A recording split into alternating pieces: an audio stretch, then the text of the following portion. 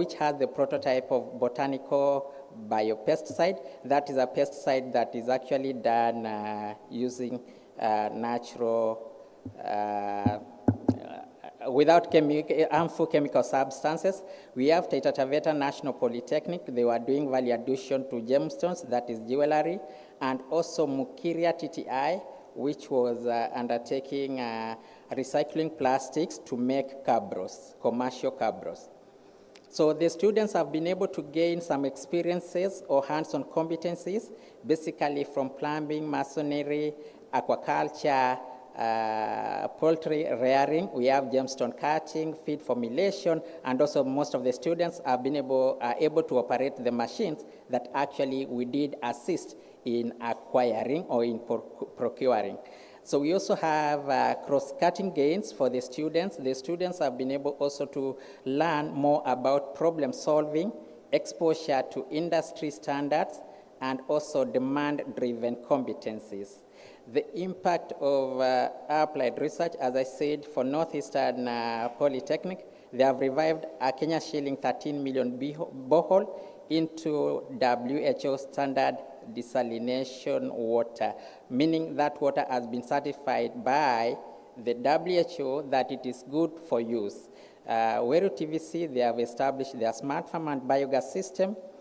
Baringo, they have their water recycling, and actually, as we speak, they were able to present their innovation in Addis Ababa, that is in a continental exhibition, so that is the far we have also gone. Meru, there is that banana flour. Taita Taveta, we already have 10 market-ready gemstone units, and they have also been able to form a cooperative society. Konoin, we have been able to construct and operationalize a dairy shed, and also to assist in value addition on fermented milk, which is mursik. Okay, so we have what we can say, what are some of the lessons that we have been able to learn as we are implementing our project. We have what we say a limited market integration for innovations.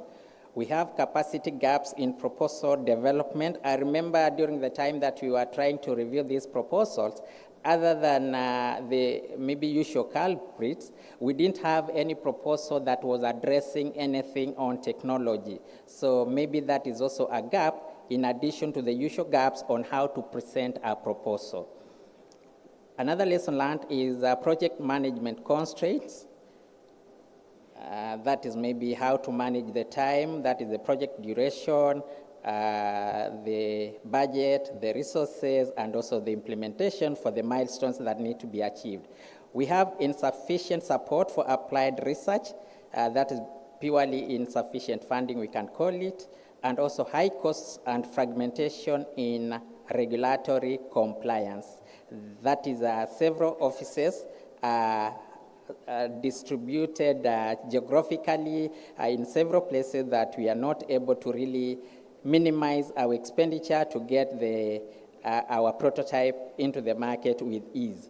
Our recommendation, what do we recommend to the lessons learned?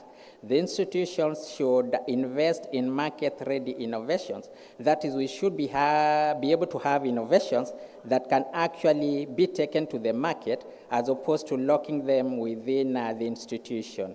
The other thing we also do recommend is build institutional capacity continuously so that the institutional leadership plus the teams that run the project should be undertaken through maybe issues related to financial management, procurement, and also project management so that we are able to deliver on the project objectives as early set out. The other thing we also recommend is to enhance support for applied research. That is, maybe we should have a good percentage maybe allocated from the normal budget that the institutions receive so that it can be able to cater for the applied research. The institutions can be able to commercialize what they produce. The final thing we recommend is the establishment of a one-stop regulatory hub whereby the institutions can walk in and actually get all the issues about licensing, patenting, trademark, and all other regulatory issues sorted within one place. Those are some of the photos that we do have. Unfortunately, I don't think they were not being shown, so maybe it means I'll need to say thank you. For further details, maybe I'll be sharing them later, but that is the far we have come in applied research, and maybe we'd wish to see that many institutions are able to implement applied research, even from the small budgets that you have. Thank you, and have a nice time also on applied research. Thank you so much, Stephen, for the reflections on the applied research and innovation that you have spoken about. Up next as well, in the same spirit, we want to get to the Applied Research Innovation Showcase. And at this moment, I want to request the presence of Miriam Kawera, a trainee from Meru National Polytechnic, to kindly come up so that we can take us through this session on the Applied Research Innovation Showcase. Put your hands together for Miriam Kawera as she comes. Welcome, looking so ready. Excellent, take the stage. Please remember, you can as well interact with these conversations on our Slido, on the Q&A part, in case you have a comment. Over to you, Miriam.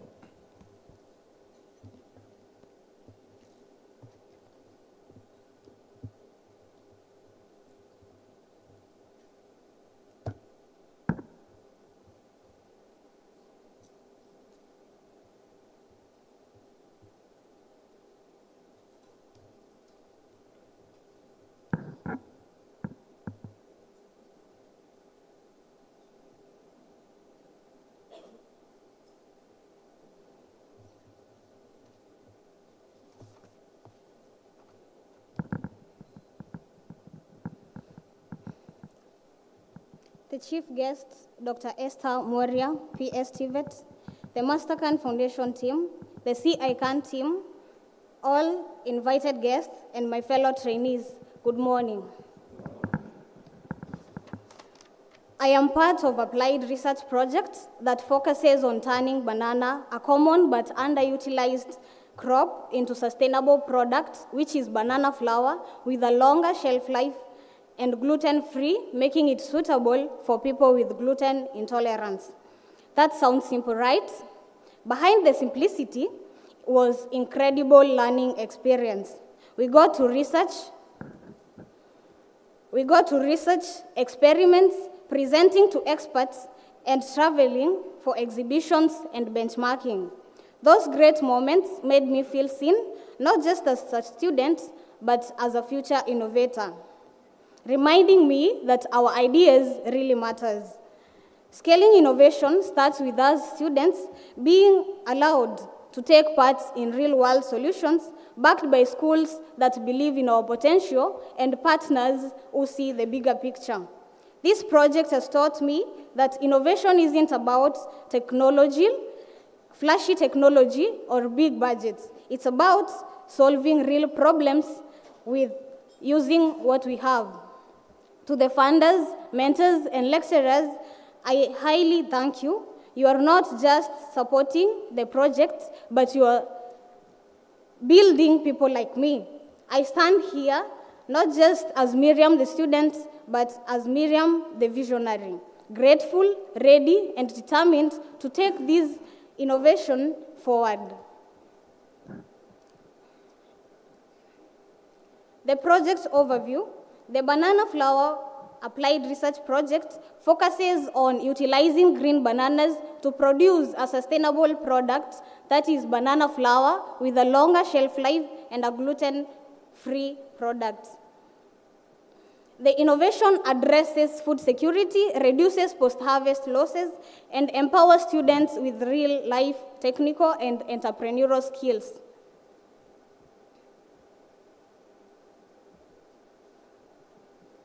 The innovation aspects. What is the innovation?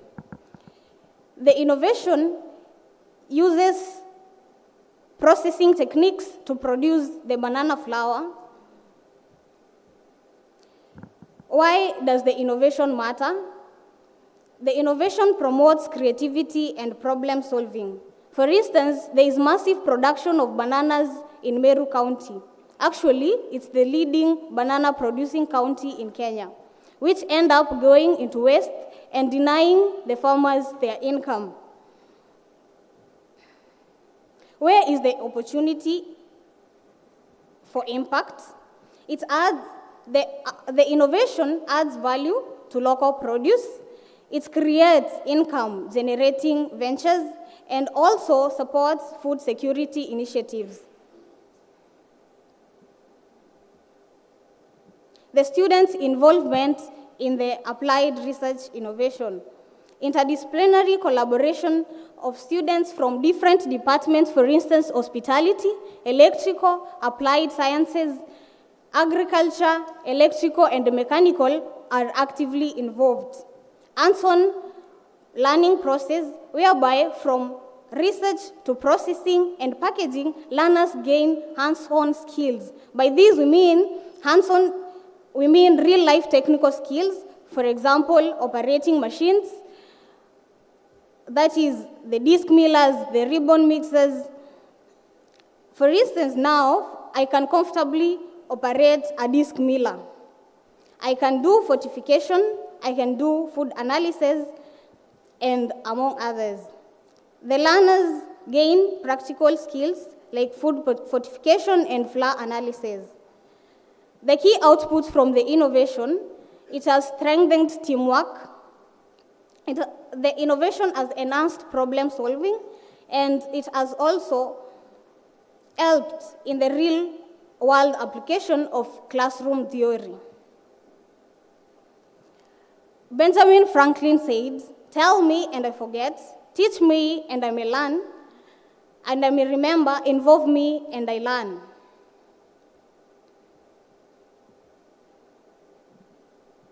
Scaling innovation. So the question lies here. How do we scale up innovation in our institutions, in our TVET institutions, and the community as a whole? We can do this by, for instance, scaling up innovation in the community and market reach. We can do this by empowering the local youth, whereby the project focuses on equipping young people with hands-on skills in value addition and entrepreneurship. By entrepreneurship, we mean entrepreneurial skills like marketing and advertising through exhibitions and product promotion. As a result of the applied research, I can now do product promotion.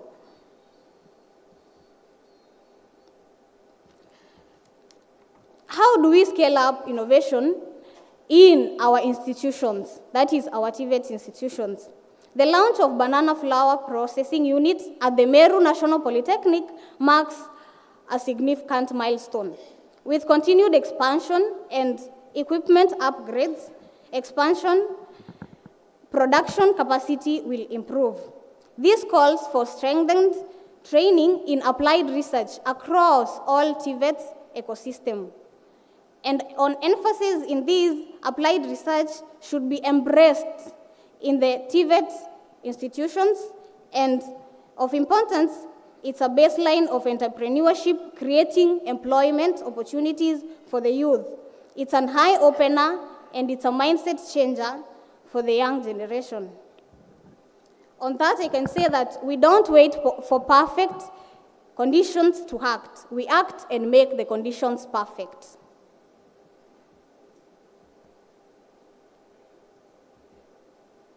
The long-term vision of the scaling up innovation.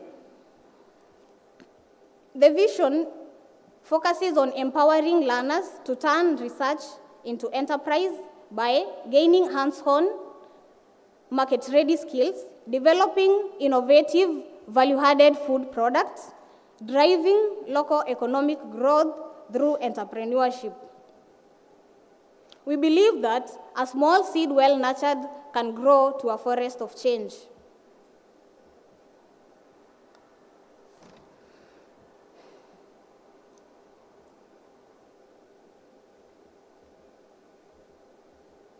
The impact so far. From the innovation, The students have developed practical skills, entrepreneurial mindsets, and a greater confidence through hands-on research experiences. The Meru National Polytechnic has embedded innovation as its core identity for equipping learners not just for the classroom, but for the real-world impact of lifelong success.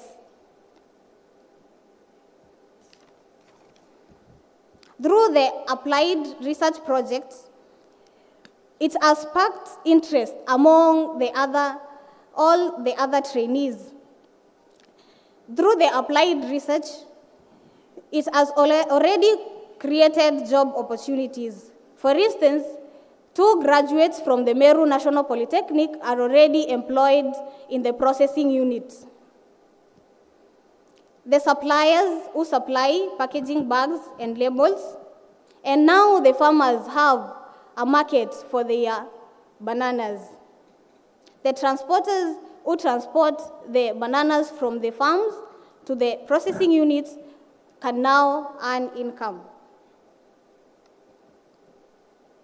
The applied research project main product is banana flour, and as they say, seeing is believing. This is the banana flour.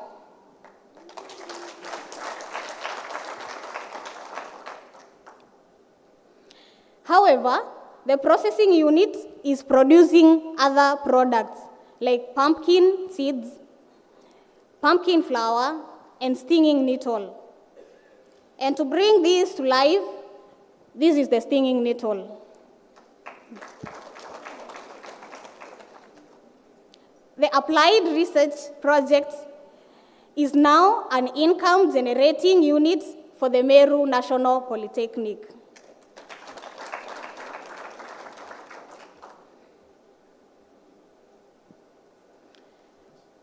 And to add on that, we have already commercialized the banana flour, and on your way out, you can have a taste of the porridge prepared with our banana flour. It's outside there, you can have a taste of it.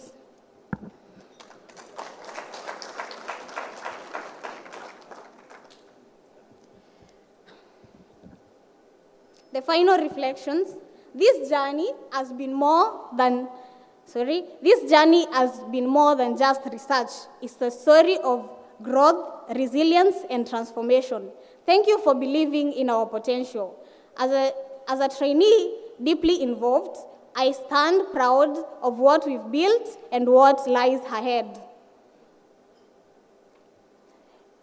Dr. Albert said, innovation is seeing what everybody has seen and thinking what nobody has thought. For instance, in Meru, kila mtu ameona ndizi, lakini hakuna aliyedhani kutengeneza kitu nyingine bunifu kutumia unga kama unga kwa kutumia ndizi.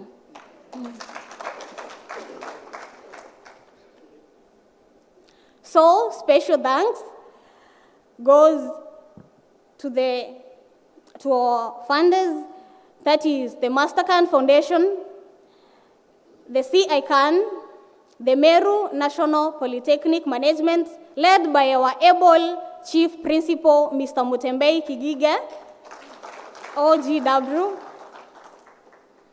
and my fellow trainees involved in applied research across all the institutions for your unwavering support. I highly thank you.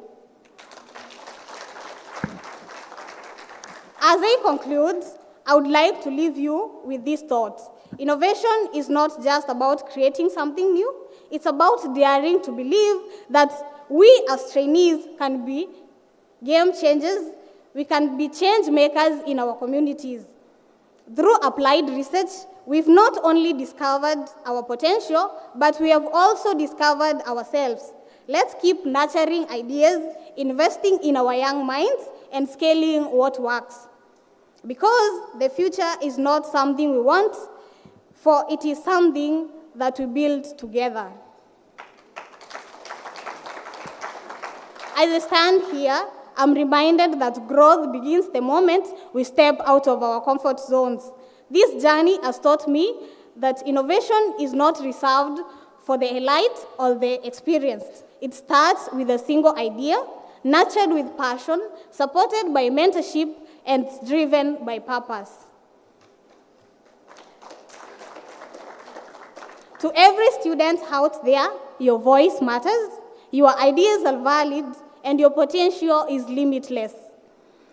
And to all our partners and supporters, thank you for believing in us before the world fully sees us. Let's keep walking this path of applied research innovation together, one idea, one student, one bold step at a time. Thank you for your time, your support, your belief in the power of student innovation. Asanteni sana.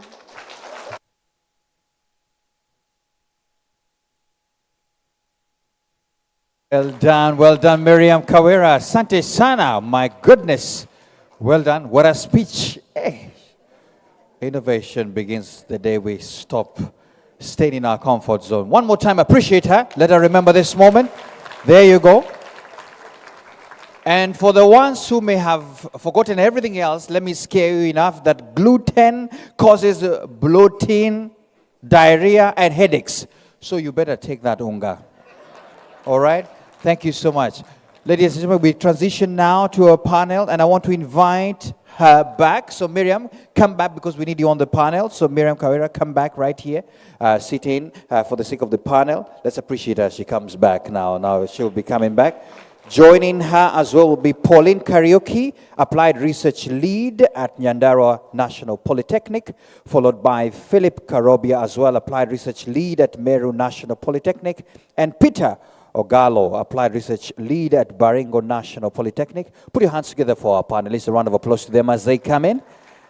Our session chair for this is Dr. Paul Wanyeki, Director Standards Development, Compliance and Enforcement at TVET. Welcome, sir. Take us through this. And I believe the reason why Dr. Paul looks that way is because he has been taking that flower, right? Well done, well done. Please come by here. Take us through this session on the reflections on the Applied Research and Innovation Initiatives. Welcome. Thank you very much, Mr. Chega. I can confirm I'm gluten-free. Thank you, the panelists, and thank you, team. Good morning. Today we'll be looking at research, but specifically applied research. The two speakers who came before me, they have eloquently articulated what is research, and also they have taken us through the journey that they have gone. As she left the stage, she said, one idea, one student, one innovation, one step at a time. We want to start taking the step from now, at a time. Many a times when research is mentioned, we immediately think about the university, we immediately think about professors, we immediately think about consolidating Kisungu Kubwa, big English, scientific jargons. But today they want to demonstrate to us that we can do this even at TVET level without big English. Research can broadly be classified into two: basic research and applied research. The university concentrates on basic research, advancing knowledge, advancing theories. We in TVET are supposed to concentrate in applied research, applying existing knowledge and turning that knowledge into innovations and bankable and sellable idea. Today, we want to see what the institutions have done in that. This was done in 10 TVET institutions, but today we have 3 of those institutions telling us what they have done. Also, Kawera talked about a very good quote, that innovation is seeing what everybody has seen and think what nobody has thought. I'll start with Nyandarua National Polytechnic. What did you think about what nobody has thought?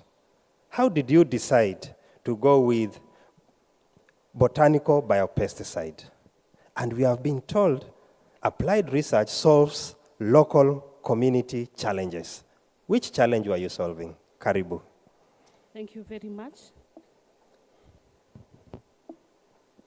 Nyandarua National Polytechnic is located in Nyandarua County, Kenya.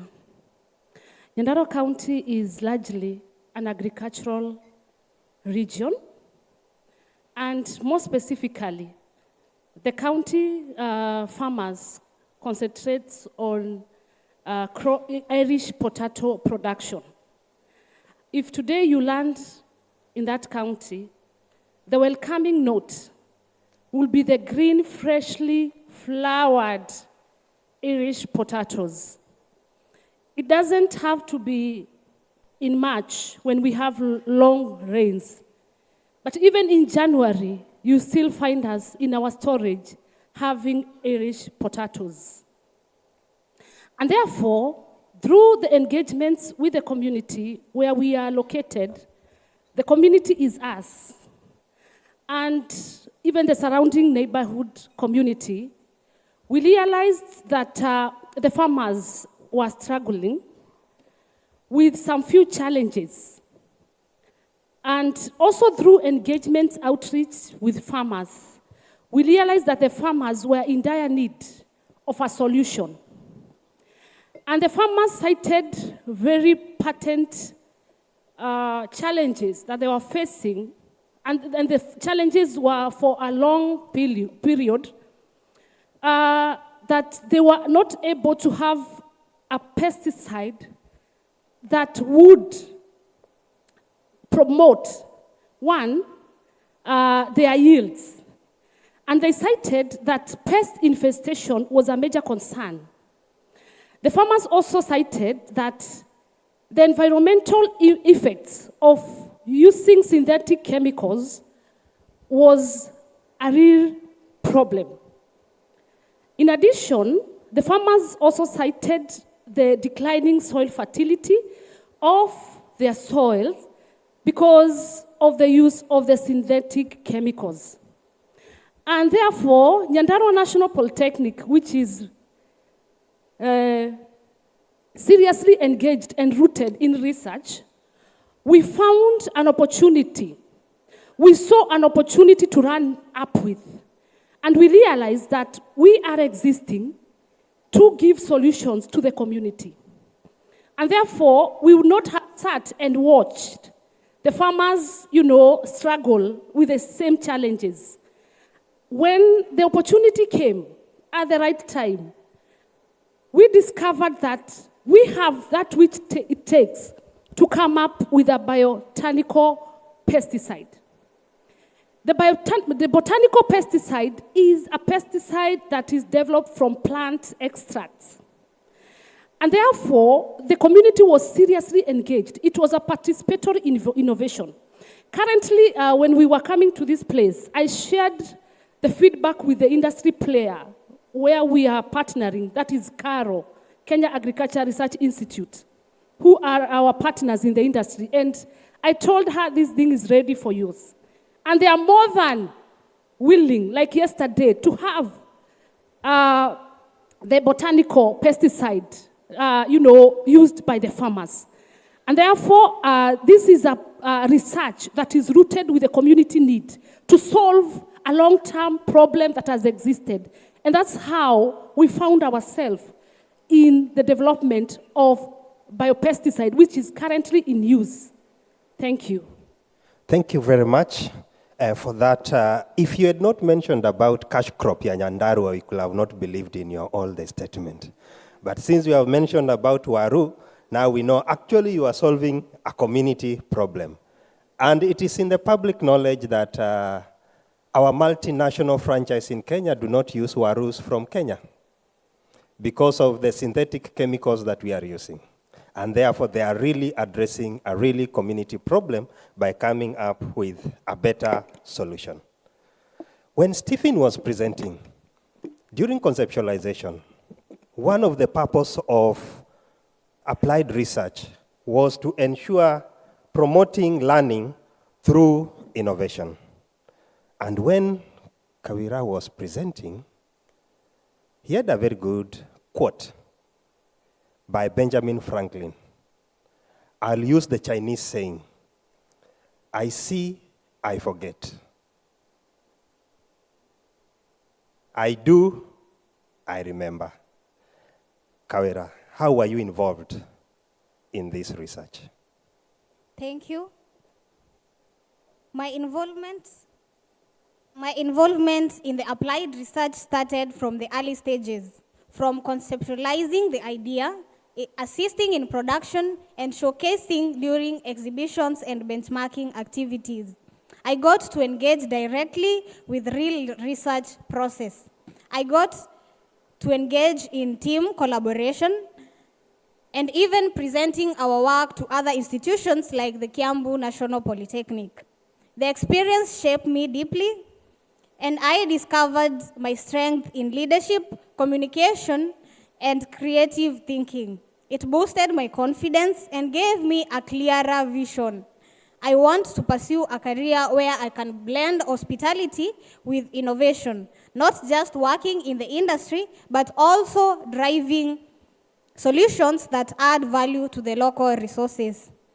This project made me realize that there is more than just being a student, but being a student with purpose and direction. It was my first time to test applied research, and it has really opened my eyes, and now I see myself working in hospitality, but also bringing innovation that uses local resources to solve real-life problems. It connects directly with my career in catering through food innovation, teamwork, and exposure to real industry process. It showed me I can go beyond just service to create impact through value addition. Thank you very much, Kawira. We can really say that you got a lot from it. And now let us go to Baringo. Baringo, they did a project on water. We all know where they are located. They have challenges. Climate change is also really affecting them. They are having, we can say, drought condition. Now to you, Bwana Ogalo, can you confirm, how did this applied research assist you in training? How did your trainee benefit from this project?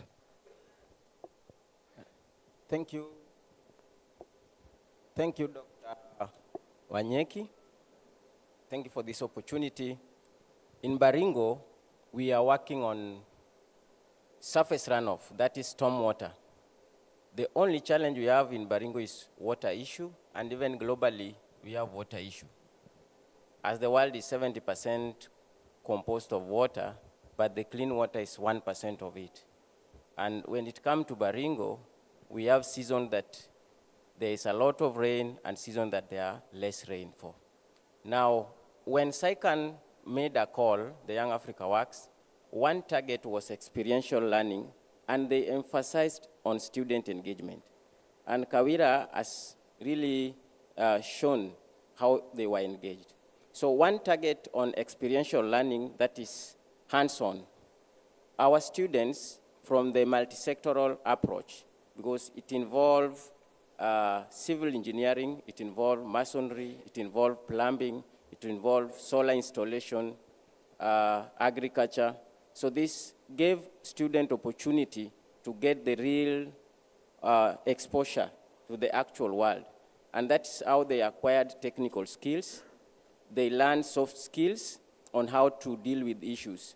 I remember there's one student sometimes that used to disagree with the supervisor, but we had to talk to him and he get aligned, and finally he cooperated and embraced teamwork.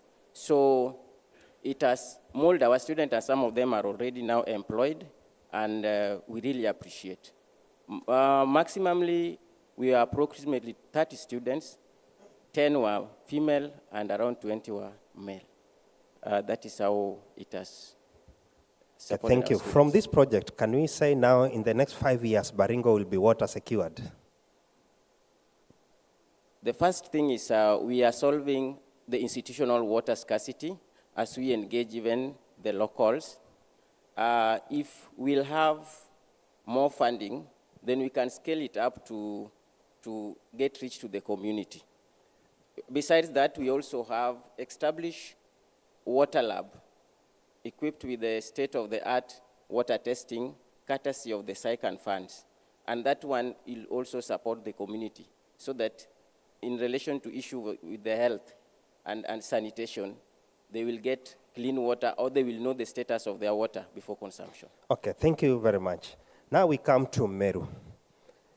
In many instances, we stop at innovation. They end up crowding our workshop. They don't leave that workshop. The aim of this project was to ensure we have bankable projects that can be commercialized. What have you learned about the process of commercializing, from patenting, protecting, until you get it to the market? Thank you. Thank you, Daktari. Let me say, like what Steve has said, is that from innovation to commercialization is not a smooth journey, but it is possible. What you require is correct information and also the will to commercialize your product.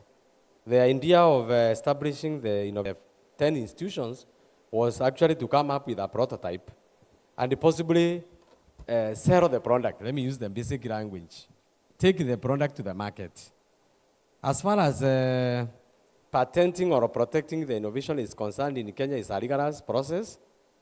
My advice to innovators is, one, you need to familiarize yourself with the regulatory bodies as far as your product is concerned. May it be KIPI, KEBS, there are those county government regulations. And for a product to be commercialized, there are some basic things that you need to do. From registration, safety regulations, and even market regulations. I would go by what Stephen has said, that if there was a one-stop regulatory body for our product, especially from TVET institutions, we will commercialize all the innovations that have come up from our institutions. The other thing I would advise is, because I run it, you can establish, in our TVET institution, we can establish what we call TISC. TISC is Technology and Innovation Support Centers. Technology and Innovation Support Centers. They are called TISC. This will enable you to get, one, training from Kenya Industrial Property Institute and other organizations, get support and guidelines. They will take you through the process, which will be a bit quicker than you traveling every day from maybe your location to Nairobi and other places. The other advice I would give, and I've learned it, is to work closely with your county government. Maybe you are not aware, but most of the counties in Kenya are very best labs, only that they are not being used as they are required. And with a small fee, you can get over these regulations. Like being registered by KEBS to get the standardization mark, you need several recenses, several maybe analysis of whatever innovation that you have. And through the county government, we have what we call county safety error standard officers. These are people charged with these processes, but sometimes we are not aware. So let me say, Daktari, in a simple language, is that let's establish those TISC, the Technology Innovation Support Centers. You need to contact KIPI, and they will take you through the process. My colleague here from Nyandarua, they have established one, so you can benchmark with them, and it will be easy for you to navigate those particular processes. In our institution, we have been able to go through these processes, and as our trainee has said, we have already commercialized our product. Our product is selling like hot cake, I tell you the truth. We have, out of the applied research establishment, we have been able to birth or come up with other products. Out of research, those who came during our launch, they remember we had the banana wine. Banana wine. So maybe we will give you some additional time to tell us about, because with the wine you can easily change the mood of my...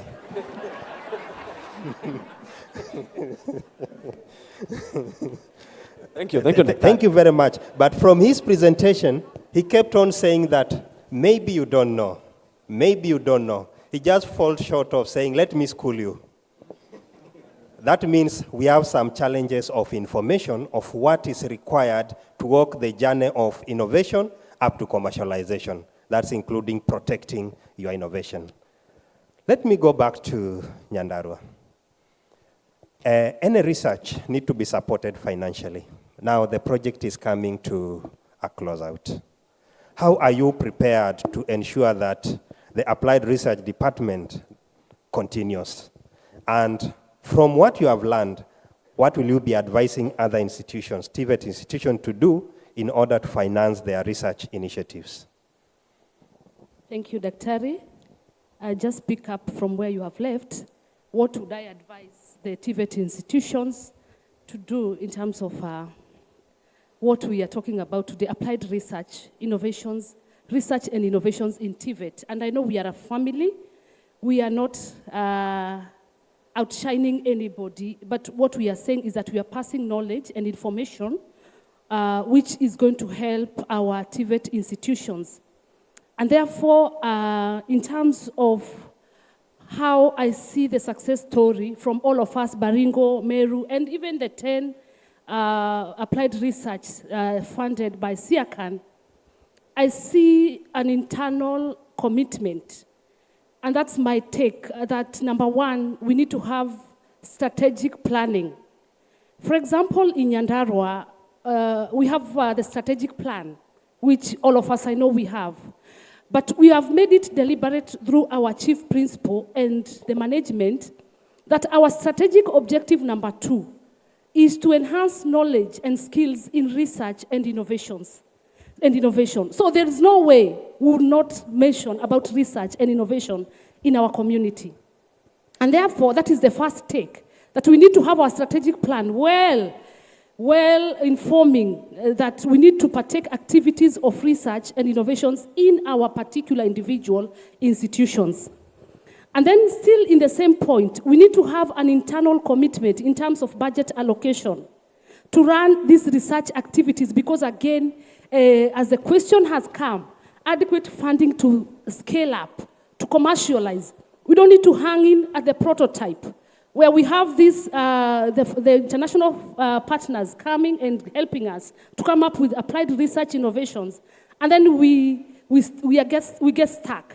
We need to have an internal commitment from our managers so that we can get some allocations to run through, to upscale those innovations, prototypes that we have already developed.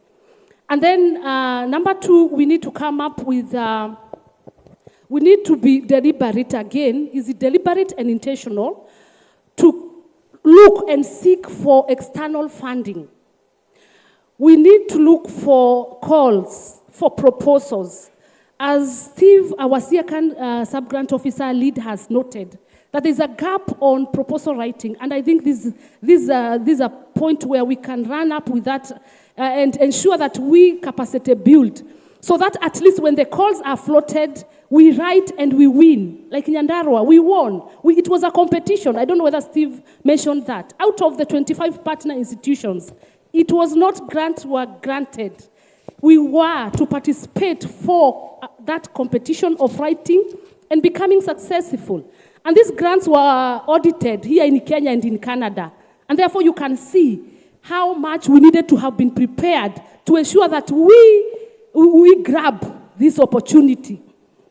And therefore we are saying that the calls that are there, the government, the public-private partnership, remember yesterday the industry was here, the industry is more than willing to have co-funders so that we can upscale, we can commercialize our products, and we need them.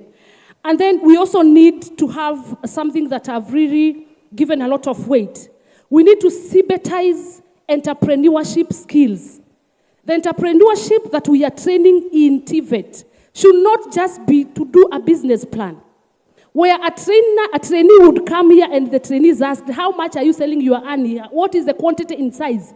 They should have given the quantity and the price immediately. So what we need is that the entrepreneurship skills need to be taught in unity of competences, where by the time a student is graduating, they need to have registered a business name, if not a business company. So that by the time they are running up with these innovations, they are able now to start employment. They are job creators. They are not looking for jobs. And they can start with these innovations that we have here. Kawera, you have a chance to start a business today. You only need to register that business name or make it a company if you have the seed fund. And therefore, we will stop talking about job seekers. With our TVET institutions, which are there, TVET institutions which are in the forefront to give us the skills. Thank you, Pauline. You are already preaching to the converted. You don't need to emphasize so much. These people are already converted. And lastly, to you, Kawera.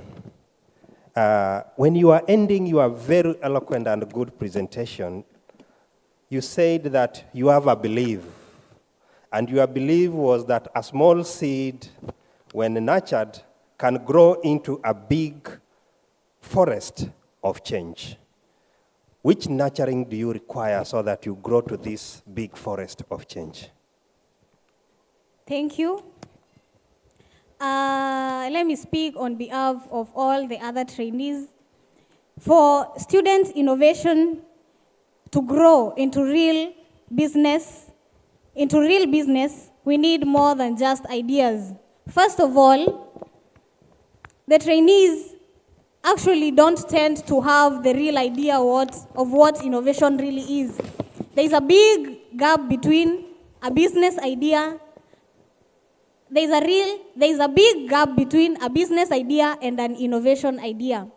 First of all, we should have the support of having mentors to brainstorm innovation ideas into the trainees so that they can understand that there is a business idea and there is an innovation idea. Innovation is seeing what everybody has seen and thinking what nobody has thought.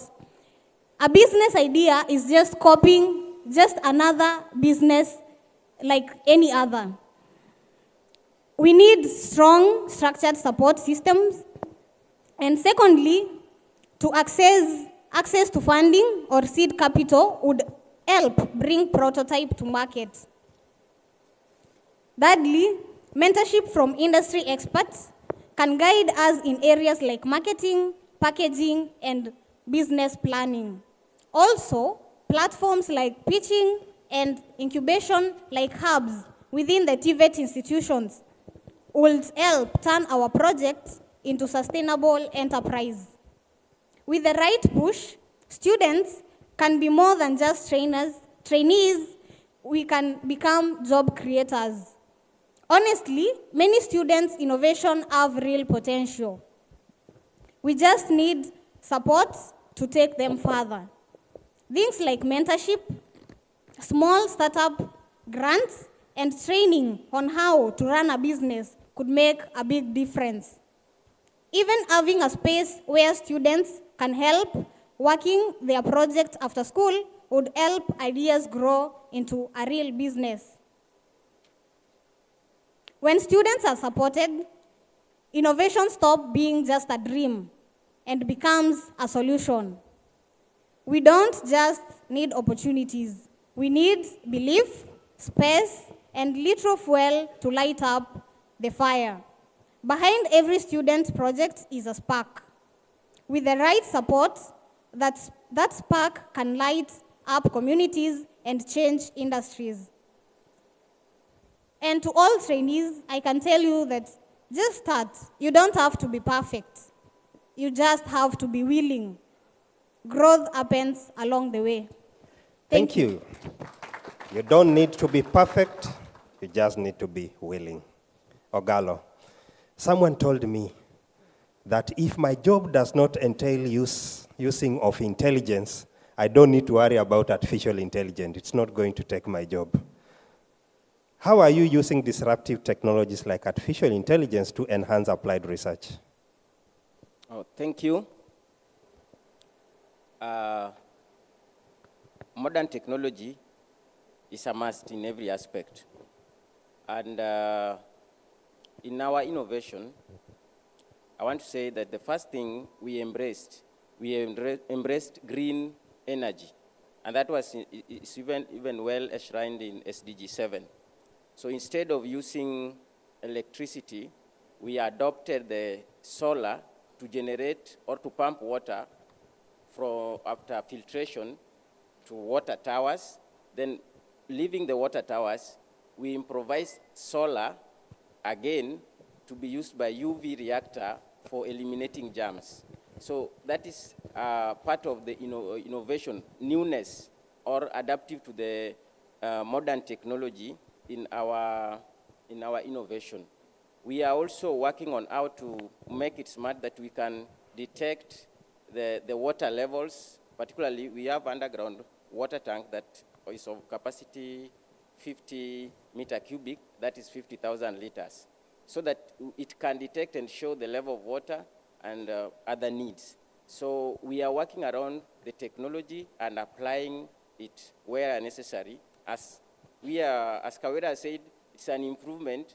We are still looking forward on how to use the AI so that it can alternate. When the sun is not there, it can automate and maybe integrate other sources of energy that it can work at night. I think that is the approach we are putting across. Okay, thank you. Back to Philip. How did this applied research in your institution impact on the industry within and the community? Okay, thank you, Daktari.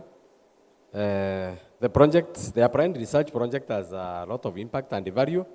One, I want to say that after we are able to develop the prototype, the community has benefited immensely by providing market for their produce.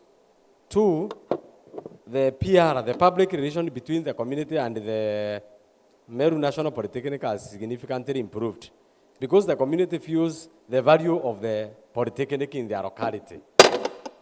Because we have solved one of the major problems that they have been having. The other impact is on job creation, of course. As mentioned earlier, we have given our 3 graduates job in the applied research project, and they are earning. In addition to the others who supply the materials, packaging bags, they are the transporters and the rest. And we believe with the capacity building, we can even create more jobs and even bring more youth on board. The other impact would be, let me say about the industry, we have benefited immensely from technical know-how, especially on branding and that process of commercialization. So PPs is very private partnerships are very key, and those MOUs. You may think it is easy to bring something in the market, but there are many nitty-gritties that you need to know. So industry players, I thank you. You have really been of great help to our project.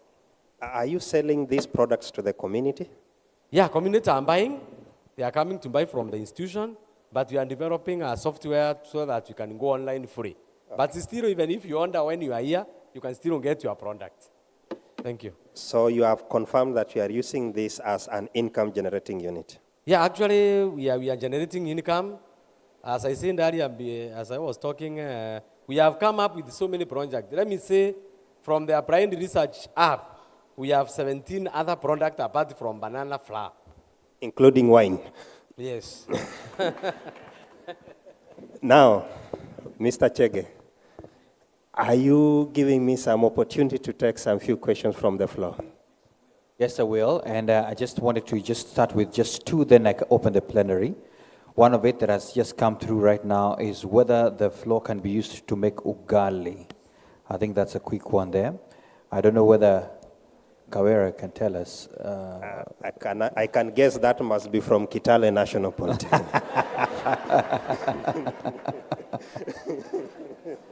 Kawera, you can take that. Oh, thank you. The flour is versatile, can be used to make many products. Can be used for making porridge, that's one. For baking, even ugali. Yes, sure. It can be used for making ugali. And also for thickening soups.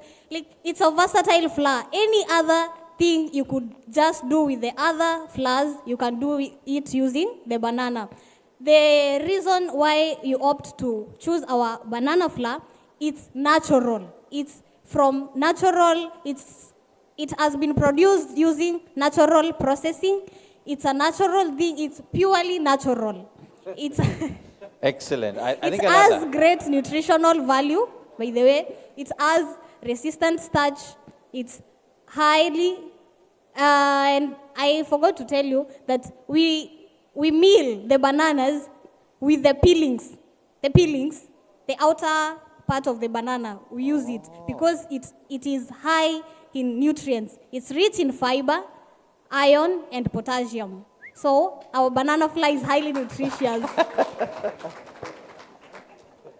You listen to the marketing skills that this research has applied to this lady. Very true. And maybe just one final one to Kawera. Someone has suggested, I don't know whether it's a suggestion or a question, that can it make banana chips? I don't know whether it's possible. Banana chips. Crips. I think, yeah, chips. Yes. Chips. Banana chips. Chips. French fries. Yes. Okay. No, but crepes, I have just tried crepes. Okay. But I guess it can. It can. Yes. It's good to experiment. Session chair, there's one more here. Through another process it can make. Banana can be used still. Oh, Yeah. Okay. Session chair, there's one more here, then I go to the plenary. Yes. In commercialization, there is a need for upstream supply chain management, actual production management, and downstream marketing management. Who manages all this in Meru Polytechnic? That's complex. Repeat it again for him. In commercialization, there is a need for upstream chain management, upstream supply chain management, actual production management, and downstream marketing management. Who manages all this in Meru Polytechnic? Okay. Maybe before you answer, these are some of the big technologies that make us veer away from research. They're just asking you, how are you managing your production from production to the Yes. market and from the market downwards? Yeah. Okay, thank you very much. Simply for procurement, we use our procurement officers who are in the institution. Currently, the 2 trainees are managing both the marketing, production, and any other activity that is within the premises. And we give them support. 2, on our trainees, we have around 10 trainees who have been involved. Kawera is one of them. The others we have given responsibility like record keeping, of course at a small token. There are those who they analyze. The students from our applied science department are the ones who analyzed the flour, and I took it to county government of Meru, and they certified whatever that was the result they gave, tallied with what the county government did. So they are still doing continuous research on other products. So it is purely student-based. Excellent. All right, let me go to the floor. I think there's a hand here. Let me start with this gentleman. Then there's another gentleman at the back. Let me start with you, sir. Short, straight to the point. Go ahead. Yeah, good morning, and thank you for the panelists.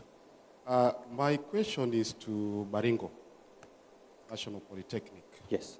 Baringo is known of good quality honey. And community there, they used the best tree to make charcoal. And also we have irrigation scheme, Perkera, using chemicals for crops there. And Nyandarua has already informed us a very good product that you can liaise with them so that we reduce pesticide poisoning. Now, for the community who are using the good trees for charcoal, what innovation can you come up with to tackle the issue of tree cutting? Excellent question. Baringo, you got that? Excellent. I think that's for you, Peter. Good. There's another gentleman at the back. Please go ahead. Thank you. Yes. My name is Haron Asiago from Kisii National Polytechnic. Sure. I come from Kisii County, where we grow bananas, and we want to collaborate with Meru. We have realized Meru, they have specialized in the plant, the banana, and the Kisii County, through our industry partner, where our trainees go for industrial training, and some of them have been employed. Our concern is the trunk. We use it. It is used by some of our industry partners to come up with sanitary towel. So if we can collaborate, as they use the fruit, we use the trunks to make sanitary towels, and we will change Kenya. And then another area which I want to say also is a problem we are having. Our former PS he has gone because we wish to have a collaboration with him. He has just gone out. There is one problem that is in our TVET institutions. There are so many innovations in our applied research department. They are just there. Commercialization is a problem because of the legal procedures. Let the government come in, help us so that we can take them to the market. Excellent. And then as I finish, let the policies, those policies to assist us for research. And then finally, the procurement procedures. They do not allow our prices to compete with the market. Look for a solution, and then we will move this country to another level. All right. Thank you so much for that. Lovely. I just want to see whether the other sides, I think the other sides just agreed. There's a hand here. So please, let's come to this gentleman here. Collaboration right there so that we can be sustainable. Go ahead. Morning. Yeah. There is a solution to a problem about these innovations. That is the linkage between the industries and the TVET institutions.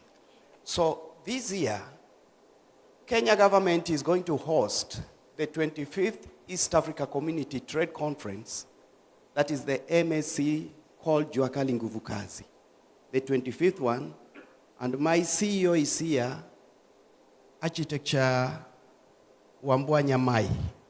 Kindly liaise with him, the entire institutions, with these innovations so that they can access market and liaising with the industry players. So that is a solution to all these innovations, because after the innovations, most of them remain as a prototype just in the institution and don't access market.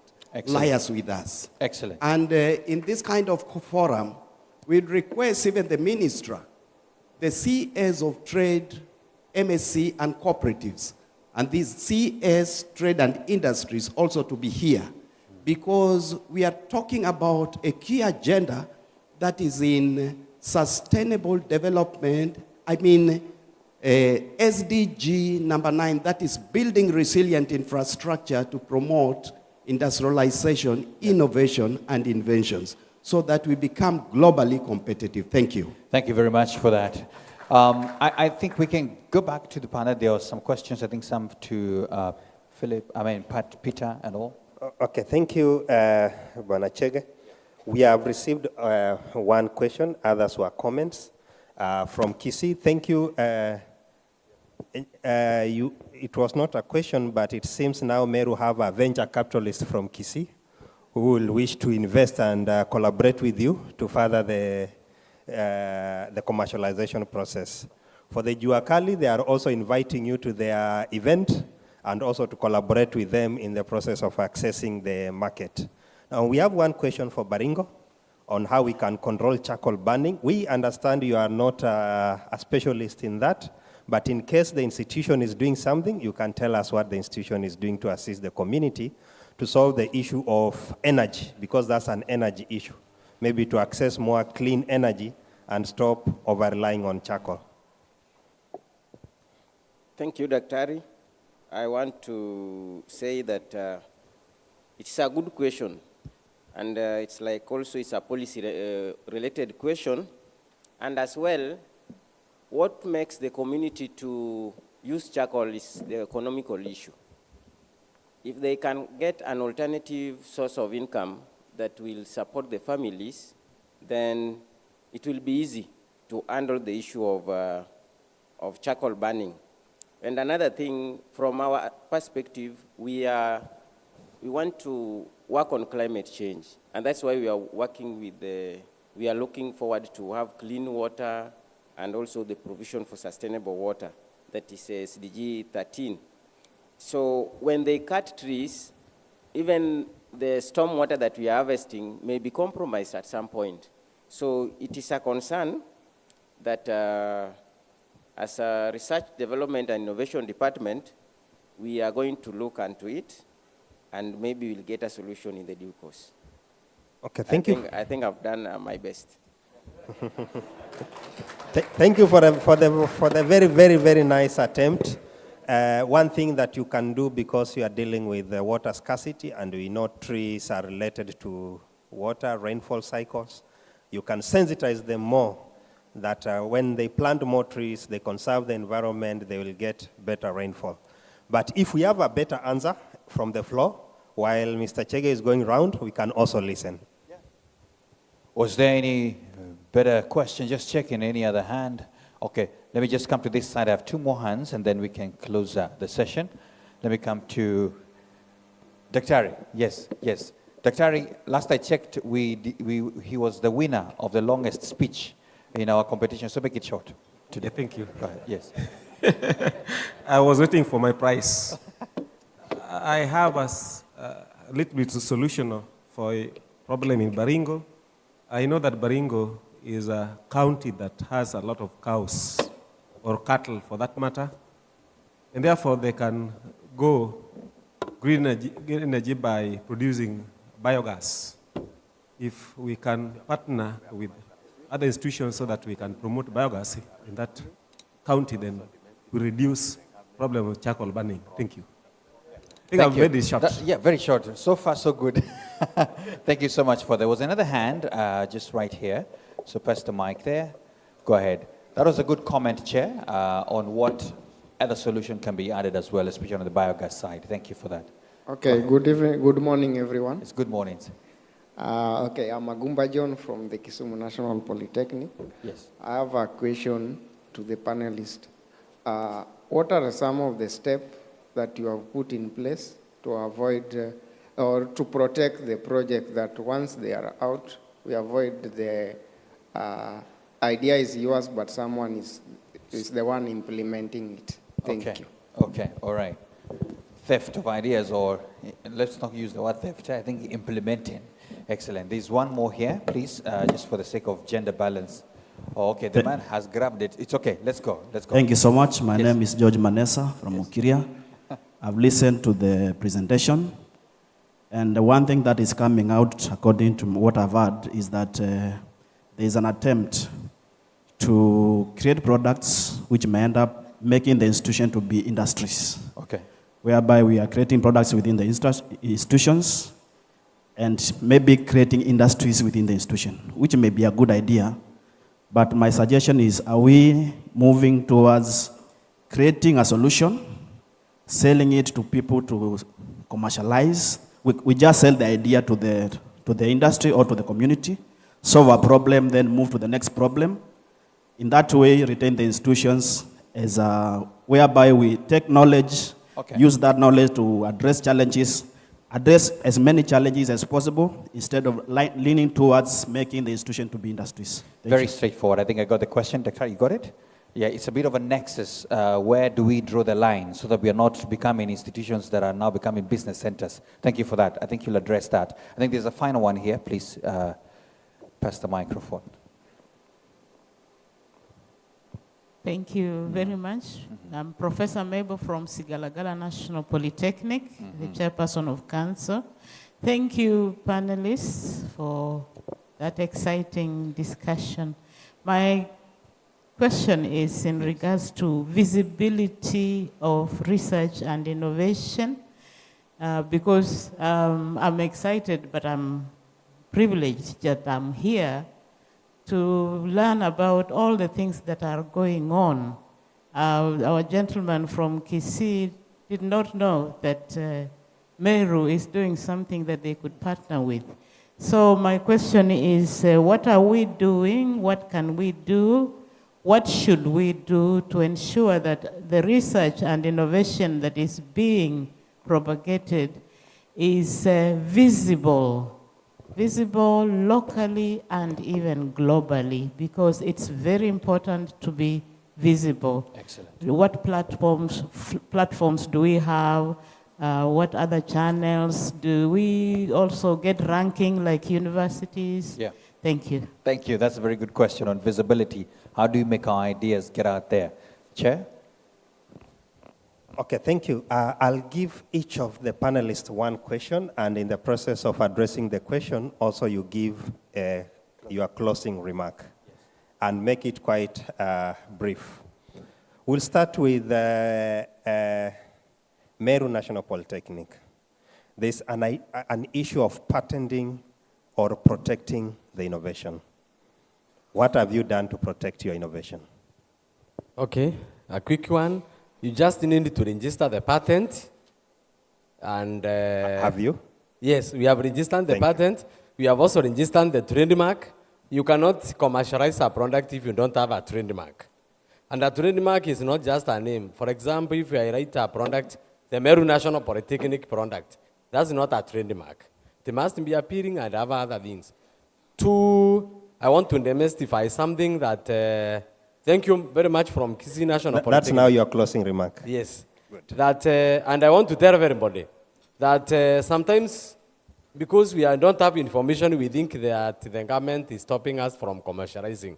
And I will tell you that CAPS, if you visit the CAPS nowadays, they have changed the way they do things, and the cost is very simple. Actually, to get a standardization mark, which you only require so that you take your product to the market, is just 5,000. Just 5,000. And it will take just a month to get a standardization mark. So I interact with the information, visit the website, and you run more. My closing remark would be to the Kati.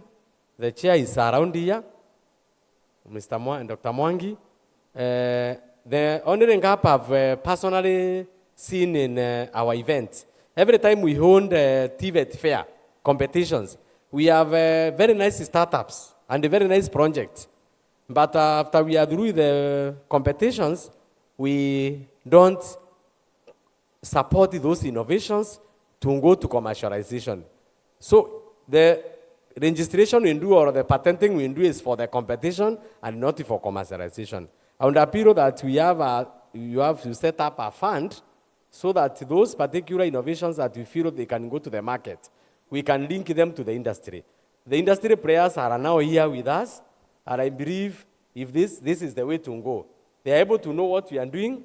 Somebody has talked, professor has talked about visibility. I can see Mwangi shaking, nodding his head, indicating he has understood. Yes. So I want to say this, on visibility, when we are marketing our courses of study, market your product along the line. Thank you. Thank you. We go to Pauline. Are we intending to sell knowledge or to sell the product? Which is the best practice? We innovate and sell the knowledge, or innovate, produce, and sell the product? Okay. From my school of thought, I think we are doing both. Currently, we have what we are calling technology transfer. Through our innovations, just apart from coming up with the innovation idea and the product, we are doing what we are calling technology transfer. And that's why we are saying that, for example, Nyandarua National Polytechnic has Technology Innovation Support Center, where once we come up with our innovations, as Meru lead has said, we are able to patent. And from that patenting, we are given a leeway now to transfer knowledge and technology. Otherwise, if we do not protect the idea, we hide it under our shelves because we don't want anybody to see it. And we cannot transfer knowledge. And therefore, immediately we patent, the next thing would be to commercialize and to transfer knowledge. And therefore, we are doing both. We are technology and knowledge transfer combined. I also want to mention something about visibility. Currently, Prof, we normally attend trade fair, competitions and exhibitions, and even from your own institution, you can organize an internal one. Nyandarua National Polytechnic this year, we had an open day just to show ourselves and the industry, our own students, what we are doing in terms of research and innovations. And we exhibited everything. And even we had Joseph Njao from the State Department of TVET coming to grace our occasion. So let's make advocacy and visibility of our research and innovations. Thank you. My parting shot would be just to say that it is possible to upscale and commercialize our innovations. When we combine all these factors that we have mentioned here today, TVET is capable of helping us and spearheading upscaling and innovation, commercialization of TVET innovations. Thank you. Okay, thank you very much. Fair enough. She has said it's us to decide what we want. You can create a knowledge product, sell the knowledge product. You can develop it further, produce and sell the product, or you can decide to sell both, knowledge product and the product itself. Bwana Ogalo, how are you making your research activities visible? Are you actively publishing in any research journal, or which forum or channel, as Professor put it, are you using? Thank you, Dr. Wanyike. I think it's a good question. It's a very, very good question that may even take time, but I will take short time. I think when we are saying visibility, I want to interpret it in terms of situational analysis and assessment. That when you are coming up with an idea, and during this process of implementation, you realize we had assumptions. And something that you think has not been done, it's already done. So when you go to the industry, you realize it's done. So when you are doing situational assessment, which the institution may incur some cost, so that you really establish the gaps, so that when you are filling the gap, it is really filling that gap, and it will bring a solution. Because sometimes as TVET, we do our things for competition, just to go to TVET fairs, exhibit, after that we leave it there. But if we can invest in one item, one innovation, and we do feasibility study, we do the baseline, we get the finding, we follow up, we establish that really this is a problem. And if we come up with a solution, it will bring income, it will create employment. So that is my take in terms of visibility. And in terms of maybe dissemination. Maybe parting shot? I may speak something that is necessary for our institution. The flexibility of management in terms of applied research is very necessary. Like when the principal and the administration has a goodwill for the research. For my case, they had a goodwill, and it is flexible. You really feel you enjoy it because they also have the heart to make it move. And then also... Thank you. Thank you. Yes, Maybe we go to Kawera. Yes, thank you. How will you like the world to know Kawera? How will you like to be introduced to the world? That is in terms of visibility, as your parting shot. How will you like Meru to introduce you to the world? Thank you. As I said earlier, through the project, I now don't see myself just as Kawera, the student, but as Kawera, the future innovator. And I am privileged to be introduced to the project. It has really opened my eyes. I am able now to look at the bigger picture, not about complaining about the problems, but creating the solutions to the problems. Thank you. Thank you very much. Thank you, panelists. Let us applaud the panelists. We stop where we began, that when a small seed is nurtured, it grows to a very big forest of potential. Thank you very much. Thank you very much, Daktari.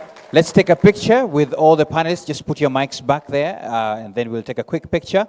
I had begun to get worried when the question on visibility, someone started with, let's do a situational analysis. And I'm from the media. We normally say, photographer, are you ready? Excellent. Please take that. From the media, we say, doing business without advertising is like winking at a girl in the dark. It doesn't work, So we need to advertise, all right? Just say, I'm selling unga. I'm selling what? Let's appreciate the panelists one more time. Asante sana.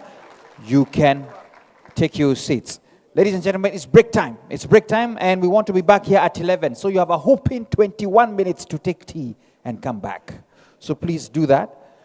Go and enjoy your tea now. Thank you so much. We're back here at 11.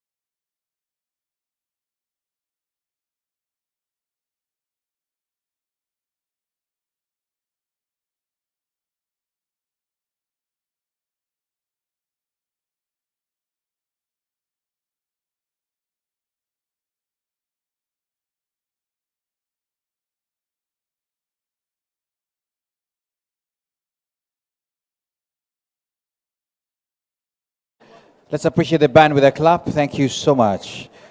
If you don't mind, we could settle into our seats and so that we can get started. One of the quick comments, if you have been checking on Slido, was a comment from one of my good friends, professor who is here from Sigalagala. By the way, I found out, I used to feel like the name is quite interesting, Sigalagala. So I came to learn it came from the ululation. If I say, give me a Sigalagala, you're supposed to ululate and say, something like that. So I think it was an interesting way of coming up with a name, So I think there's a comment there on the just the panel discussion that ended, and the comment was that we need to consider that institutional repositories on websites for latent visibility. I think that's a very important thing, that as institutions, take note that you can make the use of institutional repositories on websites for latent visibility.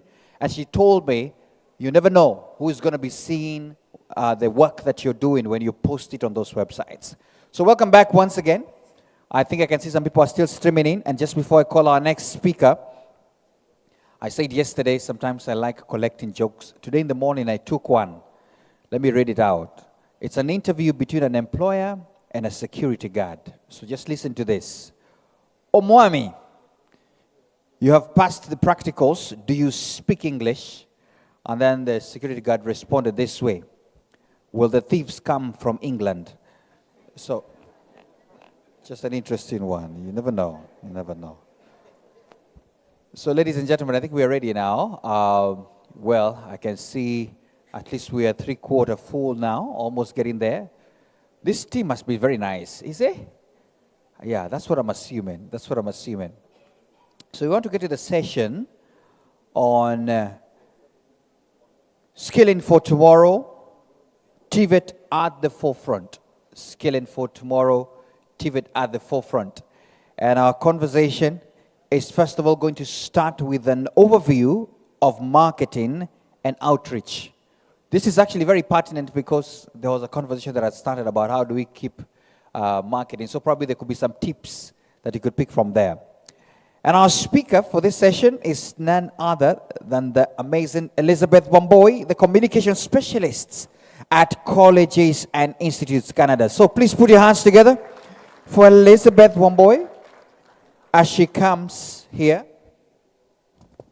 Ladies and gentlemen, it will do you good to know that Elizabeth and I went to the same school. So we are good, eh? Thank you, Maina. Welcome. Distinguished guests, ladies and gentlemen, good morning. So just to give you an overview, as many of you know, the TVET sector in Kenya has undergone remarkable changes in the recent years. Historically, TVET institutions were associated with negative perceptions, low enrollment, and limited opportunities. But today, that narrative is slowly shifting. Thanks to deliberate government reforms and programs such as the Young Africa Works in Kenya TVET program, we have seen increased investment in infrastructure, curriculum modernization, and institutional capacity. Despite these strides, we still recognize that institutions continue to face one key challenge: attracting and retaining learners.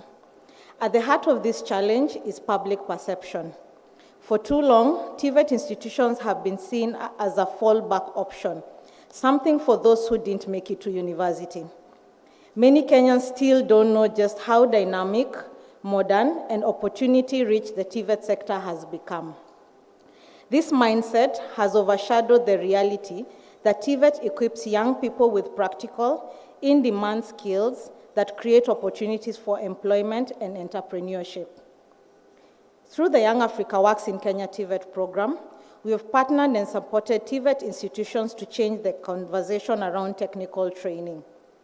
From equipping institutions with state-of-the-art equipment, capacity building, and mentoring institution management in areas such as communication, marketing, and outreach. We have also launched the national Nikosetna TVET campaign, all aimed at repositioning TVET as a viable, respectable, and even aspirational path. The good news, we are beginning to see a shift. Most students are now actively choosing TVET institutions, drawn by their practical focus, shorter training periods, and strong links to the job market. The adoption of competency-based education and training and stronger industry linkages has also accelerated this relevance. But we still have more work to do. We need a deeper cultural shift, one that reshapes how parents, guardians, communities, and young people view technical training. Because changing mindsets isn't just about data or policy. It's about testimonials and stories of impact. It's about real experiences of those who have walked this path and young people who have overcome barriers and seen the promise of TVET up close. And this is why this upcoming session is key. So join us and engage with our diverse panel, which includes a parent, a student, a media executive, and an institutional representative that is involved in innovative marketing. Thank you. Thank you very much. Let's appreciate Elizabeth one more time. Asante sana. And by the way, sometimes we see people, but behind the scenes, they work a lot to ensure that we have a good time here. As the stage is getting set, allow me to invite the panel for this session to take us through. We're talking about skilling for tomorrow, TVET at the forefront. And the session now, I want to start with the session chair. So please put your hands together for Julian Masharia, the managing partner, Well-Made Strategy. A round of applause to him as he comes. He is going to be our session chair. Then the panelist coming in is Christopher Tenui, Registrar at Mukiria Technical Training Institute, followed by Immaculate Wamboi Kinothia, graduate Nyeri National Polytechnic. Then we'll have Boniface Omolo Oja, parent at OMJ Taylors. Then we have Paul Ekuru, media executive and communication strategist at Paul House Company. Welcome. Let's put our hands together for them as they come in. Welcome.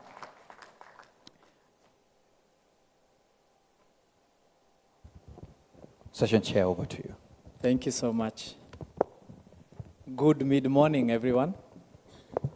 Welcome to this session. This will be the most relaxed session over the past 3 days because you're all in media and communications and marketing. Before we start, I'd like to request you to do something small for me.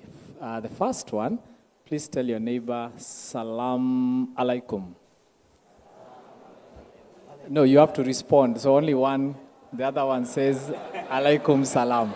We try again. So one person chooses. Okay, so the first person, and you have to pull it, eh? Salam Alaikum.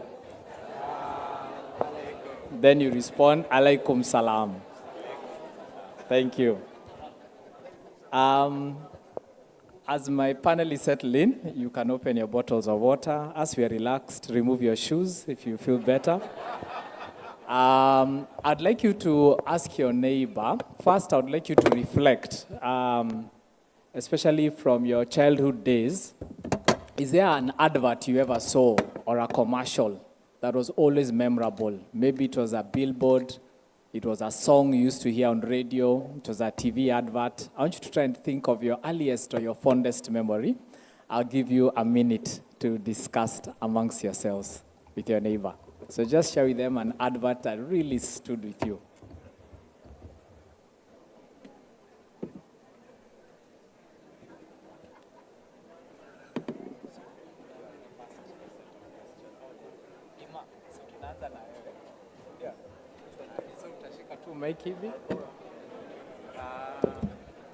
There was one nice one with Kakwa Kipo, and then obviously a Western one for a perfume called Old Spice. That one was quite something. So they have this gentleman who like moves from, he's on different things. He has a towel and he has 6 parts involved with that. So he's on a horse, then he's in a car, and he changes. He's on, like, on the road. It used to be very, very nice, and he was very eloquent. Okay, thank you very much. Thank you very much. Boniface has just shared with me his favorite one was for the doom coil. If you remember, the mosquito coil. That one. He's never forgotten that one. So that fond memory, the laughter I could hear in the room, that's the power of a good brand. That's the power of a strong marketing and communication. And that's what we want to be able to achieve for our institutions. So allow me to begin to engage my wonderful panel. So my first question is to Immaculate, who has been in TVET and actually has gone back to do another course. Immaculate, swali la kwanza, what influenced you to pursue a course in TVET?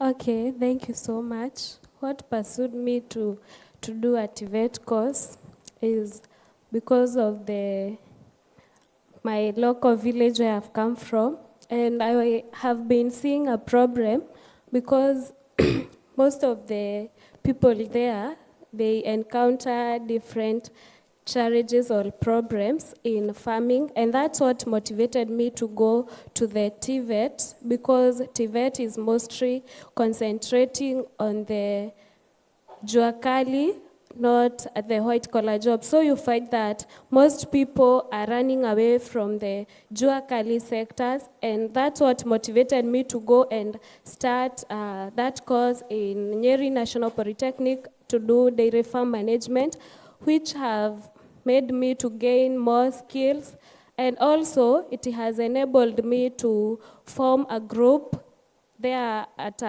in home to advise farmers on how to farm and how they can start their businesses even without using a lot of funds. For those people who are not for those people who don't have a lot of funds, they can be able to do their farming through the advices that I've given them through the TVET. Yeah, thank you. Thanks, Immaculate. So, before you joined TVET, I'm sure you had a certain perception of TVET. You used to hear people talking about it. Now you've gone, I know you've graduated, and I know you intend to actually go back again. You mentioned that to me.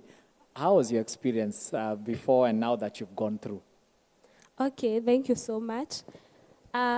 As I have said, what motivated me to join TVET, as you can see me, maybe you might think I'm naringa, sijui nini, no. If you can find me in the industry, I don't think even you can know me, because mi ni ule mtu napenda kujituma. I don't like ama wasiangalii mtasema nini, as long as I'm doing what is best to me, because agriculture is my passion. And also, I am that kind of a person whereby I like knowing more and doing more research. And through TVET, I have been able to acquire more skills, and I have a lot of experiences. Like now, during my industrial attachment, I was able to acquire different skills. Like in the company that I was in, I acquired skills like sheep shearing. I had that video, but unfortunately there's a problem, so they won't be able to project it. But if you want to see it, you can see me, and I'll show you when I'm doing sheep shearing. I also had another skills in a milking technique. I was able to use the machine. So for myself, as per now, I think in the industrial area, I don't think there is anything that I can't be able to do, because in the company that I was in, I had, those people are very good, they are very nice. Once you join there, they used to tell you, usiogope, kama uko na swali unauliza. So I was very punctual, kama sisi kampani yetu tulikuwa tunafaa ufike saa moja. So by 6:45, I was there. And so I'm a victim that TVET has really empowered a lot of people, and I'm here studying to say that if given opportunity, I'll choose TVET and TVET and TVET, na niko set na TVET. Wow. I know you think I coached her, I didn't. Those are all her words. Those are her feelings. Allow me to move to you, Boniface. Boniface's story is very interesting. Boniface is here, he's a parent, and that's why we invited him. He has a child actually studying at Kenya Coast National Polytechnic, But more interesting, he himself went to TVET, and that's what we want to explore, because he was in TVET back then, and now he's encouraged his child to go to TVET. So my question to you, Boniface, my first one is, was TVET your first choice for your child? Did you encourage them to go to TVET, and how was that? Yes, it was my first choice for my child. Maybe I'll give you the reasons. My background is TVET. I learned in youth polytechnics. And by that time, the perception that is found here in the society today, people don't look for TVET as their a way for their children to get learning from there. But after I went through TVET, and here I am, I can fend for myself. And I have seen experience from the society. Those who have gone to TVET, they find employment easily. They can start their own businesses, and they are earning a living. So I thought this is the best place for my kid. Thank you so much. When we were speaking earlier, you told me a very interesting story about a project you're actually currently working on, and you're working with many young people.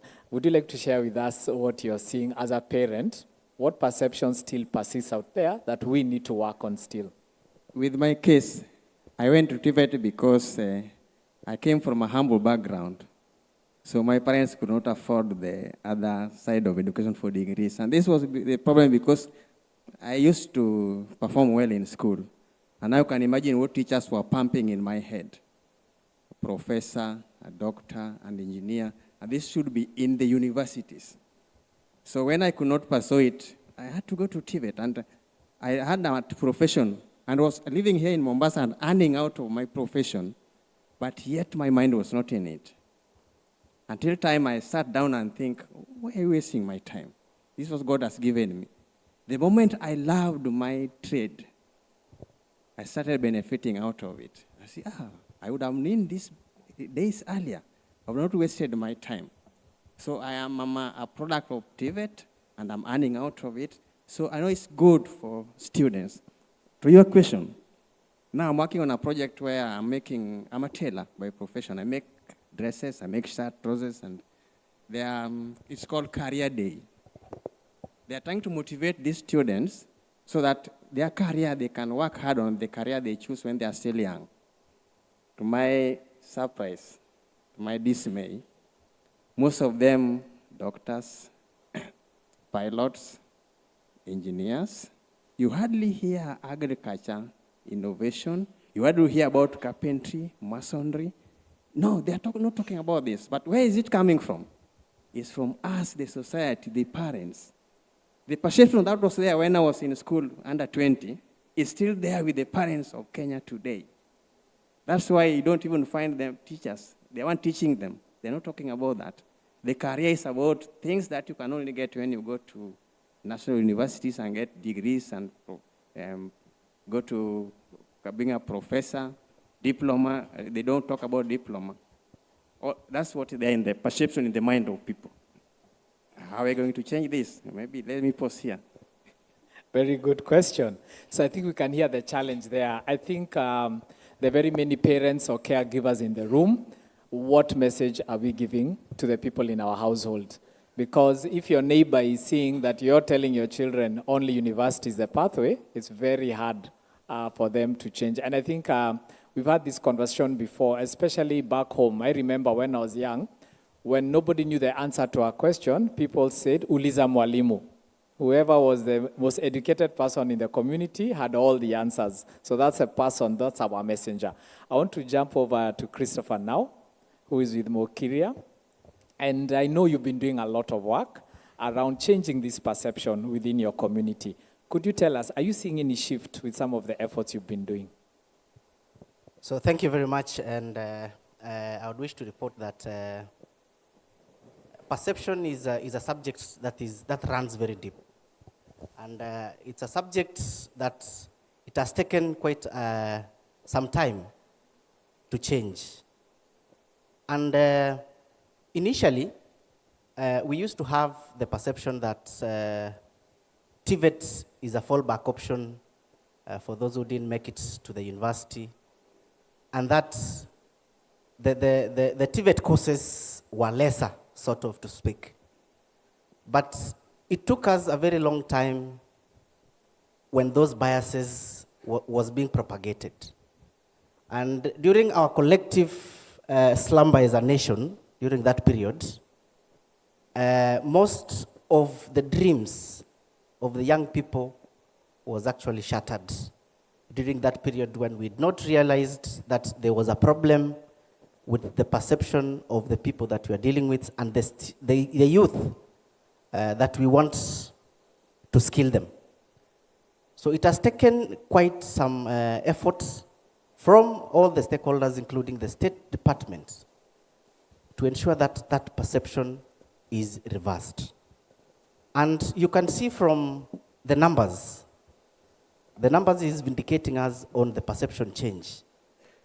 The numbers of the trainees that we are currently enrolling in the institutions, the number of the trainees who are doing their assessments is a vindication to our collective efforts to all the stakeholders in ensuring that that perception on TVET has been changed.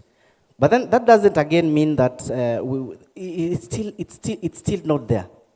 There's still also much that needs to be done, especially on communities that are deep, because as registrars will bear me witness, being the agents or being the people who are responsible in doing the marketing and outreach, there are some communities that that more needs to be done, that resources need to be put to ensure that that perception change is that change on TVET is changed, and that we encourage more enrollment, and that we encourage the youth to join TVET. So generally, as a nation and as stakeholders, there is a shift in perception in trainees joining TVET. Thank you.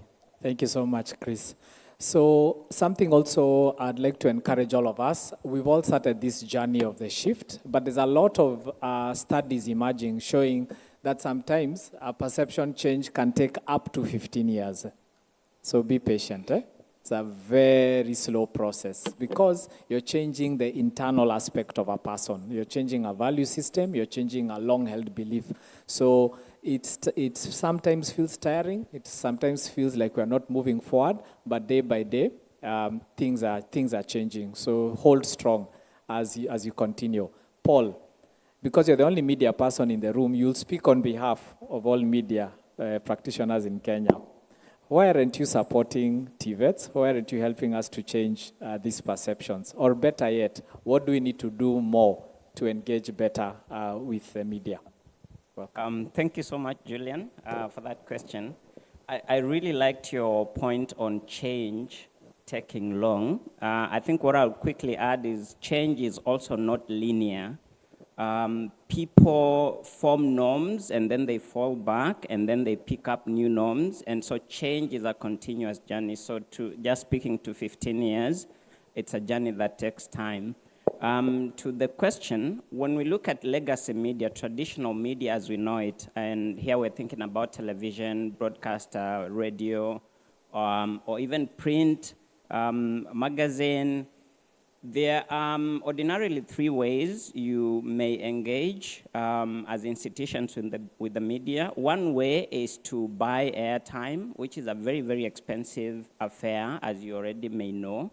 The other way is to earn your way into those newsrooms, and this comes with storytelling, powerful storytelling. And the third way is to form some partnerships of some sorts. So to share on how we may look at engaging with media, I want to quickly paint a context on how this media side of things work. When you look at media, the core business is really to educate, to inform, and to a good extent entertain. But the revenue model really much relies on advertisement. What that means is that for media companies to make money, they have to have enough numbers to convince people to put in money through advertisement, some form of advertisement. But here is the beautiful thing about that. For them to have these numbers, they have to rely on very, very good content.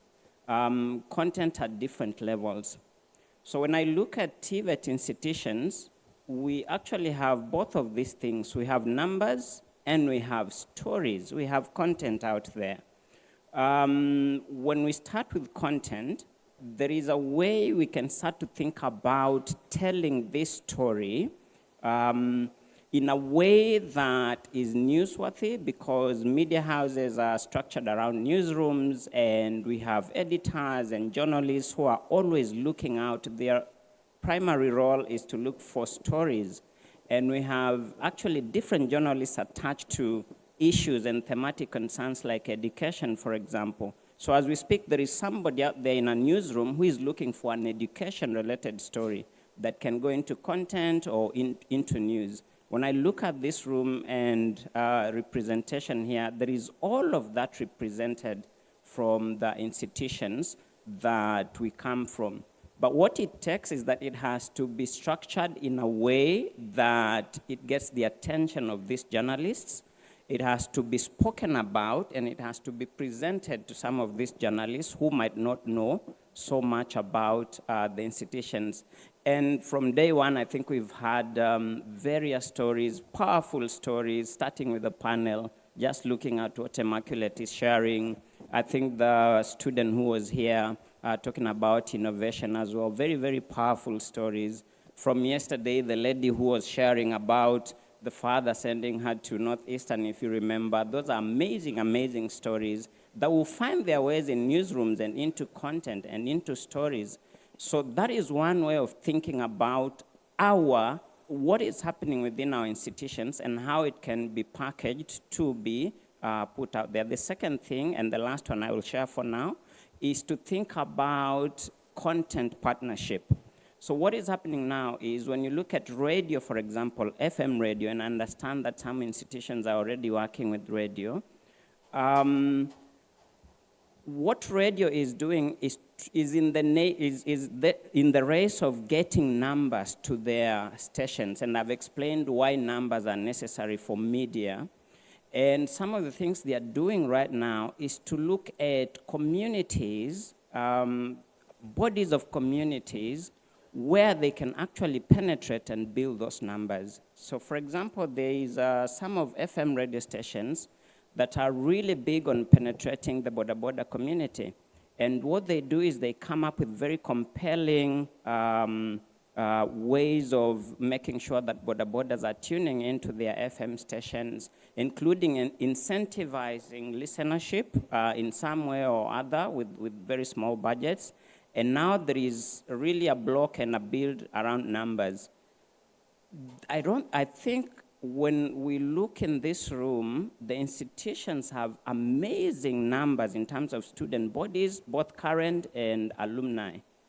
And I know some institutions are probably in excess of 6,000, some probably even 10,000 when you just look at your numbers, including the community that has already exited. These are places where you can play very, very well in terms of content partnership. And radio stations, you will be surprised, will be more willing to come into your campuses and co-create content right on campus. And this is a very big way of positioning your brands as institutions. Thank you so much, Paul, for that.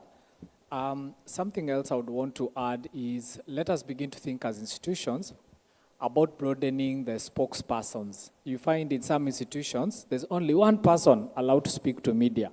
If they are not there, that's it. Okay? And they have to speak with a roll-up banner behind and a flag of Kenya.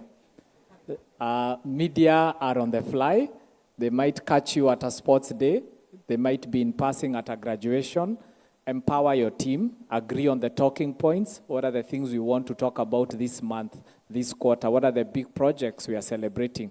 Let as many people have the talking points. Even from the security guard. If someone was to come to the gate and say, what's good in this school, they should be able to have 4 or 5 talking points and say, we are the number one in this.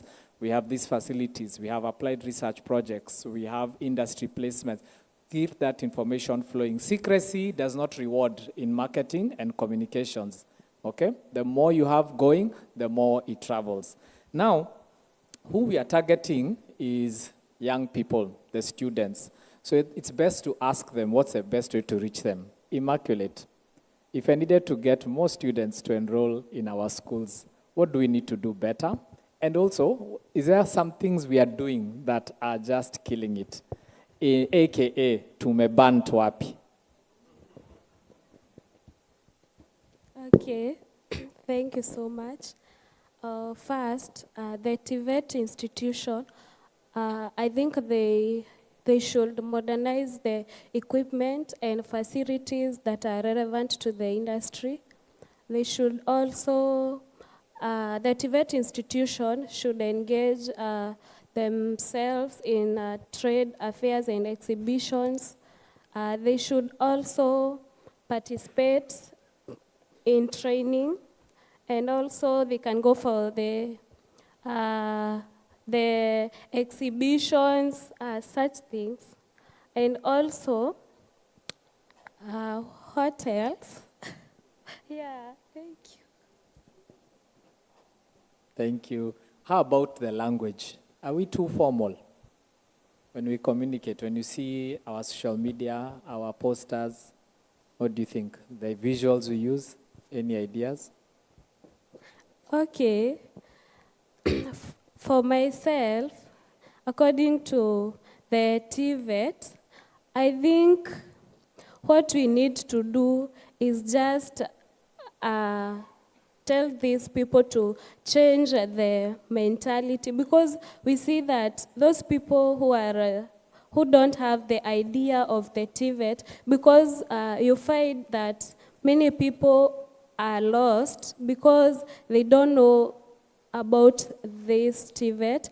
And so, as for me, I can tell them to change their mentality and start to do the Jua Kali works, because you find that in the industries, mostly they are looking at those students that have gone through the TVET courses, because we are having a lot of skills, and we have also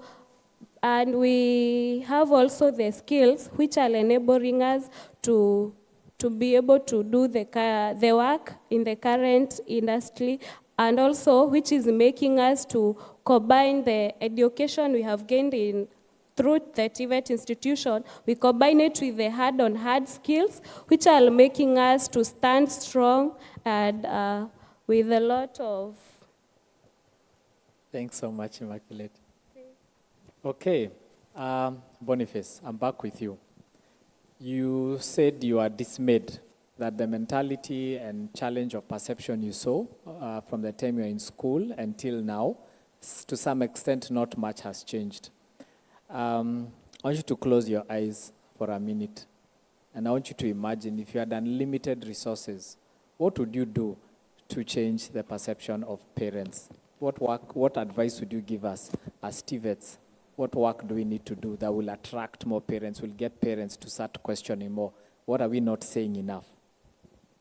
I look back in my life, when now I was called to many secondary schools and national schools, and I could not attend. Now, looking back in the village, who can I emulate? Who can be a role model? They can look around and see there are some who are tailors, some are masons, some are carpenters, some are teachers, some are doctors. We have even lawyers in the village. But now, in my position, who is the role model? I had some villagers who are tailors. And how are they doing? They are doing quite well, because their children could get what I lack. That was that school fees. And they can live better houses than I do. I thought, let me pursue this. So what I'm talking about, role models. So those who have gone through TVETs can be used as an example to the society so that they can learn from them. I think that's my take. Wow, thank you for that.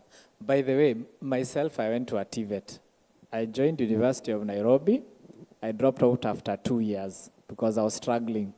And then I went to a TVET, and I realized I learn better with my hands and walking around.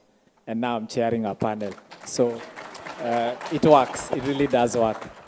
Chris, one of the reasons also we invited you to be on this panel, Mukiri is doing something very interesting with digital communications that really surprised us. I don't want to preempt. Please tell us some of the innovations you're doing to engage young people and to be more relevant in today's dynamic world. So thank you very much. First things first, we have to appreciate that we are dealing with the young people or a generation that wants to demilitarize the approach of us doing things, even the way we speak to them. We need to move out from the former ways in which we used to be communicated to a much more advanced way of doing things to these young people. So I would take, for example, when we talk about, when we are communicating, for example, let's say we'll be having September intake, for example. What is September intake for that young person? If you're going to communicate to that young person and say, maybe, for example, in your social media page, that Anguka na Sisi September, which one is most likely to be related to which one? So they will most likely relate to a page that will tell them, Anguka na Sisi this September. So it is a complete mind shift on how we are communicating to these people. So for us, what we did was we first of all accepted that it's not about us, what we want to hear. It is about what the young person who is tech savvy out there wants to hear. So within our members of staff, we have the young people who can speak the language that the young people want to hear. So what we did is we have a committee of young people who will do content. And this content is target content. Very short and very brief content of behind the scenes. Because you see, these are people who want to fuse fun and learning. And they don't have that time to look at a whole documentary. So they just want to scroll it. So converting that scrolling to enrollment now is creating a very captivating story about what they expect to see in that institution. So your role now as the person oversighting the committee would be just to look at the undertones of the message that these people want to pass. Like, for example, they would want to pass a communication, but within maybe the music that is playing in the background has some funny undertones. So that is now, you and your old school mindset now will now come in to guide these young people. But we've given them space to ensure that they communicate what is relatable. We have also done in our social media success stories.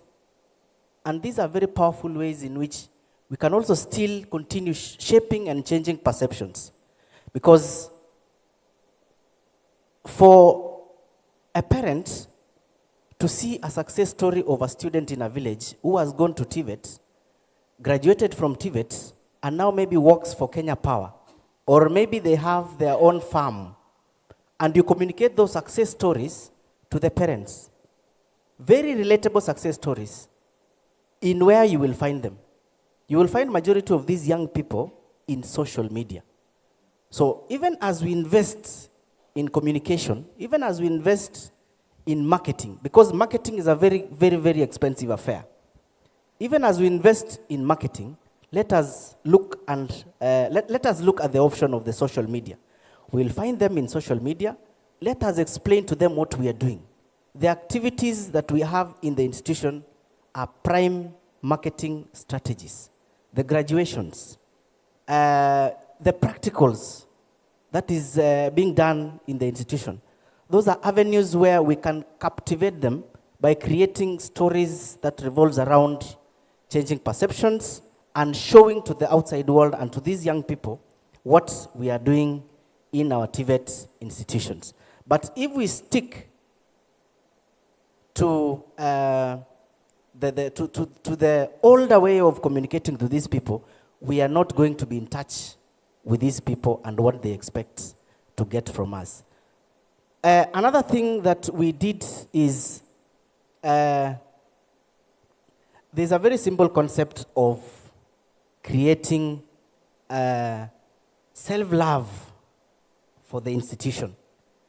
Because once you have a student having self-love for that institution, you're going to have that student bringing in more students. So I think we were one of the first to place the board on I Love Mukiria. And I want to ask you, in your institution, where is that one place in your institution where the students can take a picture and show to the outside world that they are in that institution? Is it the gate? What exactly is it? Because those are the things that these people want. They want what the PSA finesse. They want finesse in what they are projecting outside there, in their TikToks, in their Instagram pages. So we did that as part of a marketing strategy where we put the board, I Love Mukiria, and it is something that has really worked, and it is something that has enhanced the visibility of the institution in the social spaces and the social media. So thank you very much. Okay, thank you so much, Chris. I don't know why you're shy. From the time you started your TikTok page, please tell us when you started and how many followers you have now. So for those who are aware of the social medias or the social space, we attended a training by Well-Met Strategy. I think it was around 8 months ago, and we want to appreciate that before then we didn't have a TikTok account. We didn't have a social media account. But after the training, we were taken through how to prepare content, and we currently have around 100,000 followers within a span of 6 months. So those who understand how social media space works, that is something very, very big. So you can now imagine if you have 100,000 followers maybe on TikTok and maybe 2 million views, we are around 300, we are around 600 here maybe.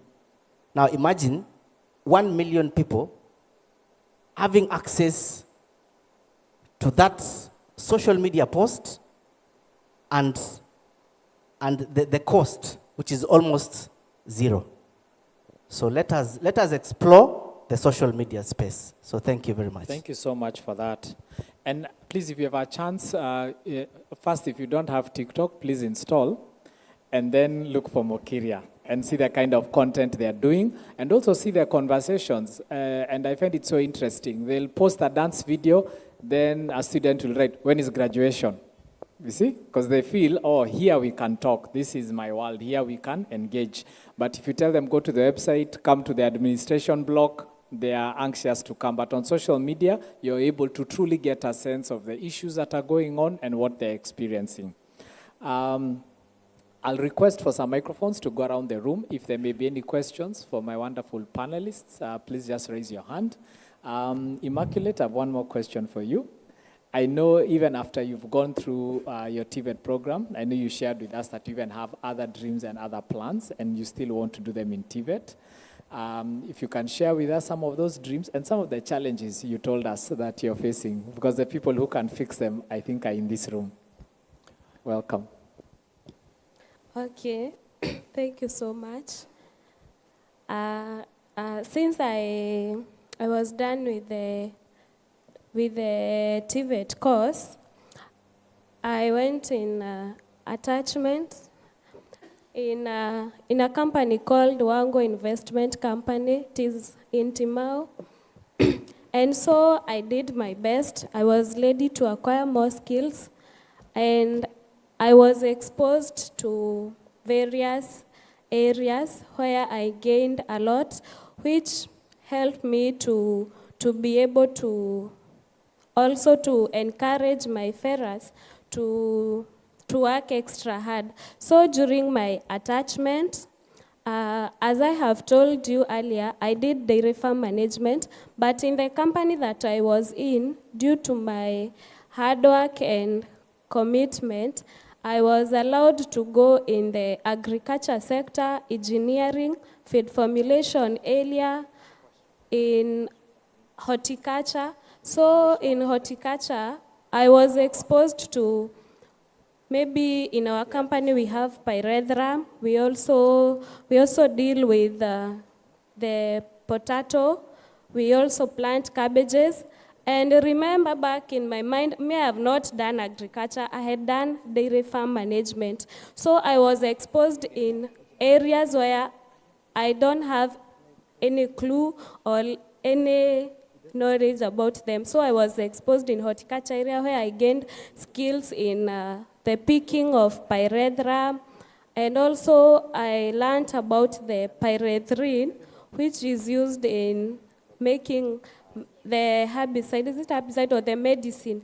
Also, I was exposed in a crop department where I gained the experiences like in planting, the hopper itself, where you place fertilizer in a different hopper where you put your seeds. Also, I gained experience also on how to space the seeds when you're planting.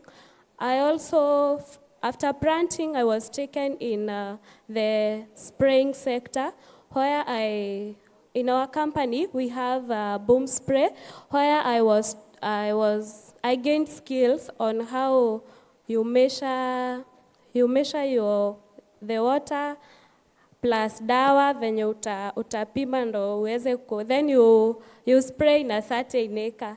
So from there, I went in harvesting, where we use the combine harvesters. We have different combine harvesters in the company that I'm working in. So I was able to get exposed to many areas, which motivated me to go back to school and enroll a course in general agriculture and extension. So currently, I'm a graduate in Nyeri National Polytechnic. I'm a trainee also in general agriculture, because when I went in my attachment, through the exposure that I got, it motivated me to go back and do general agriculture and extension so that I can relate what I'm doing and what I'm getting in the class. So I was able to secure my job through the TVET. I'm very happy about it because my story is very long, because there are many challenges that I've been facing. But God has been faithful. He has fought for me. And so I'm studying strong, a competent student, a very equipped student with skills, knowledge, and also a proud student from the Nyeri National Polytechnic. With the help of my supportive team, I can urge my Chief Principal, Dr. David Mwangi, to wave. Thank you so much, plus my supportive team, my trainers. Thank you so much for the love and also for the support that you have shown to me, which have motivated me to, after my attachment, to go back and advance my course. Also, I want to congratulate my dad, my general manager, James Mohoho. You can just stand up and...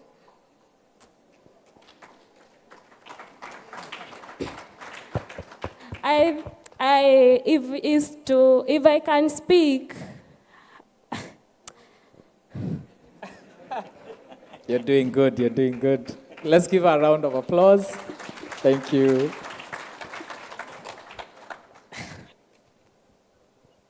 He has been It's okay. Amazing, amazing story. Thank you. Thanks, Immaculate. Okay. My GM, he has been my supportive person because Bwana GM, si ukuja stage kidogo, at least tukuone. A round of applause. Come, please, come. You're welcome. Please come on stage. Please come on stage. Imagine this story on an advert. The role models, eh? I say, in front of these people, in front of you, my heart is full of gratitude.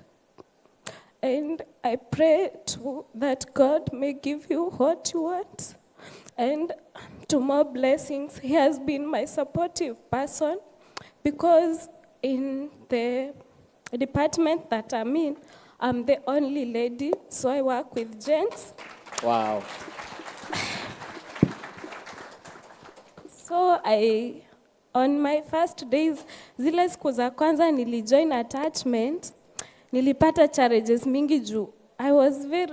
I'm a very humble person. I was very innocent. So mtu anakuja anakuchokoza. So I was just crying. But as time goes by, I used to visit him na mwambia, kimi napitia ina hii, ananiambia hapana, wewe fanya hivi na hivi. So as per now, I think working with men is the best. So, thank you so much, my general manager. In front of these people, I say he's more than a dad to me. He's my supportive team. He has been there for me in thick and thin because during my attachment, I wanted to go back to school, but unfortunately, due to the background that I have come from, we had a problem in funds. So I talked to the GM and told him, so I want to go. So I told him, Dad, I want to go back to school. Na sina pesa. So why don't you allow me to work? And when my exam time comes, I go and do them. So tukaongea na yeye, akaniambia wewe usikuwe na shida. Time ya exam ikifika unaweza enda unafanya exam because kazi yenye nafanya na watu wenye wako class wanasoma. I think Madam Grace is a witness. I'm a very excellent student and a very competent student because hata challenges zikiwa, I know I'll go far because Mungu anaangalianga Mungu anaangalianga hardwork ya mtu. And mahali nimefika hapa, so this is my first time to be in Mombasa. Sijai kuwa Mombasa. So for the MasterCard Foundation and the CICAN, thank you so much for this position. I'm more than happy. Those people who have interacted with me can say, because mi sifichangi furaha yangu, it just come out. So thank you so much. I'm just looking at the press. Nakaa mahali hivi peke yangu.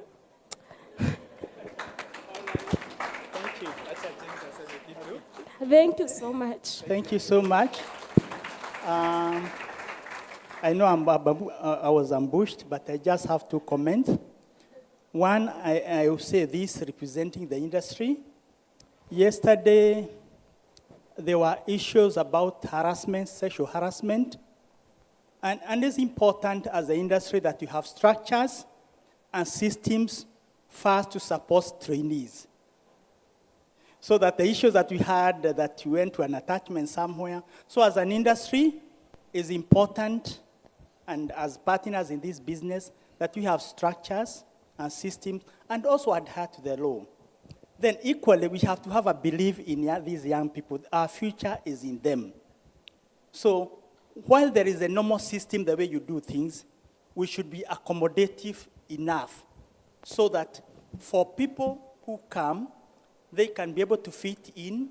For people who want to pursue who want to move from one grade to the next grade, you'll be able to be flexible enough to allow them to continue the study. Like Immaculate, she came for internship, we employed her. Then later on, she said she wants to pursue her studies, which she's doing, but she's doing that while she's working. And the time when she's going for her exams, we are able to accommodate her and go and do with her exams. And that is what we should do as an industry. And I'm sure the principal can confirm that. I'm told she's the best student in her class. Yes, most of the time, she's in a hard place. She only goes back to school to do exams. She's not a full-time student. Thank you so much. Please, a round of applause to James, Immaculate, Boniface, Paul, and Chris. Mine, I don't know if there are any. It's time for a question or two. No, we got carried away by the story, which is very good. But I can allow one or two very fast. And thank you so much. Let's appreciate that boss. That's the way it should be. Thank you so much for that. There's one here, and I think it has been answered in a way, but let me just put it in. Perceptions become reality unless they are reversed. Does this reversal require timely interventions? That must have been from a professor. She's just checking, but I don't know. I don't know. You can answer that one. Oh, thank you. You can answer that one. Here is an answer for that. Imagine. Excellent. You know, we are where we started in the 60s. Those days, it was very difficult to convince people to go to school, boys or girls. It was easy to go and get married or do something.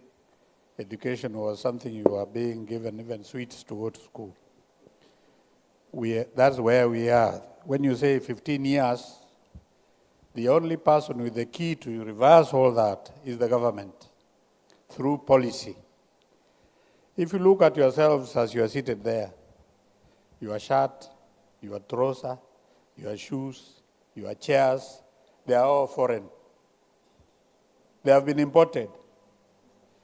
This was not the case in the 80s, before we had the structural adjustment, when we used to have factories like Ekomi and others. So if you now bring Mitumba, it means you have no tailors, you don't have suits that are made locally, the local demand is almost satisfied by things that others have used. But if you look at other countries like Turkey, for example, the best suits are coming from Turkey. Designers are from Turkey, India and other places. So even if it's not for me and you to persuade somebody that, TVET is good. It's the money.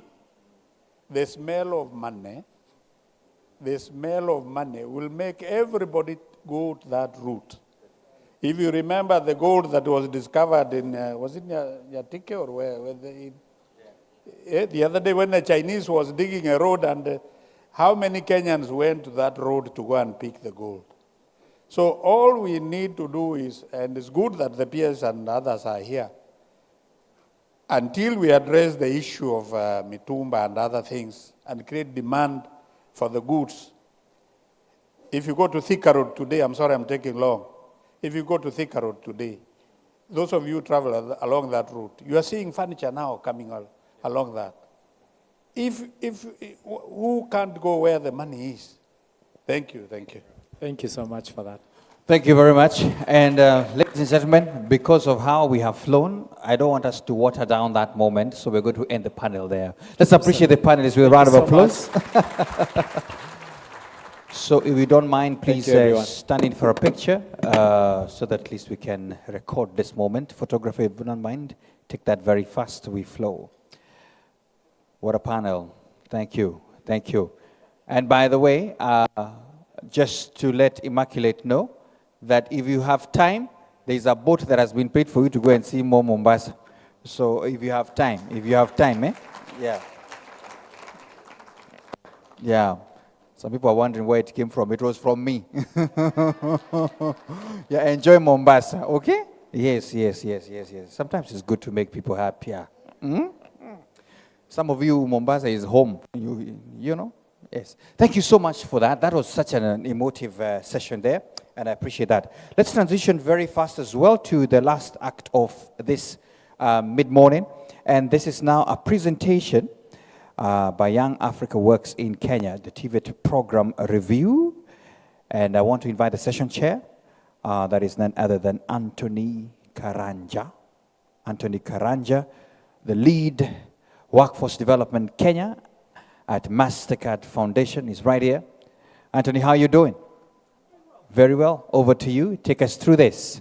The Young Africa Works in Kenya, TVET program review. Go ahead. Check 1, 2. Good afternoon, everyone. How are you feeling? Anyone wants to say how they're feeling today? It's been 3 days seated, interacting, like my sister, first time in the beach, maybe. How are you feeling? Good. Okay, I'm glad that you have enjoyed it. From the foundation, we are really, really grateful. I think hearing stories like what we've had here inspire us to continue to do what we do.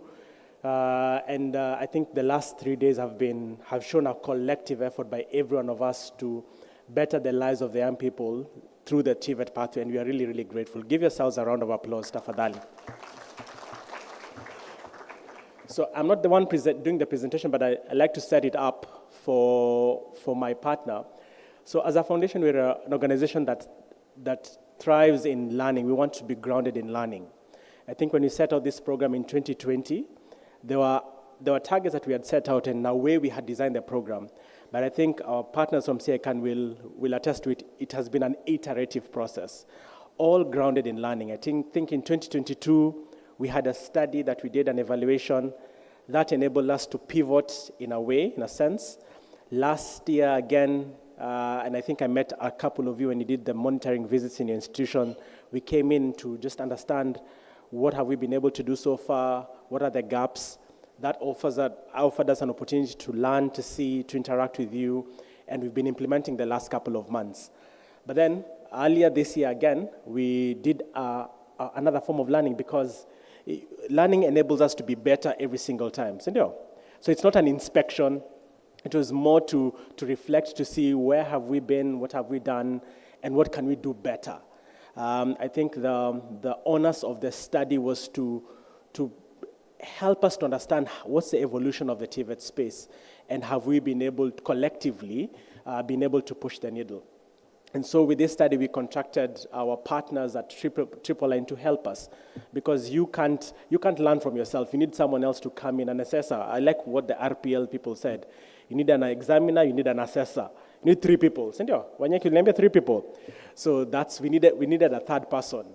CICAN or ourselves, we couldn't assess. We needed someone else to come in and help us walk that journey of understanding what is coming out from the work that we've been collectively doing the last couple of years, and then what's the evolution? What's the evolution like?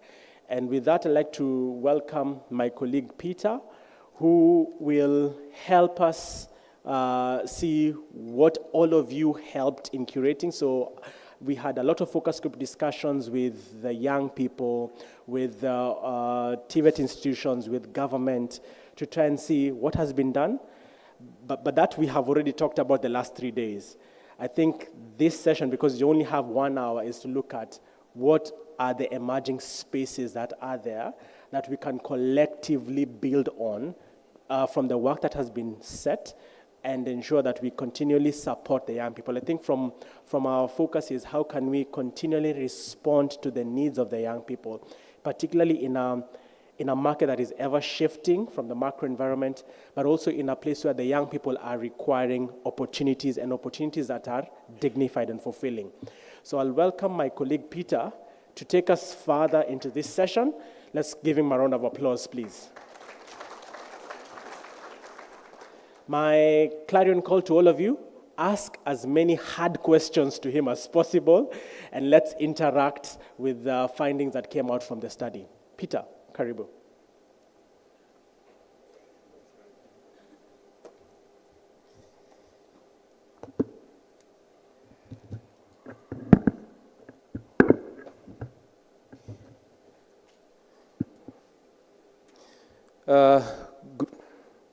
Good afternoon. For introduction purposes, it's been 3 years since I was on this stage. The last time I was in this stage was in 2022, and it's nice to be back. I have met quite a number of you in the process of doing this exercise. I come from a company called Triple Line, and I'm part of the evaluation and learning practice at Triple Line. We work with development agencies, with governments, with private foundations in matters learning and evaluation. And we were lucky to be the team that was engaged by the MasterCard Foundation to do a review of the Young Africa Works TVET program in Kenya. And what I will share is just a snapshot of quite a rich repository of insight that we have generated from that process. It's only that I have around 30 minutes to do that. And the context of my presentation before I get into the slides is a bit of, I would say, a bird's eye view. Over the last 2 days, we have had quite some interesting stories of what the program and the partnerships with the program has done. But I have a question, and I don't know who is going to answer me this question. You can volunteer. If today you took, let's say, a level 4 graduate from Bondo, there was someone from Bondo, in electrical engineering, and you took a level 4 graduate in electrical engineering from Eldoret National Polytechnic at their point of completion, before they go to industry. Are they the same? Dr. Onyeki, I'll put you on the spot now that I know you and you're close to me. Are they the same? You have a mic?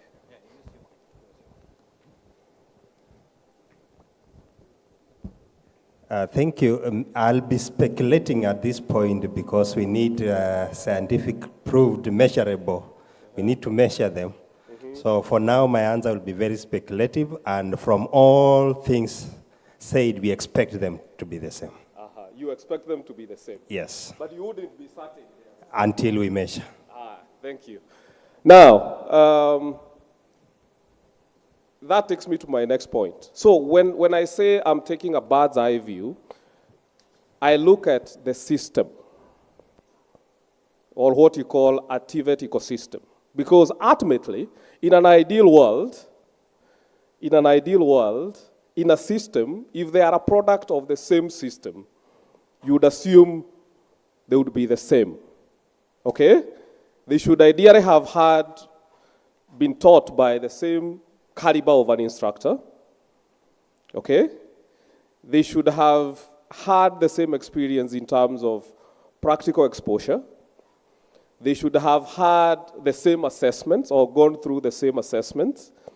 And ultimately, if all those factors are the same, the product, of course, with a bit of tweaks of individual brilliance and stuff like that, should not vary significantly from one to the other. So that is what we try and look at when we discuss a TVET ecosystem, or when we discuss a system. And that is what I'm going to do over the next couple of minutes, and ask, where is our TVET ecosystem? And is it able to deliver to the aspirations that we have for it? And when MasterCard started the program, the aspiration was one, a big goal, to create a TVET system that deliver quality and relevant skills. That's a big goal. That's what, that was the purpose of the investment. So when I was commissioned, the question that I had to answer was, has the program achieved its purpose in inspiring the TVET ecosystem in Kenya to deliver quality, relevant training? Okay? And for the people we met as part of this exercise, That's why we were asking all those many questions, because you have to break that down to teaching, to equipment and practical training, to industry engagement, and many other things that contribute to that aspect of quality, relevant skills and training. So that is, I wanted to put that out there, but let me get into the slides. So this is just a high-level description of our approach. And I think the most important there is we as Triple Line try to use what we call a utilization-focused approach. And what that means in simple terms is, are we able to give insight that can be acted upon? It's nice to produce some nice reports, but if those reports can't inform action, we wouldn't say that we have done our job well. So that is overall our approach, and I would dwell so much on that. To derive the sort of insight I'll share, we engaged quite a wide breadth of stakeholders. Some of them are here in the room. I have been saying hi to a couple of them. There are some who I have not had a chance to say hi to. I hope we'll catch each other before the end of the day. So everything from the policy level, regulatory agencies, the curriculum development agencies, the training delivery institutions, industry players, funding and resource mobilization organization in the sector, as well as people involved in gender and social inclusion activities. So the biggest question is, after the work we have done, where are we? Okay? So on one side, over the last couple of days, we have had quite an interesting story of progress. You know, but my question is, are these what we would consider individual brilliance stories, or are they systemic changes? And then to make that judgment, then you zoom out a bit out of the system and look from a distance and say, okay, they are doing this in Meru. Are they doing the same in Narok? Are they doing the same in Eldoret? Are they doing the same in Baringo? Because if that is not the case, and you don't have to replicate the same, then you wouldn't say that you have a coherent system. Okay? So to do that, then we borrow from UNESCO, and UNESCO had what they call the key pillars of a functional TVET ecosystem. And if you could essentially place every single of the examples that have been discussed here around this. And there are around 10 that are standard, and in our analysis we added 1 or 2 more: technology integration and employment and transition. But there are 10 key pillars. They are quite well documented, and I'm sure some of our partners in the TVET ecosystem would be familiar with the UNESCO TVET ecosystem framework. So it is the insights are organized around these things, around those 10 pillars and plus 2. The first one is policy and governance. And on policy and governance, I would say we have made quite some significant progress. If you look at where we were in 2013 when the TVET Act came into place, and where we are today, we have made quite some significant progress. We have new institutions that have been established as a result of the emerging policy framework. We have, I would say, clarity on the path that we want to follow on TVET matters. And as a result, you could say policy is not our biggest headache at this particular moment. A lot of work has gone into that space, and there is a whole good story that we can tell around matters, policy, and governance. However, a few caveats. In some cases, you would find overlap of mandates, between TVETA and KNQA, between the State Department of TVET, RPL Directorate, and Kenya School of TVET. So we still have some work to do in clarifying the mandates of the different institutions. But overall, there is a nice story, and there is quite some progress in matters, policy, and governance. The second pillar is on industry partnerships and labor market alignment. Again, there is a whole good story we can say here when we look at the level of engagement we have today of the industry versus probably 10 years from, 10 years back. Whether you're looking at the national sector advisory councils or you're looking at institutional-based industry advisory committees, there is progress in terms of trying to bring the industry into our training infrastructure. Then, I think there is also a general awareness that we need the industry. And I have heard a lot of people say we need not to train for the industry, but to train with the industry. And that's why we also have them represented in this room in many different facets. There is a bit of start, I would say, but a bit nascent. It's still very early days in terms of industry financing training. I have heard good stories in my engagement with the different institutions where, businesses were willing to engage apprentices and pay them a stipend. But on the other side, I have met industry players who are saying, yes, I'm going to welcome the students into my premises, but what is in it for me? So you can see the different mindsets, where one guy is willing to invest in training, while the other guy is asking, are you guys going to pay me for the training? So there is a mixed bag there, but again, we have made some progress in terms of bringing the industry into training. The second thing is on the gaps. I would say when you try and get out of particular institutions that have benefited from different sort of support, from MasterCard, from GIZ, from ILO, industry engagement is not the practice. IACs, for example, are not in every institution in Kenya. Outside the donor engagement space, IACs are very limited. So the question is, how do we make it practice? Because there is a general recognition that we need the industry. The question is, how do we make the common practice? Okay? The second thing is, formalization of the mechanisms of engagement is still also very limited. And there is actually a general hesitance among the industry players to sign an MOU. If you look at the number of companies that are engaging with our training institutions and the number of MOUs that are reported, even within just the MasterCard portfolio, it is quite limited. So the question is, and when you talk to the institution, they say, we need this formalization because we need it for planning. If I'm engaging, let's say, a student in electrical engineering, and it's mandated that they have to go for attachment, I need at least a clear image of how many attachment slots do I have.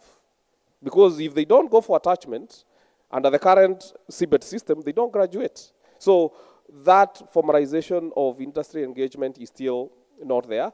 But the other important thing is the feedback loop. So that on a regular basis, these industry guys are able to give you feedback that can inform the refinement of your curricula inside the institution. Again, that is still not very well structured. And it's a gap that we have to think about. Then there is the incentives. Again, this was one of the most challenging questions that I got when I was doing this research. One of the guys who was in welding asked me, now, when you send students to my premises without materials for them to learn,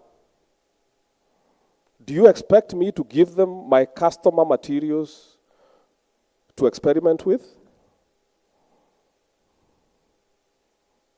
I didn't have an answer. But on one side, you could feel the pain because this is a small enterprise. They might not have a lot of excess material. And they might not have resources to dedicate to training. But on the other side, from the institution, we have not factored in any sort of resources that could cater for that gap. So thinking about a way of resourcing industrial training is something that we still have to think about. And probably by dealing with some of those barriers, we could get more enterprises interested to participate. So that is one other area that we need to think about. The second two pillars are on competency-based standards and curriculum development, and I would say we have made quite some steps here over the last 4 years, and the program by MasterCard Foundation has been quite instrumental in this, as well as contribution by other players. And then, so we have CBET curricula across quite a number of industries. Then we do have the RPL framework, still in its early days, but quite promising as well.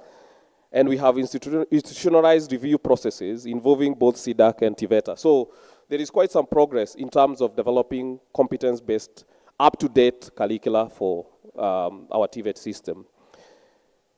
So, but there are gaps as well. The rollout of CBET, while it's mandated, it is not in every institution. So we still have to figure out how do we cover the remaining part of the system that has not rolled out CBET. Then limited coverage of some trades and emerging sectors. One industry player mentioned green economy as one area where we have not yet finished developing curricula.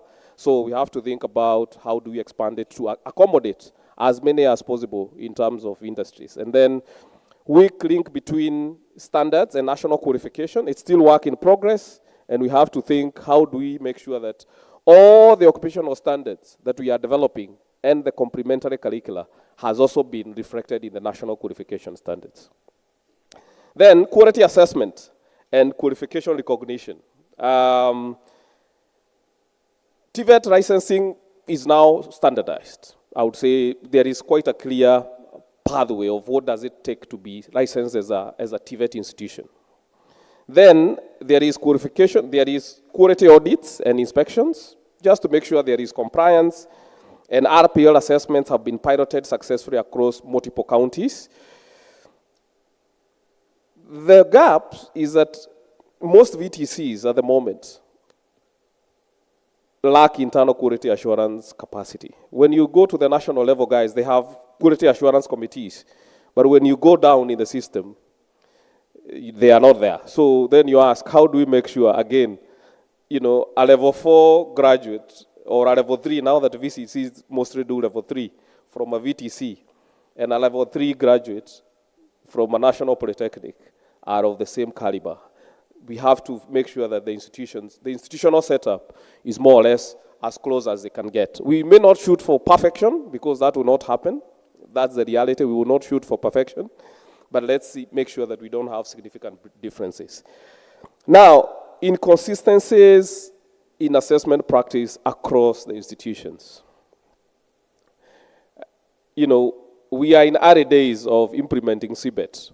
I would probably say the assessment question is probably one of the major gaps that we have to deal with. In some instances, when there is a requirement for industry assessor to be part of the system, how many industry assessors do we have? That's a question we have to think about. The administration of the assessment by the institutions themselves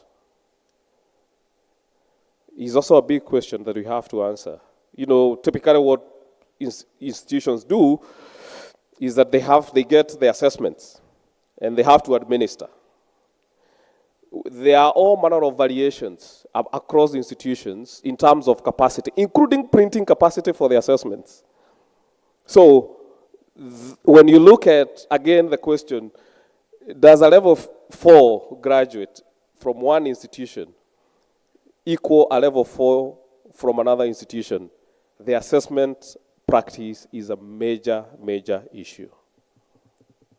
Okay? And then weak feedback groups between employer and the assessment standards. So we have the mentoring tools, right? And the employers are supposed to complete the mentoring tools. A lot of them don't even have the capacity to complete the mentoring tools. That's one. Yesterday, someone talked about sending ILO or the career office representatives to do the supervision.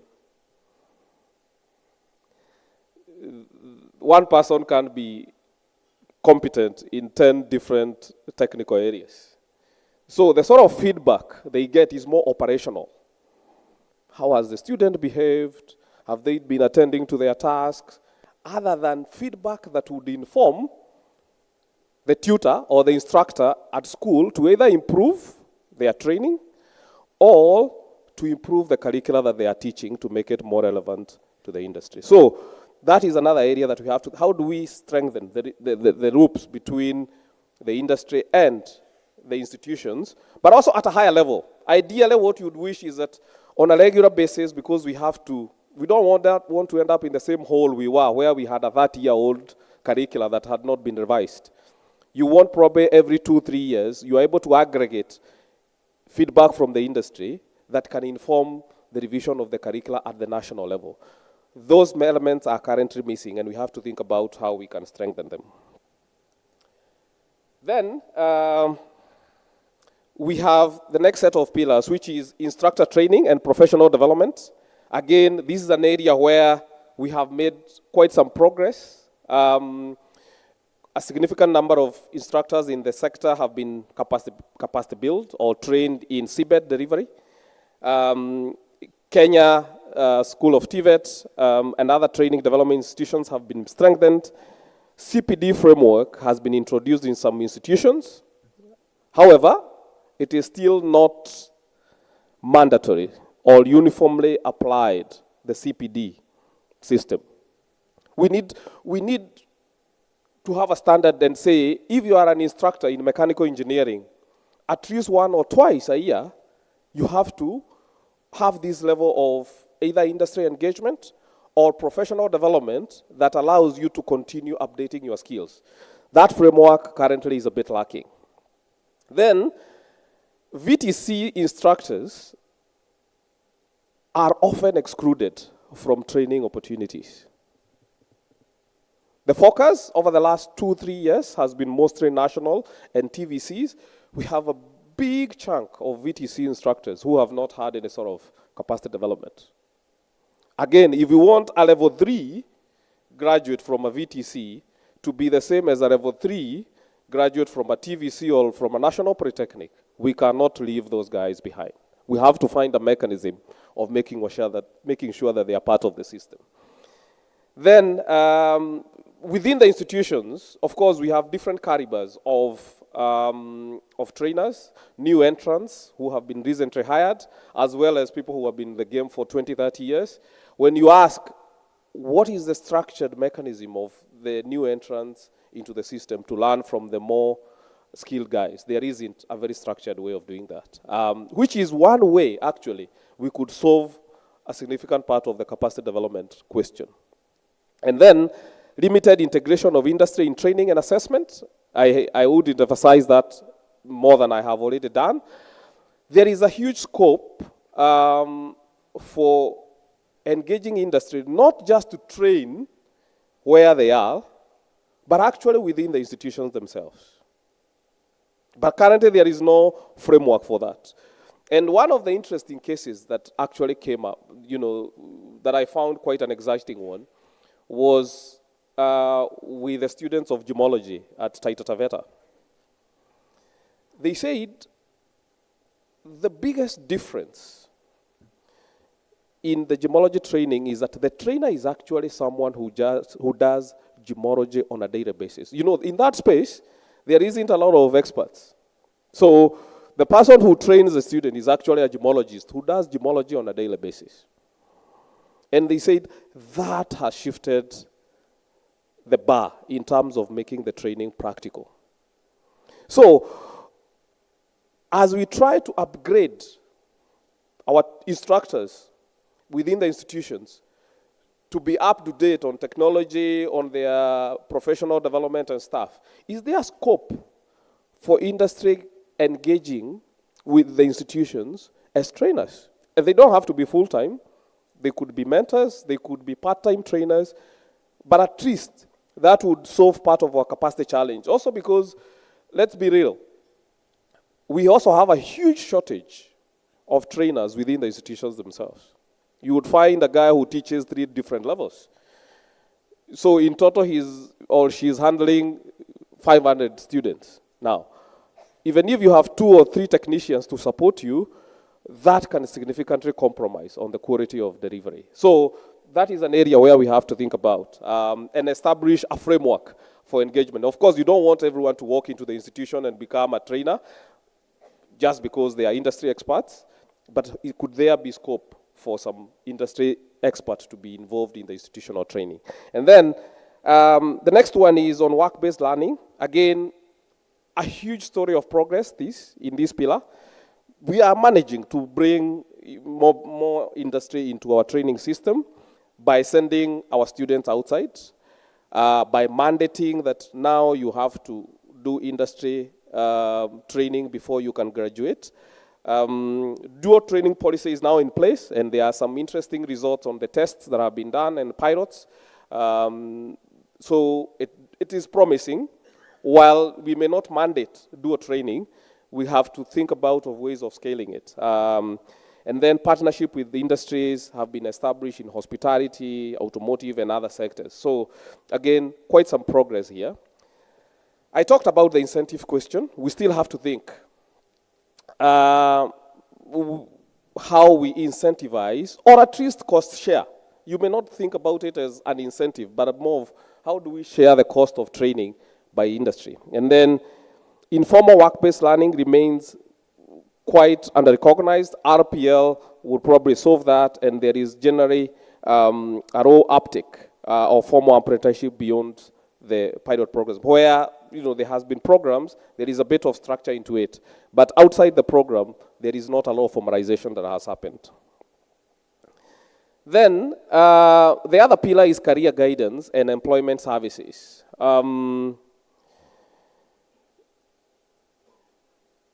On this one, in most of the COEs that were part of this program, career offices have been established. Life skills and employability modules have also been integrated in training. Alumni tracking is something that is now happening. And there is a genuine effort to link, emerging graduates or graduates who are completing their studies to work opportunities. But the challenge is, a lot of these career offices are a one-man guy or a one-woman guy. Now, if you have an institution that has 15,000 students, some of the national ones have 17, 18. How does one person, one woman or one man serve that population? Some of them actually do as ILO, as well as the career office. So if we want to increase, or if we want to push the bar on transition, we'll have to think about how we resource this office, because it's quite an important one, both at the start, but as well as at the completion. They can create cross linkages and prepare these people for the world of work. Limited private sector collaboration on employment services. Again, here is one area where we could strengthen our industry linkages. You're thinking about the partners that are there in the sectors where you train, and them being able to express interest and say, and I think there was one person yesterday who said, as a business, go to the institution and say, I have 4 slots of internship. Instead of the institution coming to you, that would be the ideal situation where the industry says, our demand for this and this skill is this much. That is one area where the career office could help, because that would make it easy for transition and also to inform your training within the institution. And then, weak post-training support, whether you're looking at formal or you're looking at entrepreneurship. And I think earlier today, we have heard about the challenges that young graduates from our TVET institution face in establishing enterprises. It's not easy, because we typically don't have an ecosystem for supporting that transition from getting a skill into building a business out of the skill, either by selling your skill or by commercializing some of the innovations that you can create with your skill. So it's an area where we have to think about how do we start building those enterprise ecosystems within the TVET institutions. And then labor market information and evidence-based planning. At the start of this program, there were some labor market studies that were done. And those also informed the departments that were supported in the different institutions. Outside of that, the application of labor market information to inform decisions of training is non-existent. You know we have a labor market information system? How many know that we have one? Only Dr. Wanyeki seems to know that we have one. Just Google. I would want you to Google sometime because of today. Kenya Labor Market Information System. And go there. It has 2 indicators. Okay? And the indicators are the most popular courses.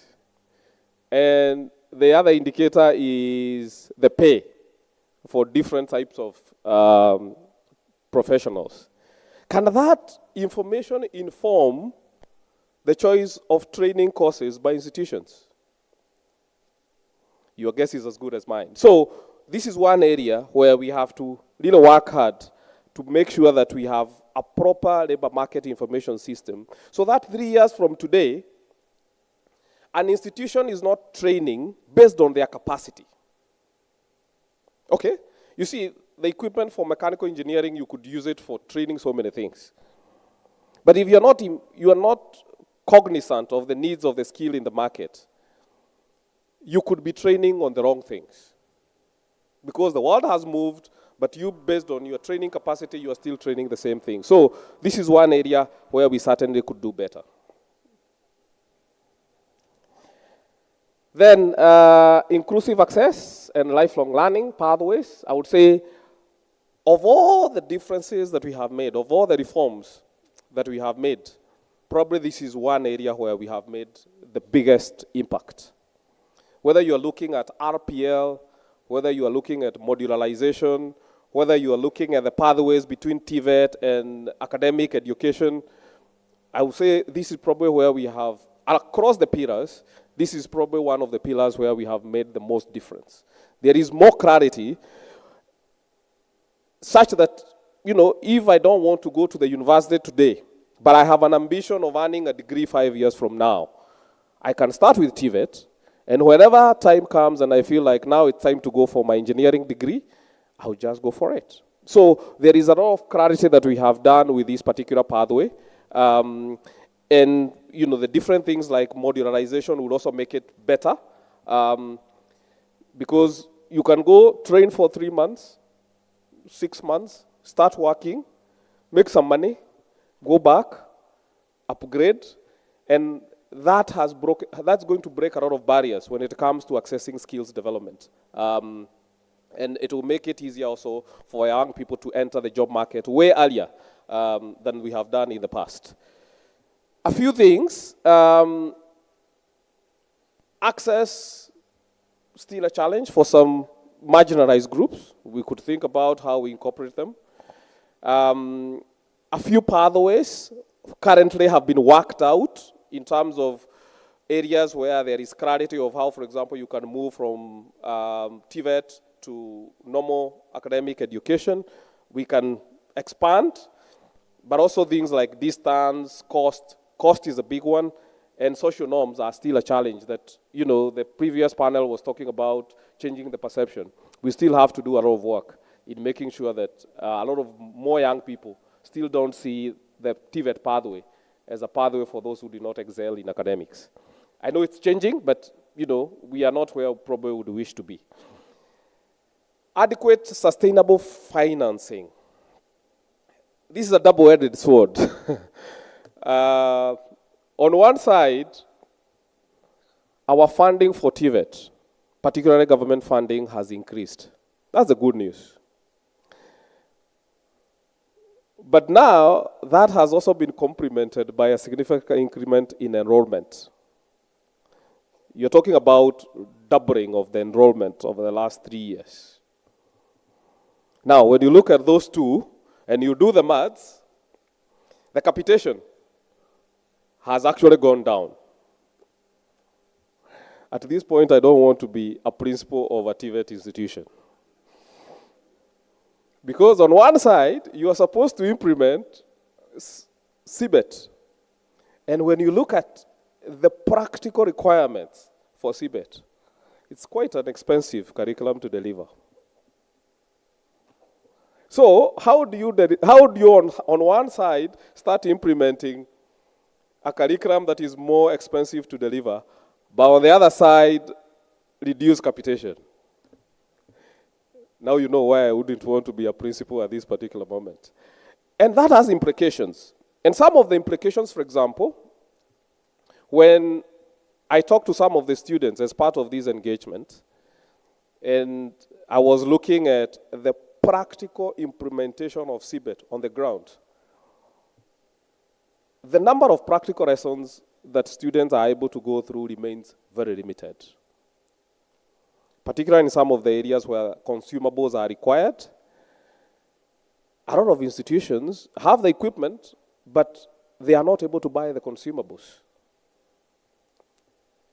So that has a huge impact on how we are practically going to implement CBET on the ground. Either on one side, we raise fees so that we have money for consumables, or I'm not sure how we are going to do that within the existing fiscal space for the government, we increase capitation. But as things are, the current financing model does not allow for practical implementation of CBET. That's the truth.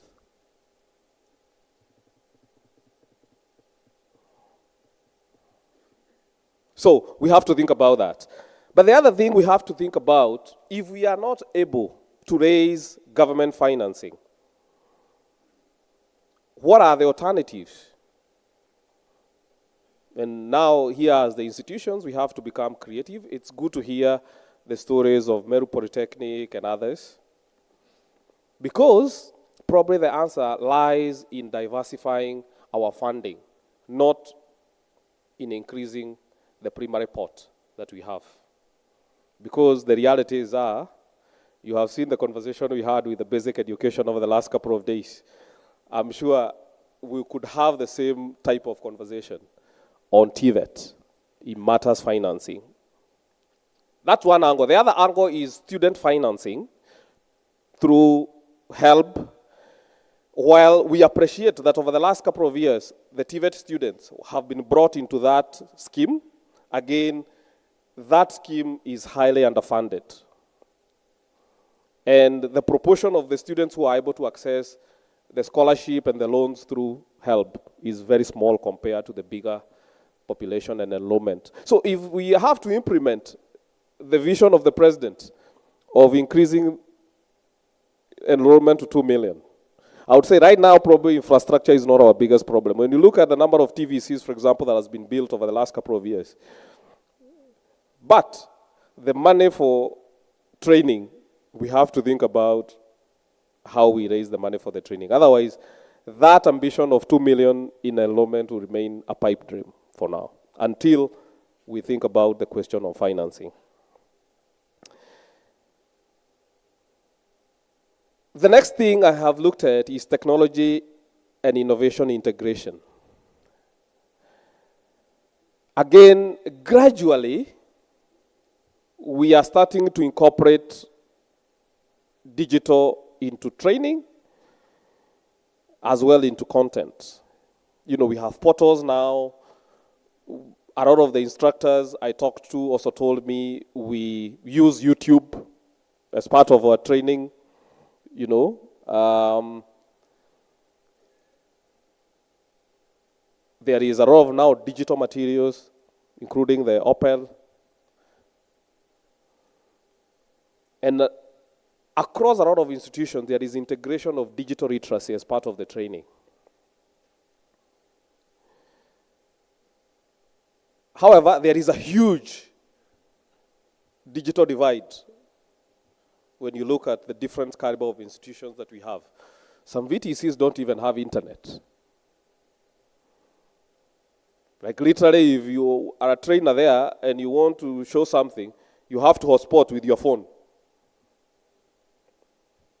And on the other side, you got institutions working on 5G at the national level. So the digital divide is quite huge. We have to find a middle ground where we bring everyone on board. E-learning is very nascent. And when you talk about, for example, the scope and the opportunity for e-learning, when you think about things like simulation, for example, it could probably help us resolve a lot of equipment needs. It's not perfect, but probably you'd be able to simulate through e-learning platforms how an EV car works. It's a bit different than trying to write it in a blackboard. It's not perfect because you don't have the EV car, for example, but you could have a simulation of how does the EV car work. And I think this is again an area where we have a lot of scope for growth, and it could also revolutionize the way we do teaching. Now, the capabilities of the instructors themselves to incorporate digital in training, I would say, is something that we have to work on. Oh, sorry.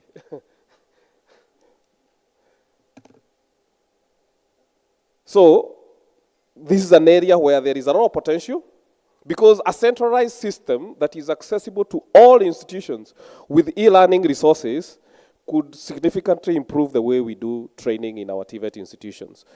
It's a middle ground between perfection, where you have the equipment, and the traditional, where you have to teach it by writing it on a blackboard. But also could lower the workload a lot for our trainers because of that, I would say, student-trainer ratio that in some institutions is quite off the expectation. And lastly, employment and entrepreneurship outcomes. The feedback I got overwhelmingly from the industry is the graduates from TVET are way better than the previous cohort that we have been producing. And so there is consensus that, TVET has improved the way we do training. I still don't have a lot of evidence that I could rely on to test the employment outcomes, but the feedback I got from the industry is quite positive.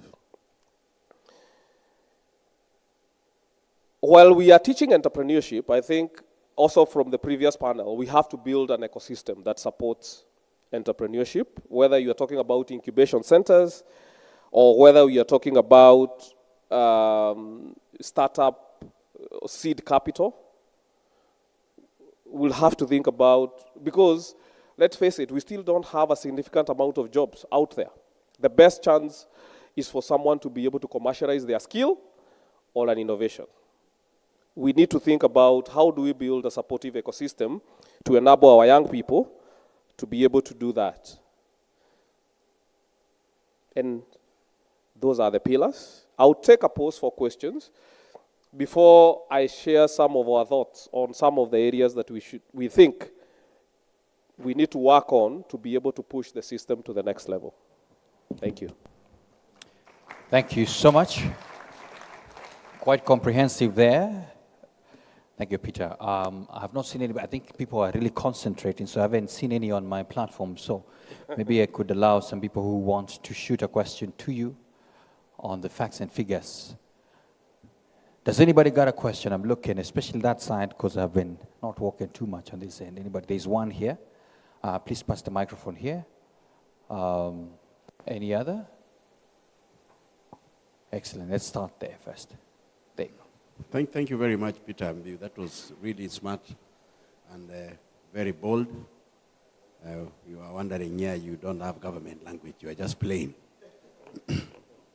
So that was good. That's why private sector gives us the truth. Whatever you mentioned, very many people know this. A lot of papers have written about this. So yours, for me, is just to congratulate you. This is the truth, the whole truth, and nothing but the truth. So help us, God. Thank you for the affirmation. Thank you. So that has been stamped. I am trying to go once, going twice. Any hand up? I cannot. Oh, there's one at least. There's one there. Please go ahead. Let's have that. Good afternoon. Good afternoon. My name is George Manessa from Mukria TTI. Yes. I have a question regarding the last part of your presentation. Yep. You have acknowledged that the trainees from TVET institutions are becoming better and better as we progress with the implementation. Now, there is thinking that once these trainees graduate, they are supposed either to go to employment or to create their own jobs. Yes. So what support is there from the TVET department to support the graduates to establish their own jobs and become entrepreneurs? Because we understand that it's not just saying that trainees are supposed to be entrepreneurs. What support are we giving them as a State Department to help them to become entrepreneurs? Thank you. Very clear. Thank you. There was another hand somewhere. Yes, here. From Juakali. Yes, thank you very much. Thank you, Peter. I want to agree with the previous speakers that this was really clinical, if I could say that. Yes. And that's the importance of an external eye, so that we also have behind our hands view. I was very interested and keen on the bottom line. You know, from the private sector, you talk about the bottom line. Yes. For each pillar, I could see you doing a comparison of probably the achievement of the project under the pillar and the national ambition. Yes. Probably you could have, or maybe somewhere you may have a score. What was the project able to achieve or to help the country? Of course, we know the scope of the project was not national, but I think within the national goal and ambition, how much was the project able to help, within the particular pillar? That would be an interesting one. Thank you very much. Excellent, excellent. Thank you so much. Then there was another one here. Let's give it to him.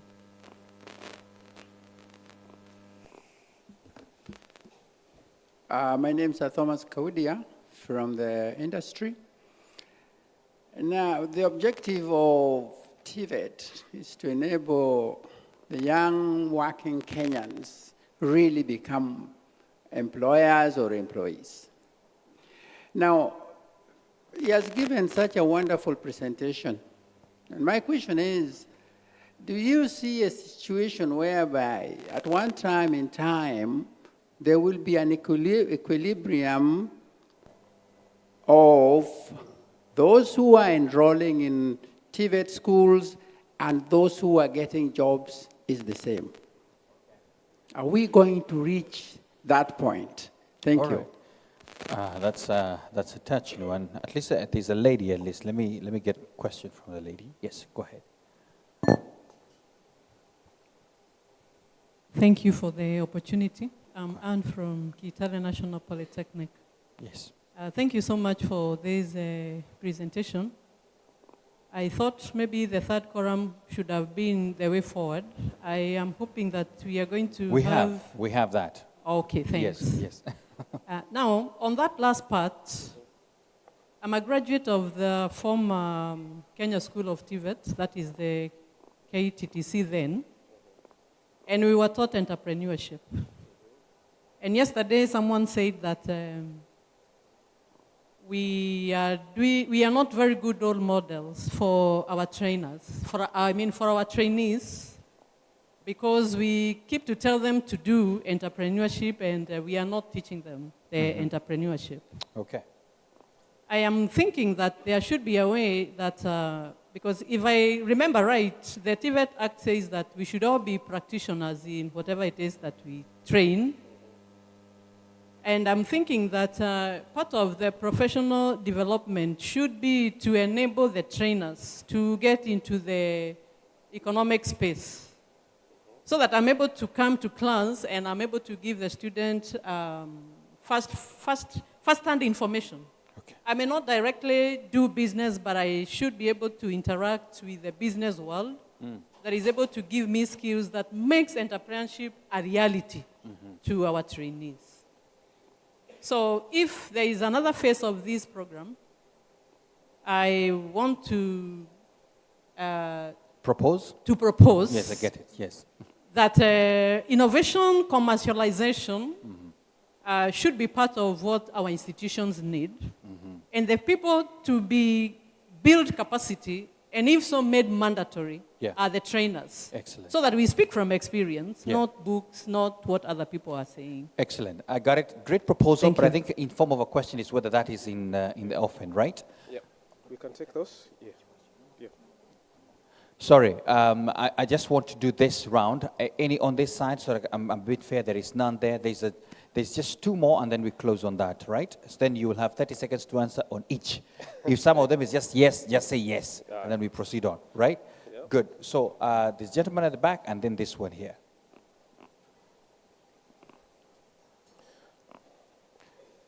And just for the sake of, as you're trying to fix your mic, I think we have all thanked him, so don't thank him again. Just shoot the question.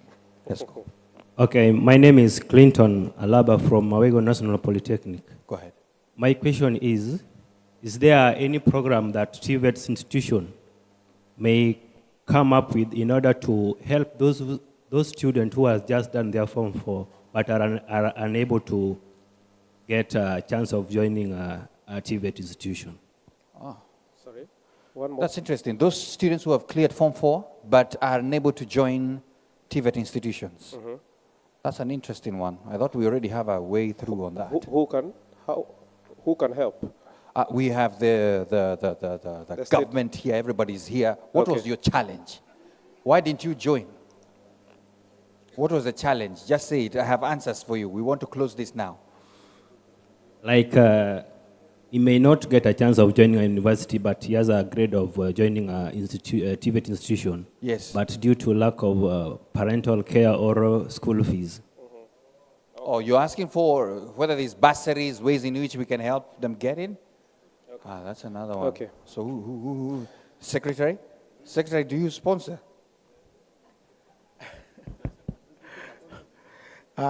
Thank you, but as far as access is concerned, it is open. Nobody is denied the chance to join TVET at any place, anywhere. Just join, and the government is going to do the rest. And maybe also remember, your member of parliament has the CDF. Remember that kind of thing? That's meant for you. That's meant for you. So harass them a little, you know. Yes, there was one more final question. Where is it? Where is it? It was here. These two gentlemen are professors. I'm worried. So just shoot one quick one. You have, yes, go ahead. Mine is brief. Yes. Do we have recommendations to address the gaps? Put the mic closer to your mouth, please. So, do we have recommendations to address the gaps you have identified? Ah, okay. Okay. Gap analysis. Do you there you go. And then the final one. Final one. Yes, go ahead. Thank you for the opportunity. My name is Dr. Richard Muindi of Rift Valley National Polytechnic Chairperson. Yes, sir. Now, my observation, this one resonates very well with research findings, which we have also had. I'm at the university, and we are now already implementing CBE, and we have assessed our teachers on the same basis, and they seem to be doing better than the previous. So it agrees. Thank you. Secondly, in view of the so much rich knowledge being generated, I may not be so much familiar with the ecosystem at the TVET, although I've been in the TVET sector actively for more than 10 years now. Yeah.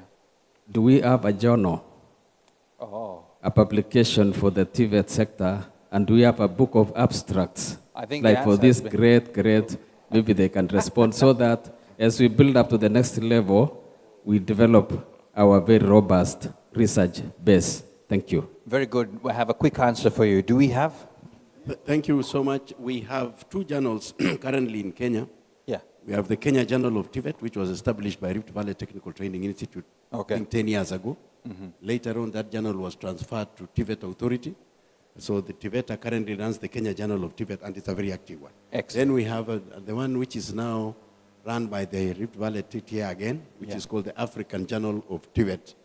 African Journal, TVET Journal, it's a massive one, it's African. It is still running. Some people, including Tainge here, are in the editor group.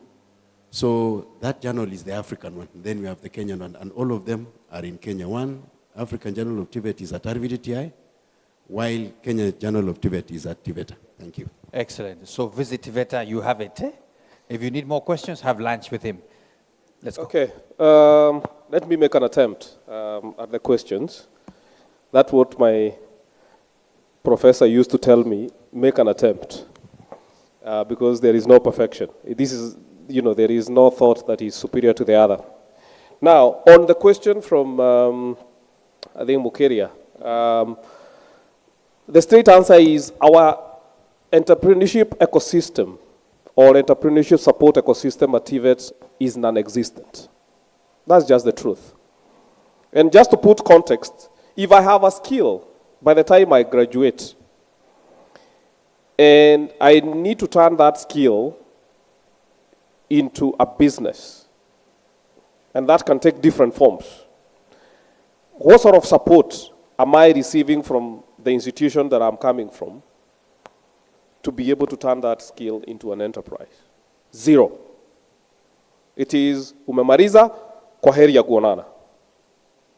Okay? So we have to think about how do we build a supportive ecosystem, some form of entrepreneurship support ecosystem as part of our training. And it could be as simple as this, that I have left college today, I have a skill, tomorrow I have a client who needs my service, and I need a toolkit to deliver that service. I'm a carpenter, I have left school today. Of course, overnight I'm not going to buy a toolkit. Is there a place where I can go and hire a toolkit for a day, execute the service, make my money, pay for the toolkit?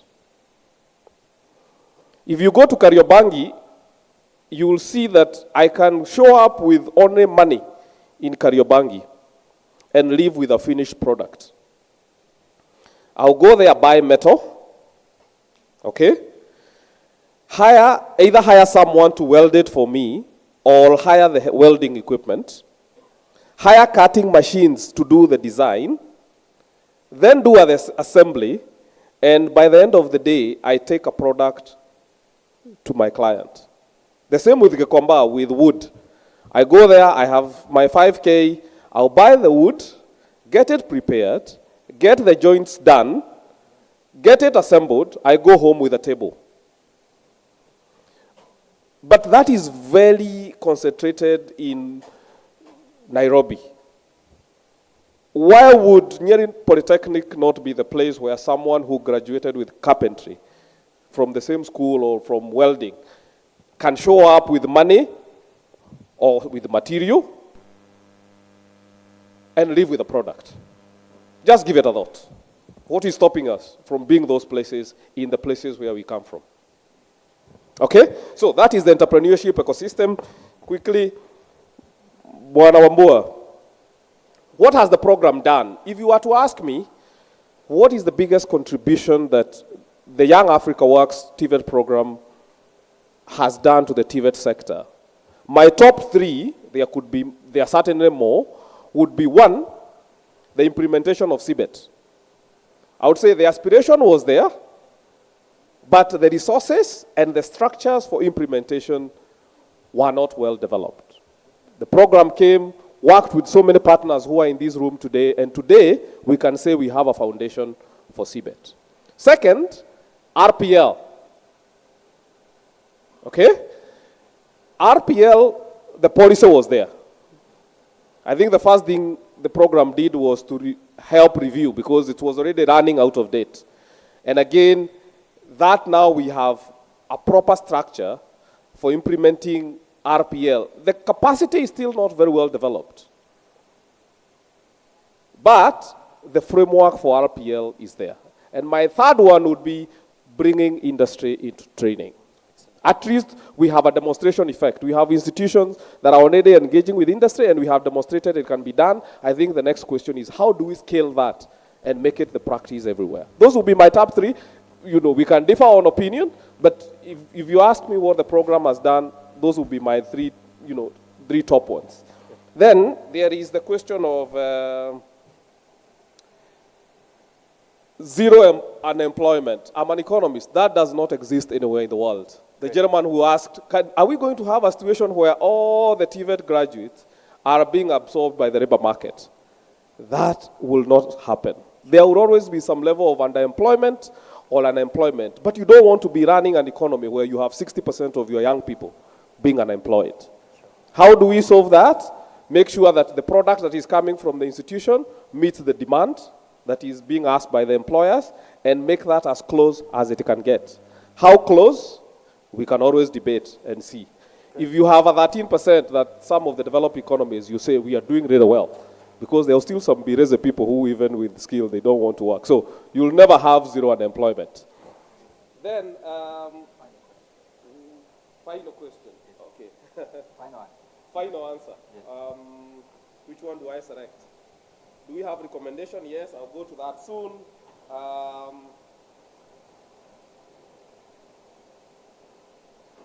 The question of entrepreneurship and whether we are being good role models. Not every one of us can be a business person. That's the reality. For me, the basic business that you can do is being able to sell your skill. If you can't, then we have a problem. But I have met TVET graduates, and I work with fundis a lot in my other life, who can't even give you a proper quotation for materials. Is that an entrepreneur? You might have the skill, but you can't sell it because of those barriers. Now, sorry, I think her question was, yes, can the learners, the teachers, yes, at some point get trained on entrepreneurial skills so that they are wholesome when they are teaching? That was the question. It's a yes or no. Okay, certainly. We should expose our trainers to entrepreneurship, that is one, but also to the industry in general. And when we also send our students to the industry, let's not just focus on the technical training. Let also them talk to the owners of those businesses, because that is also their best, or the top management of those businesses, because that's also their best chance to run the entrepreneurship beyond the technical. Shall we proceed? Maybe if you can manage to do it 30 seconds, go. Because the next couple of slides answer one of the questions. What are my recommendations? Okay? So what next? I'll quickly run through this. I'll not take more than 5 minutes. Oh, you're not finished? Yes. Oh, we only have 2 minutes. Okay, 2.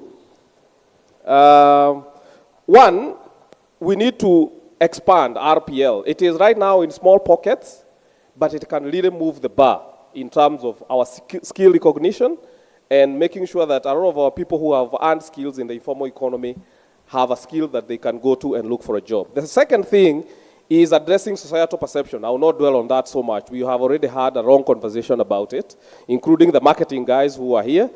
Outreach to marginalized counties and VTCs. We are leaving a significant part of the sector behind if we don't engage with VTCs. Again, if you want to make skills accessible, it should be like going to primary school. You can bike, you can walk to a place where you can get a skill. Okay. The people who give us that chance are VTCs. And then we need to think about the national TVET financing framework. Again, we have talked about elaborately on that. Then support the rollout of modular. We have started, but we need to scale it significantly. And then instructor capacity development, I can't belabor that. Then infrastructure and equipment. We have demonstration effect with a few departments. We need to think about how we make sure that all our training institutions have adequate. Partly that is a financing question. And then support digital infrastructure. E-learning is core, but we have to build the infrastructure. And then enhance assessment, TVET, CDAC, KNQA, we got quite a mixed bag on assessment, and we have to think about how we figure that out. And lastly, institutionalized industry partnerships. We have to think about what sort of formal non-challenging mechanism we can put in place without stretching it too far, and then support ILOs and career offices, and then formalize the industry. I know they are there in the Act, the industry committees, but within the institutions, we have to think about the framework of engagement. Probably I stop there. Okay. Thank you. Wow, thank you so much. Let's appreciate him. Sorry, I had to rush you. Because the slides will be available. The slides will be available, so you can take some of these things that will let you get that. Ladies and gentlemen, it's lunch hour. We want to move quite fast here.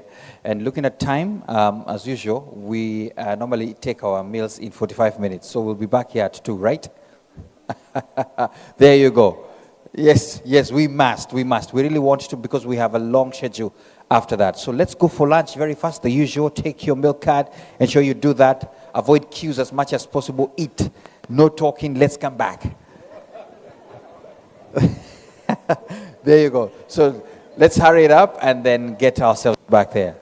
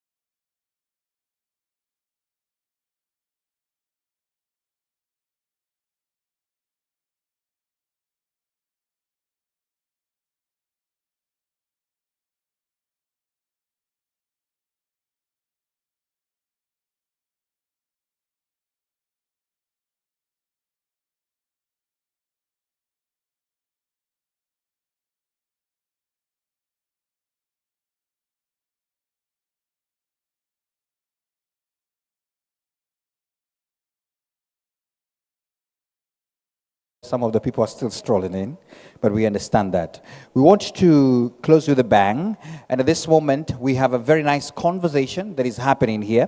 It's the panel session on sustainability planning, future-proofing CBET through strong systems. And just before I do that, if you lost a dark notebook and you can tell you had scribbled something, it's on my desk. You can pass by me so that you can take your notes as well. And then immediately after that, we should be able to, after these sessions, and the closing, allow you to go change to our African theme way. I think the band has already started giving us a taste of how it shall be, and then we shall be able to let loose. For the first time, forget the thesis, the defense, everything. What else? They were buying and selling. I think Daktari tried to simplify it. I don't know, have you done enough research of, so you'll forget that, okay? Thank you so much for that. And at this moment, ladies and gentlemen, allow me to welcome the session chair of this particular moment, Naomi Ragai, Senior Technical Advisor, Young Africa Works in Kenya TVET Program, Colleges and Institutes Canada. That's our session chair. Round of applause to her as she comes. Naomi, over to you. Welcome. She'll be joined by the two panelists, Dr. Kanyi Joseph, Director of Vocational and Technical Education, State Department for TVET. A round of applause to Dr. Kanyi as well as he comes up. And of course, Martin Oluoch, lead consultant at WYMA, New Frontier Limited. Welcome, Martin Oluoch, as well as we get into this conversation. The matter on the table is sustainability planning, future-proofing CBET through strong systems. Karibuni.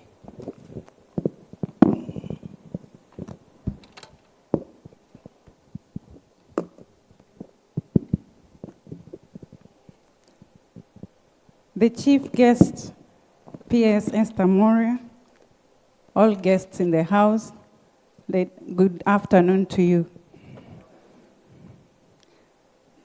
So we are going to have conversations around sustainability, and for every program, the desire is that the interventions you start continue being implemented beyond the life of the program.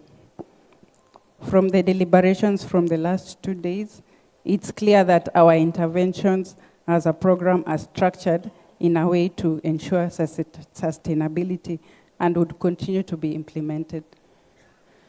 So in the course of our interventions one day, in a meeting with the foundations, they challenged us to do direct sustainability support. So that was not part of our plan, but as good practice in programming, we adjusted the program and adapted and decided to do capacity building for boards and council members. That's where we engaged the consultants who have been doing a lot of capacity building on organization development. And in March this year, we held a successful workshop for boards and council members from our 26 TVET institutions. And out of that workshop, we even had an outcome statement for all the activities that they were committing to implement beyond the life of the program. As a CICAN from the workshop, we committed to share that outcome statement with the State Department so that even after the program, as they visit our institutions, they will be following up on those interventions. Beyond the workshops, all the 26 institutions also developed sustainability plans. And Martin, together with some of his colleagues who are in the house with us, maybe they can just wave. They have been to your institutions just to help you farm up those sustainability plans and also help you develop operational plans to ensure that the sustainability plans are implemented. So I'll start with you, Martin. From your experiences in supporting the institutions on sustainability, would like to document some lessons. Please share with us some of the lessons you have learned. Thank you very much for that question. Before I answer that question, I just want to comment that the whole idea of capacity strengthening and sustainability came a bit too late in the project. We are now just learning. Had this started when the project started, we will have made a lot of strides in capacity strengthening. So I think that's a lesson that we've learned. The other thing that I've also learned is that sustainability cannot be undertaken in isolation. It needs to be anchored, to be institutionalized within the framework of the organizations. For example, it must be anchored on the strategic plan.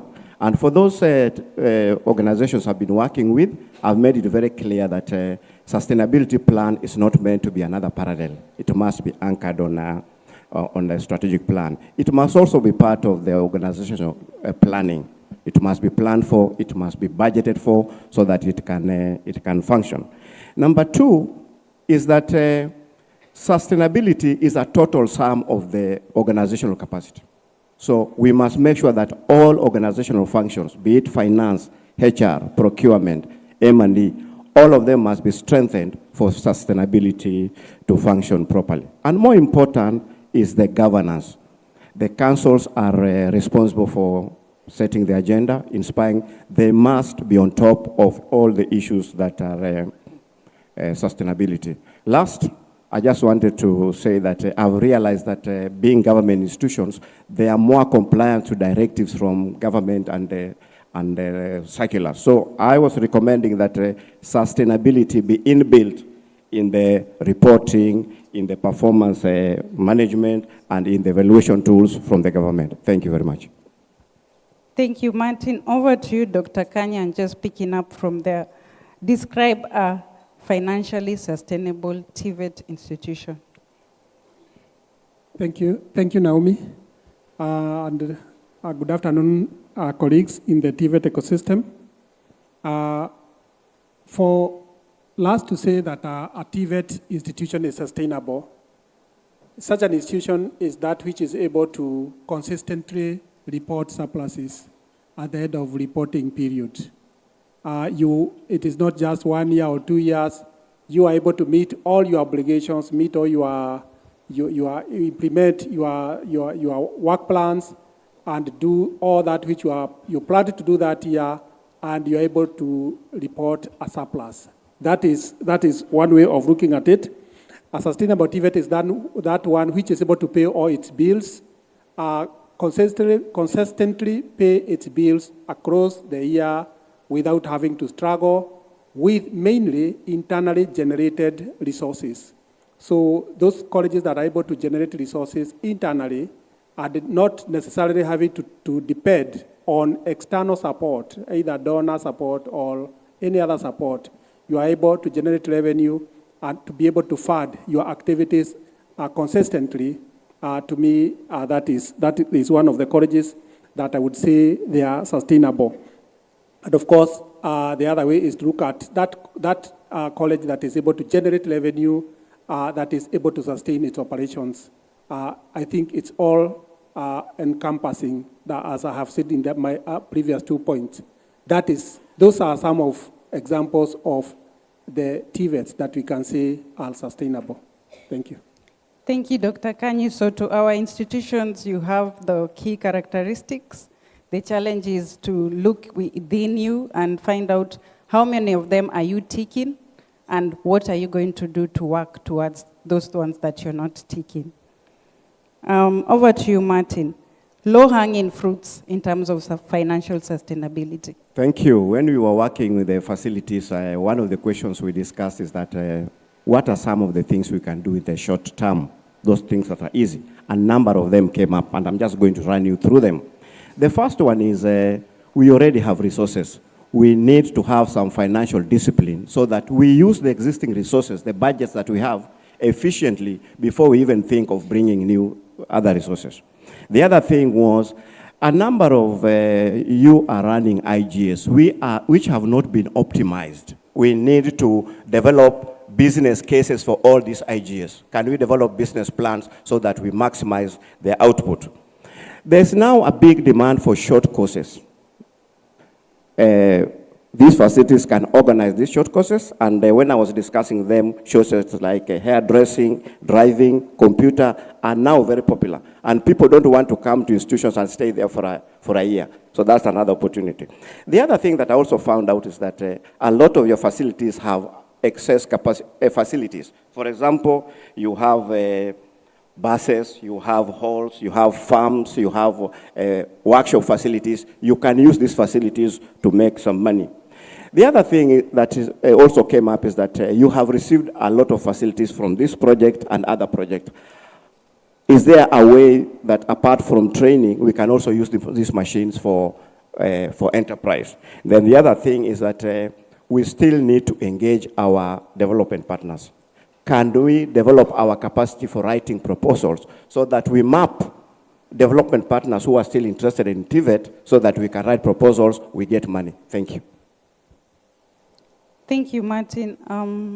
Dr. Kanyi, so the mandate of the State Department of TVET is to provide direction and guidance to the TVET institutions. So what measures has the State Department put in place to support institutional sustainability? Thank you, Naomi. The State Department for TVET, and as you are all aware, has been on top of things for the last 10 years, if you recall. From the time we started the TVET reforms, we looked at, and the issues we were looking at then, the TVETs were not sustainable, so to speak. They were too few. We had only around 40 TVET colleges, and the government came in strongly from 2014, 2015, and it was able to address the issues that were there then, including the dilapidated facilities, infrastructure upgrading, and even expansion of infrastructure, equipping with state-of-art equipment. That happened between up to 2019, 2020, and it's still ongoing. And then it went on to bring on board the trainers that are more qualified, industry forecast from the Teacher Service Commission. They were brought to the central government just to ensure that we have more control as a State Department of the programs that are being implemented in the TVET sector. Again, then there is the TVET, the CBET, competence-based education and training, so that we could be able to train more courses that are industry-ready and more relevant and consistent with the needs of the industry. And that is what we implemented from the first time that we had the CBET strategy in 2018 that was launched at the then KTTC, now Kenya School of TVET, 2018, and we have come all this way, and it has been implemented now recently, modularized way, and also equipping the state-of-art equipment that are not only for training but also for production. All that has happened, and now we are now buttressing that with strong leadership and governance structures to ensure that the managers, the TVET managers and the boards and councils are well capacity built to ensure that they are able to take advantage of the resources that the government has put in place to ensure that they not only train using those equipment, but they can also use them to generate more revenue. The government has also come strongly to support TVET sector by ensuring that the students are supported through capitation, scholarships, and the loans, HELP loans, to ensure that there is more, the intake is more into the TVET space. And that space now is becoming a little bit more strained on the part of government. And now the concern that we have is how can we make use of the equipment and resources we have to generate revenue from within ourselves. And we have seen this, the landscape in TVET changing. We have bread coming from TVET. We have milk being processed in TVET. And we still have more idle capacity. So we are continuing to encourage our TVET managers that the focus or the ultimate goal is to have entrepreneurial TVETs. So as we continue to train, we are also urging all of us to ensure that how else can we ensure that we are training sustainably? As my colleague here has said, the new demand of short courses, how can we make use of the resources, whether it is space, whether it is equipment, whether it is knowledge management, how can we sell that which we do in our TVET space to generate revenue, even as we discharge our mandate of training. So that is what the State Department is focused on as we continue to pump more support into the TVET space. Thank you, Dr. Kanyi. Martin, so we have different levels of institutions, TVET institutions within the country. So we have the national polytechnics, we have the TTIs, we have the TVCs, VTCs. So in terms of your engagement with the institutions, in terms of financial sustainability, is there a difference between these different institutions? Thank you very much. First of all, let me say I have not interacted with the institutions long enough to make those big differences. But what I see, when we started engaging them at the training and when they submitted their strategic plan, we did not see any difference in terms of their capacity for sustainability. However, when we started engaging them, it became very clear that national polytechnics had bigger budgets, had bigger capacity. Their IGS were more established. Therefore, it goes that they have a huge potential for sustainability. That is my observation for the short term that I've worked with them. Thank you. So Dr. Kanye, picking up from there with the difference that we know and what he has explained, are there any cross-learnings or any case studies within the TVET sector that you think they can learn from each other or you can share in this forum? Yes. From our observations from the State Department, is that in terms of financial sustainability, bigger colleges, and most national polytechnics are bigger colleges, they are able to do more because they are able to, their budgets are bigger and they're able to do more. However, in terms of interpretation of the policies, and the interpretation and implementation of policies, smaller colleges are doing better than bigger colleges because of the small scope of control. They're able to control, and they are not really, many of them came in during the reforms, so they don't have a lot of history. They don't have a lot of that, the history where we came from and all that. They are not more argumentative as such. They are able to take the policies as they are given, and they are able to implement more in a better way. Though to a smaller scale, they are able to implement in a better way than the bigger colleges. However, the other areas which we can say the cross-learning, there is a lot that is happening. One is the equipment. The equipment that has been deployed in the TVET space is not only for training, or is suitable not only for training, but for generation of revenue, for production. If we were able to optimally utilize that equipment, we should be able to be sustainable. That is number one. Number two, the councils and boards. There has been over-reliance on the resources coming from government.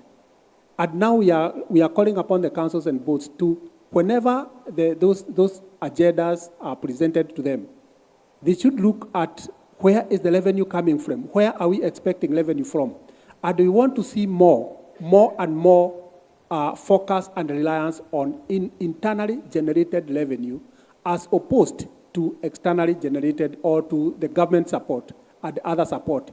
So because ultimately, we need these organizations because we kind of have that mindset where we are struggling as which space we are operating in. Are we operating in a school system or a school setting like a high school and such? The answer is no. Neither are we operating in a university kind of a system. Our role is to produce for the industry. And for us to produce for the industry, then we need to operate like the industries. We need to operate a lot like the industries themselves. And the industries are there to do business.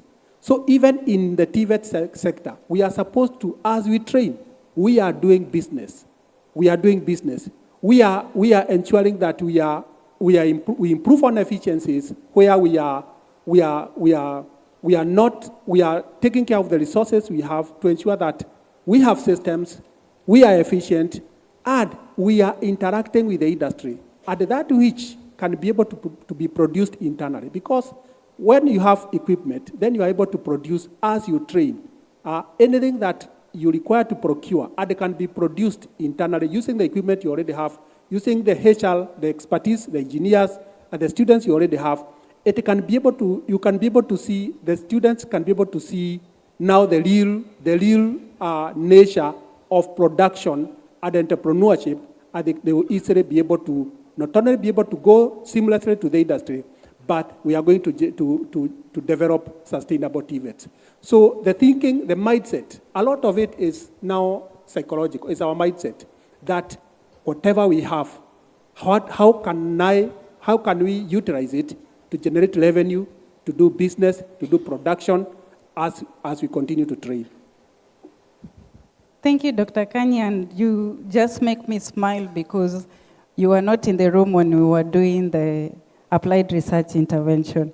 And what you have just given is an answer to a question that was asked. So I hope we were all attentive to that particular answer in terms of applied research and innovations, and if we should focus on training or we can engage in business. So yeah, thank you very much. We have the position of the State Department. In summary, Dr. Kanye again, do you feel institutions are more sustainable now than 5 years ago? Definitely yes, definitely yes. The landscape of TVET, if you go, those who visited TVET in the year 2019-2020, and you visit them now, in the year 2018 is the year that the government started supporting through capitation. And also the focus by the development partners, several development partners came on board. The policies that we have, the dual training policy, the recognition of prior learning policy that originated from this project, and the support and the implementation of the issue of quality, the issue of relevance, access, equity.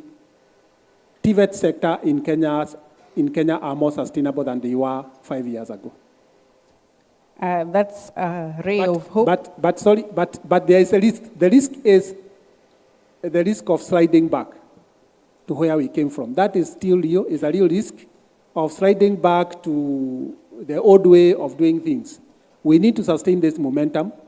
We need to continue with this momentum of ensuring that we continue looking into ways, we continue establishing more and coming up with more policies and guidelines to ensure that we don't lose that which we have gained over the last 10 or so years, so that we continue progressing, so that TVET can play their role as they are required to do. Thank you, Dr. Kanye. Martin, your closing remarks? Yes, I have two closing remarks. One, I just wanted to say that when I started working with the facilities on developing the sustainability plan, the kind of discussions that emerged were quite intensive.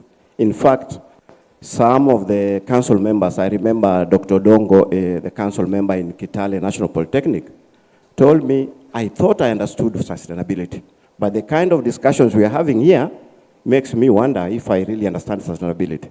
So what am I trying to drive at? All the facilities that you are working with, not only the 10 you are supporting, require to go through that thinking process.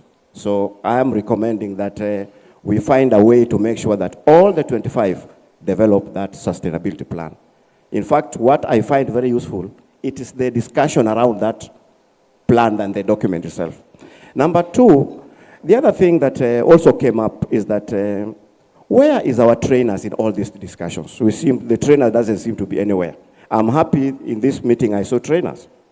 The chair of Kitale, the good bishop, told me that he gets worried every time there's a benchmarking trip, people go to Canada, it's always board members, it's always the principal, where are our students? We need to make sure that our trainers are also in part of this. I want to finish by just saying that we know what needs to be done. The government has made the policy environment very suitable. What we need is to change our mindset. Let us change our mindset. Let us stop living the old way our operating environment has changed, our strategies must also change. Thank you.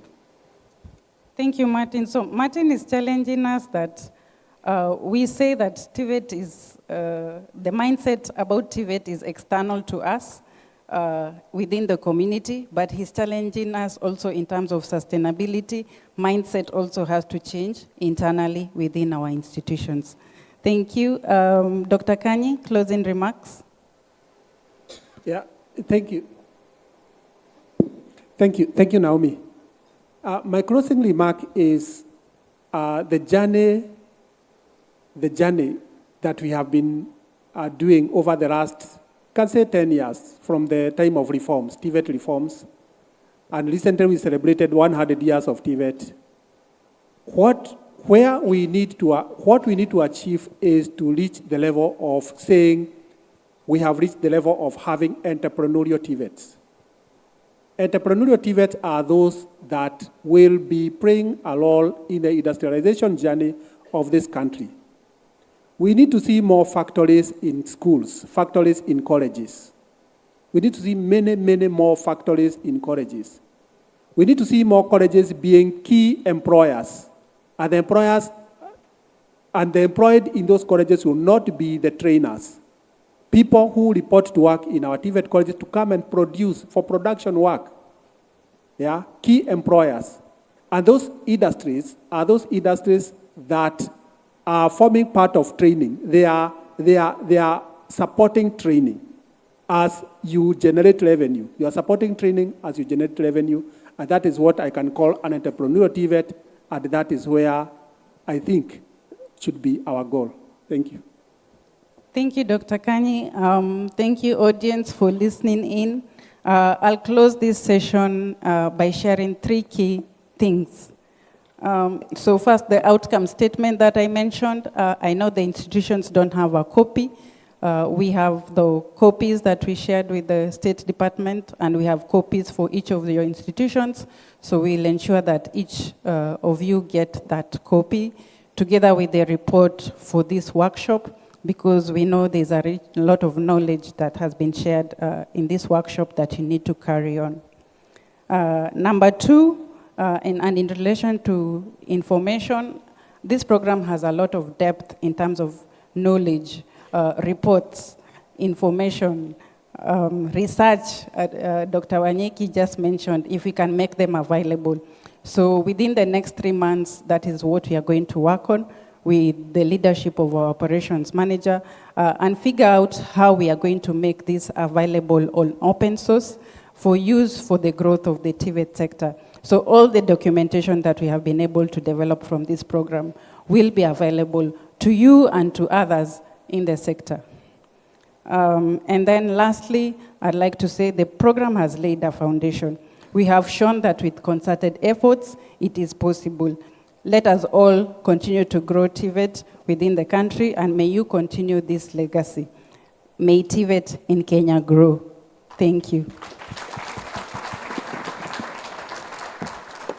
Thank you so much, Session Chair Naomi. But just before we end this, I am pressed with some questions here, and some of them are quite direct. For example, Dr. Kanyi, there's a question for you here. What is the legal framework for enterprises in the TVET institutions? The structure and clarity is important for scaling IGUs in TVET. What did you say on that? Dr. Kanyi, you're ready to answer that? You got it? Come again. Yes. Sorry. What is the legal framework for enterprises in the TVET institutions? The structure and clarity is important for scaling IGUs in TVET. Yeah, for now we don't have a legal framework for that, but it is not illegal. It is not illegal in any way. Okay. You will not be doing any crime.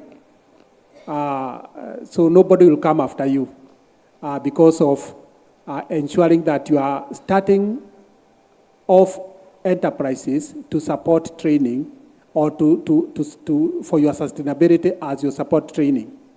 It is, in fact, immoral to have 10 tractors parked there and they are not bringing any income.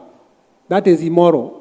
It may not be illegal, but it is immoral to have CNC machines that are there and they are not they are only training for 1 hour in a week, and they are not generating any income.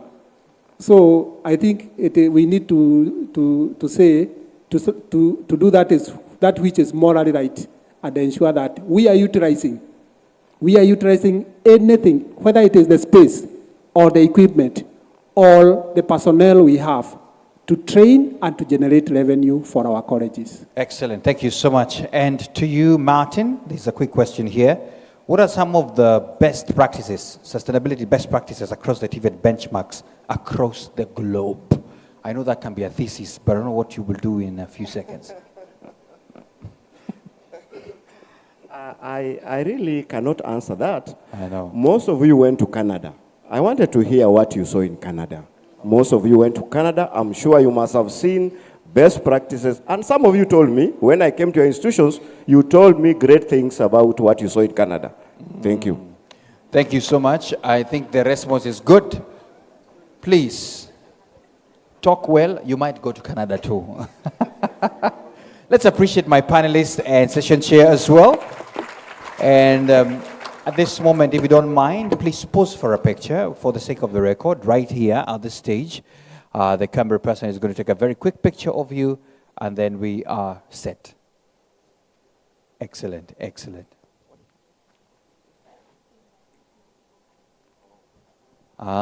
Additional people coming in for the photo. It's okay. It's okay. Is there some consultants? Consultants?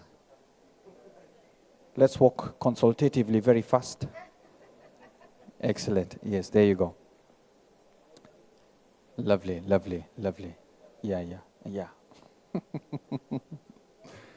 Excellent. There you go. Lovely. Asanteni sana. Asanteni sana. Good. Thank you so much. Once again, appreciate our panelists. Thank you so much. The beauty about this is that, ladies and gentlemen, I have some good news. That's the last panel that you will see of today. Excellent. So now we want to get into our session on the call to action, which is the preamble before we get to the closing ceremony. And what I know is that I need to be very fast on this, because some people are saying this is the only day they have to go and catch some sunset pictures at the beach. You just better pray that there will be no clouds. It has been happening here so much. But well and good. I can see the team has set it up. So ladies and gentlemen, for the call to action, please put your hearts together for Dr. David Mwangi, the chairperson of the Kenya Association of Technical Training Institutions. So Daktari, come over, give us the call to action. We have been here, day 1, day 2, day 3. What is the call to action? Welcome. Thank you. Our chief guests this afternoon, I'm taking a very comprehensive task for a CTA. And because I don't want to forget the areas that you are calling for action, one is CBET, that is competence-based education and training. Number 2, we have recognition of prior learning. Number 3, we have industry engagement. Number 5, we have, number 4, we have the youth. Number 5, we have gender inclusion. Number 6, we have applied research. Number 7, we have marketing and outreach. Number 8, we have quality assurance mechanism in TVET institutions. And the last one, we have sustainability, just what we have received here from the last panel. Call to action actually is specific, desired action in all these areas. And I'm going to read the statement covering all those areas. When I say we, we are referring to everybody who is seated here because this one is binding all of us. So we, the representatives of reading public, technical, and vocational training institutions, the State Department of TVET, government agencies, private partners, industry experts, development partners, having convened at the Young African Works in Kenya, TVET Partners Forum in Mombasa from 29th to 31st of July, 2025, jointly affirm our shared reflections, learnings, and priorities for sustaining the gains made in transforming Kenya's TVET sector. In recognizing the pivotal role of TVET in achieving Kenya's social and economic transformation and advancing achievement of Vision 2030 and the Sustainable Development Goals. Acknowledging the significant milestones achieved under the Young African Works Kenya TVET program over the last 5 years, including expanded access to competence-based education and training, strengthening industry linkages, improved youth employability, enhanced gender mainstreaming, innovative marketing of TVET as pathway, and the integrated of applied research to support innovation and socio-economic development. In appreciating the leadership of the Principal Secretary, State Department of TVET, and the collaborative effort with TVET Authority, TVET CDAC, COOPS, KS TVET, TVET institutions, industry experts, young people, and development partners. We, the undersigned, commit to the following priorities and key actions to facilitate sustainable access to quality and relevant TVET training. 1, competent-based education and training, CBET. We commit full implementation of CBET curriculum, aligning with emerging technologies at national, regional, and global labor trades in all TVET institutions nationally by June 2026, with TVETA publishing annual compliance reports. Number 2, collaborate with industry partners to guarantee active provision of mentorship and overskilled structured apprenticeship and internship, ensuring trainees gain job-relevant skills. Number 3, harmonize industrial assessment tools to trainers through TVET CDAC to ensure consistent evaluation standards. And lastly, when it comes to CBET, industrial attachment to trainers to be included in the continuous professional development, CPDs. Area number 2, recognition of prior learning. We commit to scale up awareness and sensitization on recognition of prior learning among informal sectors, informal sector workers, TVET institutions, and employers with nationwide campaign conducted annually.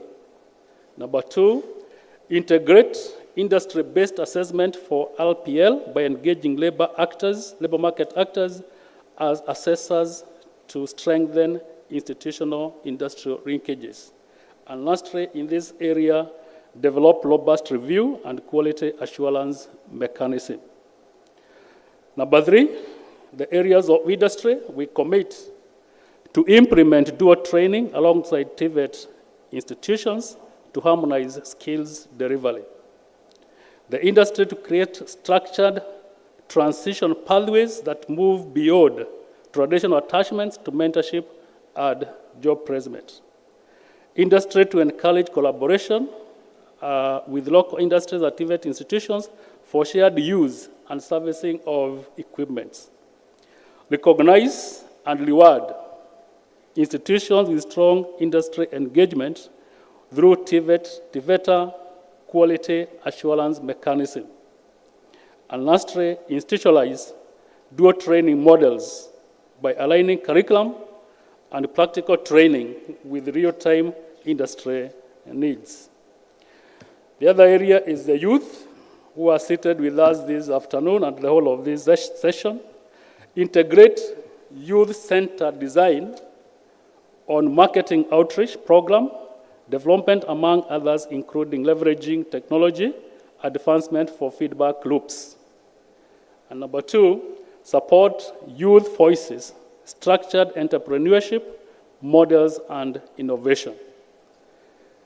The 5th area, gender and inclusion. Mandate clear SGBV and sexual harassment policies, confidential reporting channels, and regular sensitization for staff and trainees in institutions and industries to ensure safe space for young people. Number 2, integrate inclusion indicators into institutional performance audits to enhance leadership accountability in gender mainstreaming. Number 3, invest in infrastructure to enhance access, retention, and transition of young women in training and transition to work. And lastly, capacity building for all trainers on gender-responsive pedagogy and mainstream the same in TVET occupational standards and curriculum.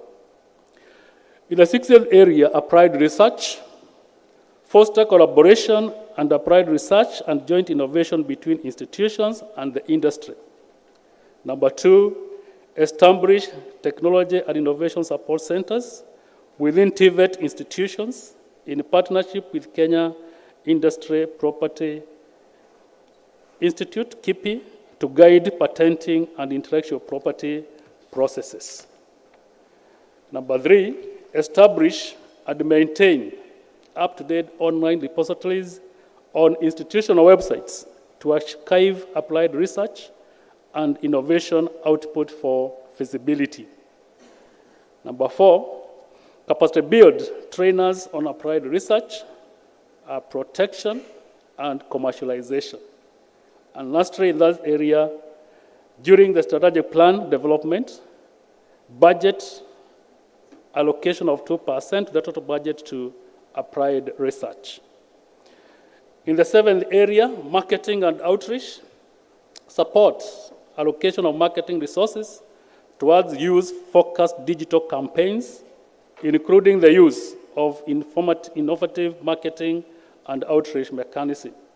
And number 2, capacity build of marketing and outreach personnel and having dedicated officers for communicating and marketing.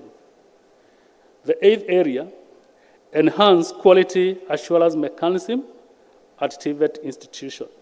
1, we commit to conduct periodic audits and assessment to track quality improvement in the development and delivery of CBET programs, including tracer standards, employer, and student feedback mechanism.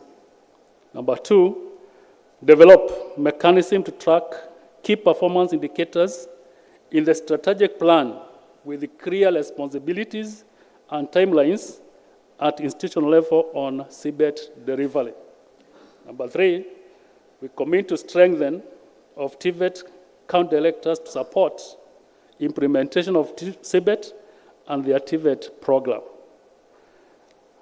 4, strengthening of TVET authority to undertake regular quality audits. The last area, sustainability.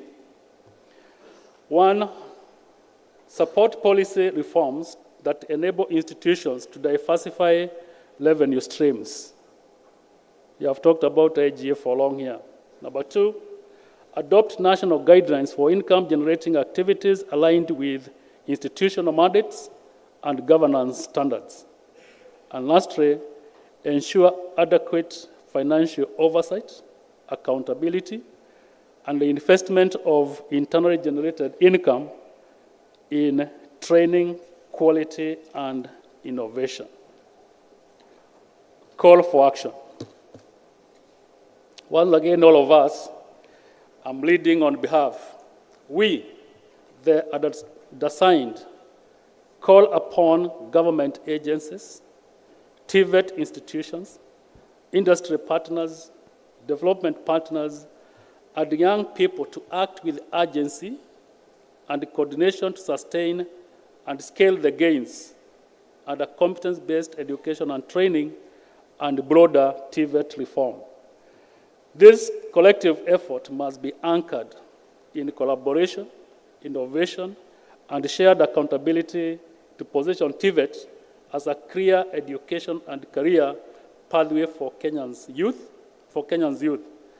Only by working together can we guarantee the graduates are not only trained, but are also equipped with the skills, confidence, and opportunities needed for dignified work and socio-economic empowerment.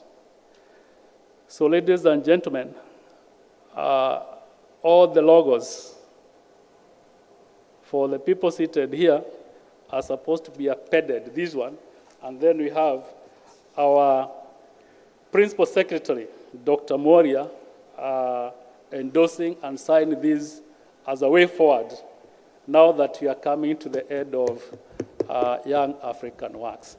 So, Madam PS, I don't know how you are supposed to endorse this one, but this is now a call for action in all the 9 areas that this project has actually been able to improve in Kenya. Thank you very much, and you can take care. Thank you so much, Daktari. Asante sana, that was the call to action, and don't worry, you'll be well guided in terms of how this will flow. Ladies and gentlemen, the closing ceremony. Now, the closing ceremony will be started off by the remarks, very brief ones, from Anthony Karanja, the lead workforce development at the Kenya Mastercard Foundation. So please put your hands together for Anthony Karanja to come and give his brief remarks in this ceremony. Go ahead.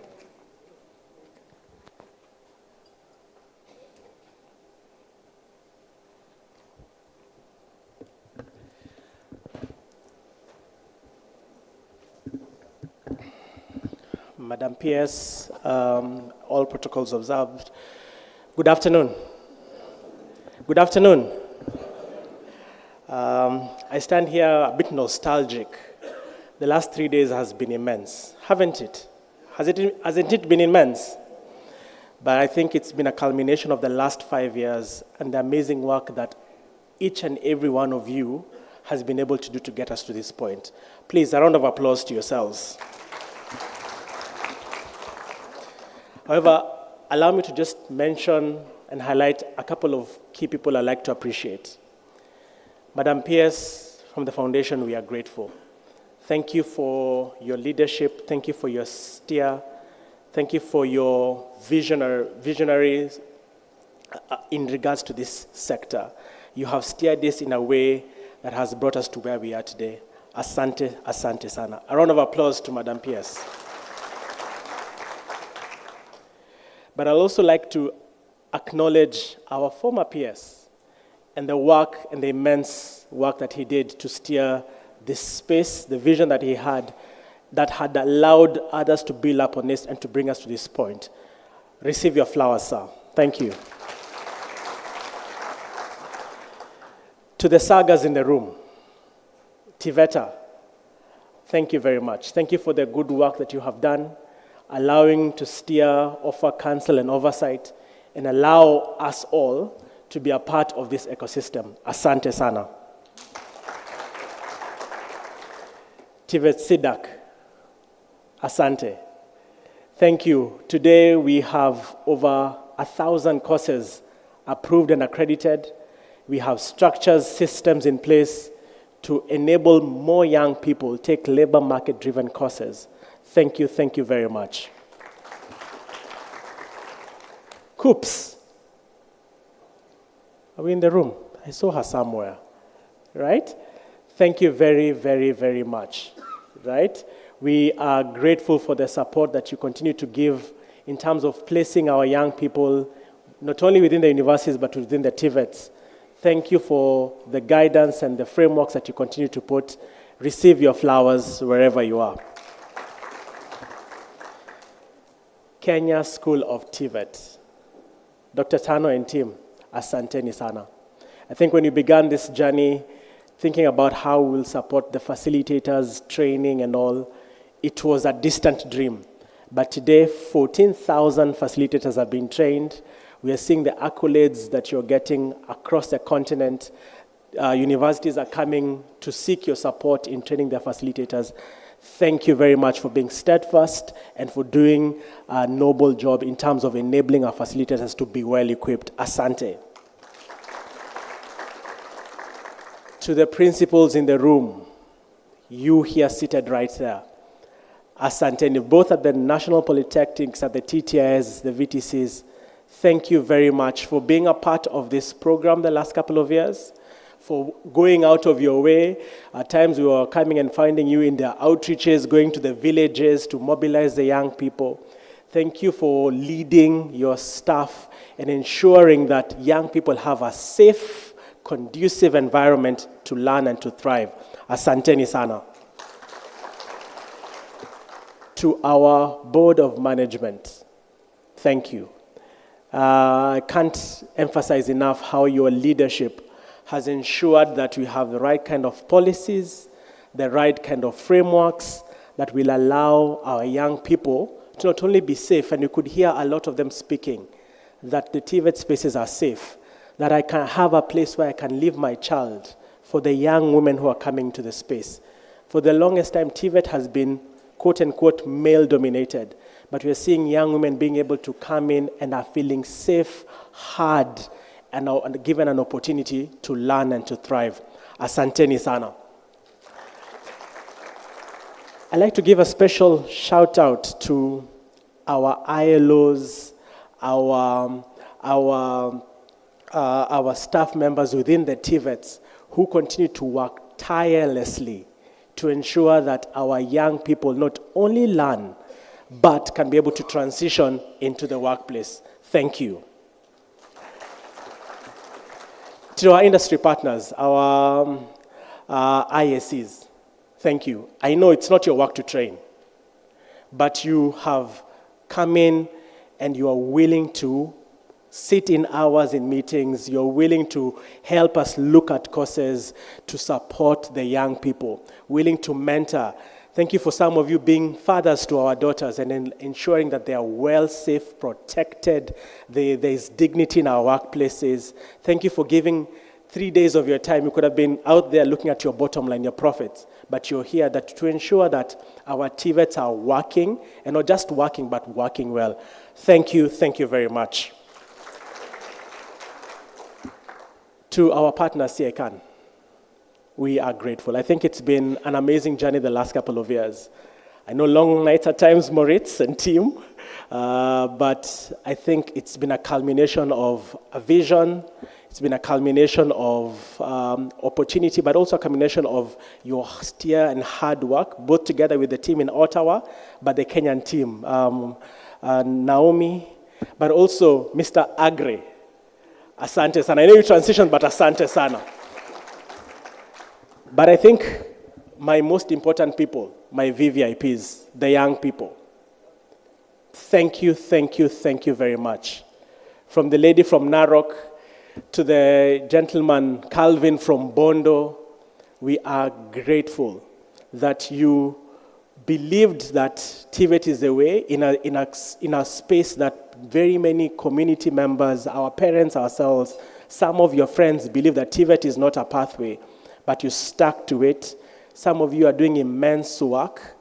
I note Calvin and the work that you're doing in Bondo in supporting the young women to be able to thrive and to prosper. We are really grateful. Continue striding, continue charting your path forward. As he said, Nikosetna, TVET. It is possible. From the foundation, we are grateful. I think it's been an immense 5 years, and we are indeed grateful for where we have come, but also looking on to building up with the gains that we've had the last couple of years. We are grateful for each and every of your support. We are thankful for the time that we have been able to pull in, because I think for us, we need to offer each and every young person an opportunity to learn and to prosper. So thank you very much for all that you have done, for the good work that you have done. But it doesn't end there. There's so much to be done. And therefore, we need to be able to continue to support. I think Madam PS was just looking at statistics today. As at 2019, we had 4.6 million young people who are neither in employment, education, or training. That's 2019. There was COVID, there have been floods. That number is estimated to be at around 7-8 million. That's a daunting number of young people out of work and out of opportunities. But then there's a lot of young people who are also have been trained but do not have work opportunities.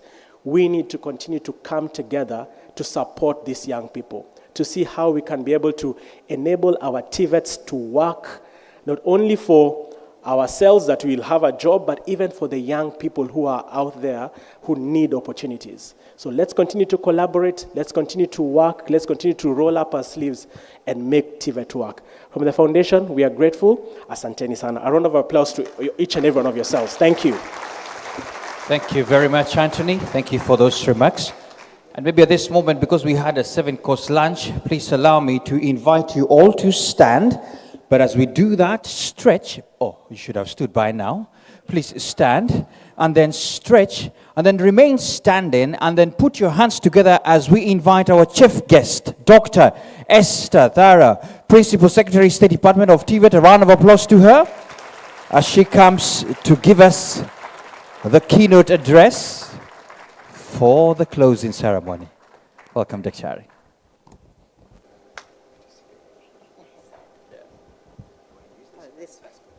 Please be seated.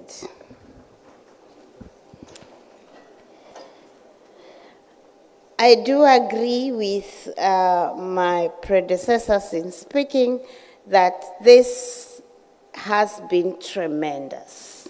Please let's give ourselves a loud applause,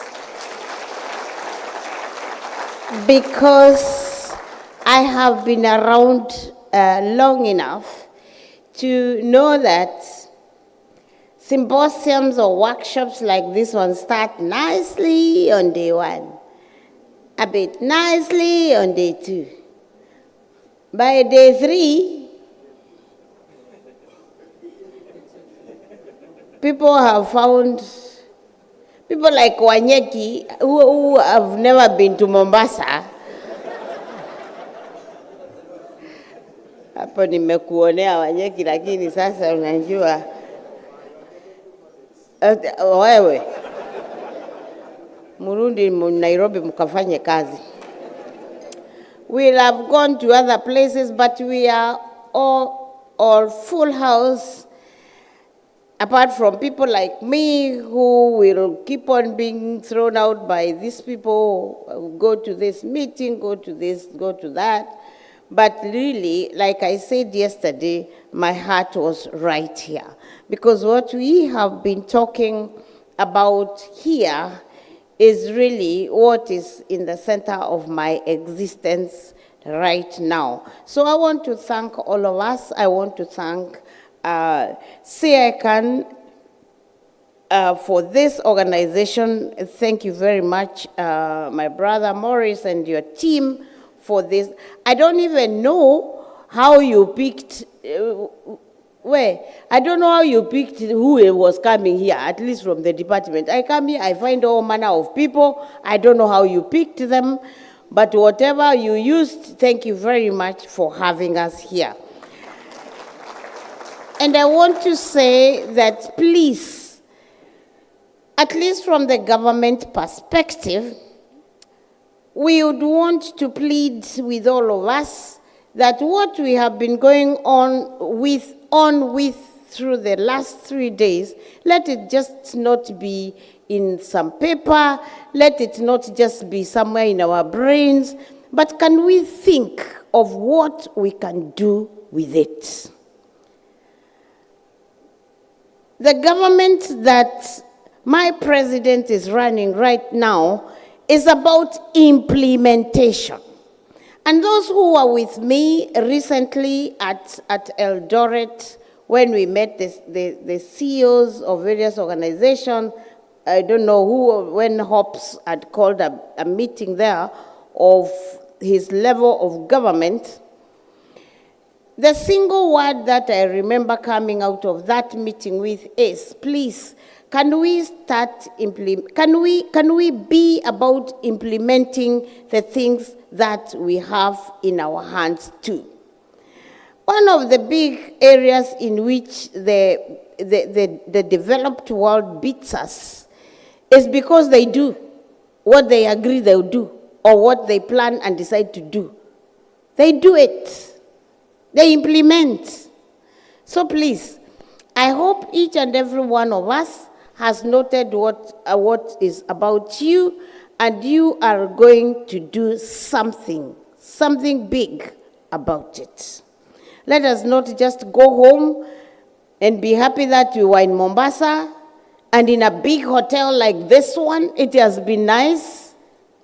For those who do not know, like me, I have a very big room, which is very comfortable. But really, what am I going to do about it after I exit? Is it just about coming here and eating well and sleeping well and, having conversations with a number of us? Well, no, please. Let us do something. Let us not be, and here I'm representing my Lord Bishop, just hearers but doers of the word. My Lord Bishop will tell you that. Na utanilipa kitu kidogo because I'm helping you to preach, my Lord Bishop.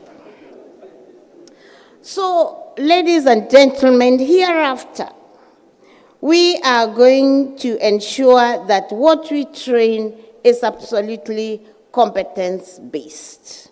And our colleagues here are ready to continue supporting us, Maurice, and I am saying that unapologetically, to be able to see to it that our young people are competent. Ladies and gentlemen, until our young people have something in their hands that they can leverage on for a livelihood, me and you are not working. We need to ensure that we are including everybody, we are bringing everybody on board. Karanja here has just reminded us on, I don't know where he got the numbers of the NEETs, but that is the truth. I don't know where these young people go to. You see, we have 1 million doing the KCPE, 200,000 plus go to university. About how many come to TVETs? 200 to 300. Where do these others go to? Huh? Where are they? You see, for the last quite a number of months, we have been struggling, Chair, with a marketing team and Ngao to bring these people on board. And Ngao are the people who know where people are in the villages, isn't it? Awako, they are there, but it doesn't add up to those numbers. So where are they? Who is going to help us? If not, because Ngao is looking for them, our marketing team is looking for them. We don't seem to quite be bringing them on board. I don't know where I think, Dr. Mwangi, watu tutatafutiwa na nani? Wako town? Oh, they are not in the villages. So I am busy looking for them in the wrong places. Which towns? All these towns. Maurice, where Mwangi is telling me they are is called Mongedo. They are just Kongediaring in some places. And it is not easy to get them out of there. So please, my heart goes out to these young people because they are getting wasted. And we have to go out of our way. I think, Mwangi, we need to discuss that point. We need to agree as the TVET, as TVET managers, and really get very serious about where these people are. And I'll be calling upon you to help me in that struggle to really have to bring them on board. Industries in TVET is not anything that we can discuss or belabor. It is something that we must embrace very seriously if we have to remain sustainable. Dr. Kanyi said it is immoral to just watch that equipment lying there and not doing something about it. Some of these institutions have very large farms. I've just been to an institution which has 2 acres. Nyandarua, are they here? How many acres are you? 100. Who else? Sangalo, how many acres are you? Are they here? They have 600 acres. Guy. And Sangalo is still telling me to give them money from Nairobi. And there is no money in Nairobi for your information and record. Nyeri, how many acres are you? How many acres are you, Mwangi? 48. Yes, you're mingi sana. Eldoret? 95 acres. But that one, I can tell you what he is doing with the 95 acres. That one I can vouch for.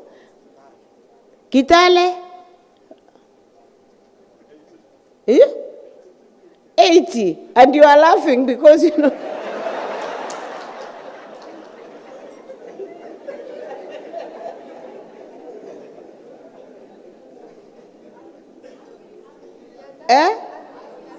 Harvest, is Harvest here? Harvest, are you here? How many? Around 200. Rift Valley National? Dioyo, RVTTI? Around the same number, Nyandarua, they said how many they have. Is it 98? 100. Meru National. Meru National? He is here, Ati? 55. Oh, I don't know this then.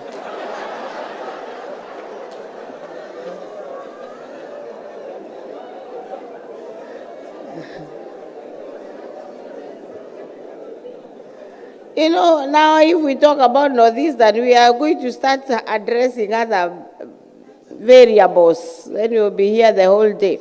In other words, it is not that we are short of resources.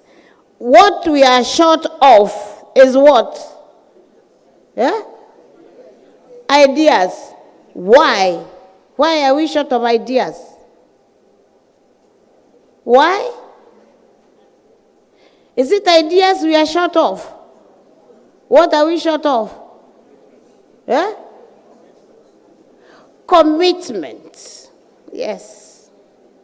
If you do not have ideas, ask for them.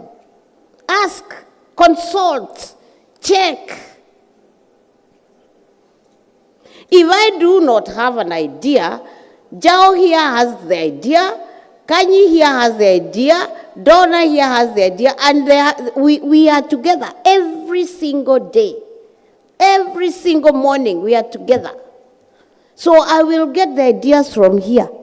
Before I can even go to Mwangi, to Tarno, to Kitainge, I already have a lot of resources around here. If you do not know, ask. Check. Somebody talked about people going to Canada. Who talked about people going to Canada? These ones have been to Canada. Mwangi, Butarano, they're always in Canada, in Germany, France. Jamaica.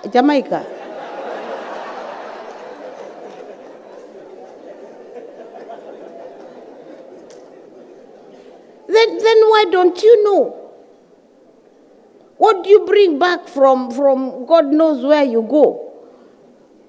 In fact, I am having a big war now between myself and them. And they have now taken the war to the CS because I'm refusing them to go. I don't know to where. I've refused. But now they are beating me because they also talk to the CS. So I might end up losing the war.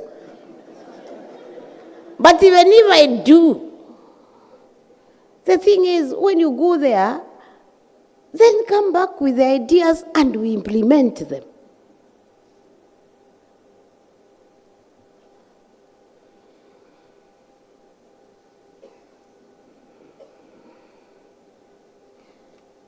I think I have finished, but what really I am saying is we have what it takes to get our young people with hands-on resources that could support them, their families, and this country. You and me have what it takes. What we lack, yes, I agree, is the commitment and the decision within ourselves to get it done. Let us give ourselves the challenge to decide that it shall get done. And it is not that you have all the time in your hands to have it done. The time is limited. I keep making fun, Maurice, by saying, you see, my job is such that I don't know whether in the evening I'll be employed. They can go anytime, because it is only in the hands of one gentleman in this country. Only one. And he might decide by the end of the day, this lady is.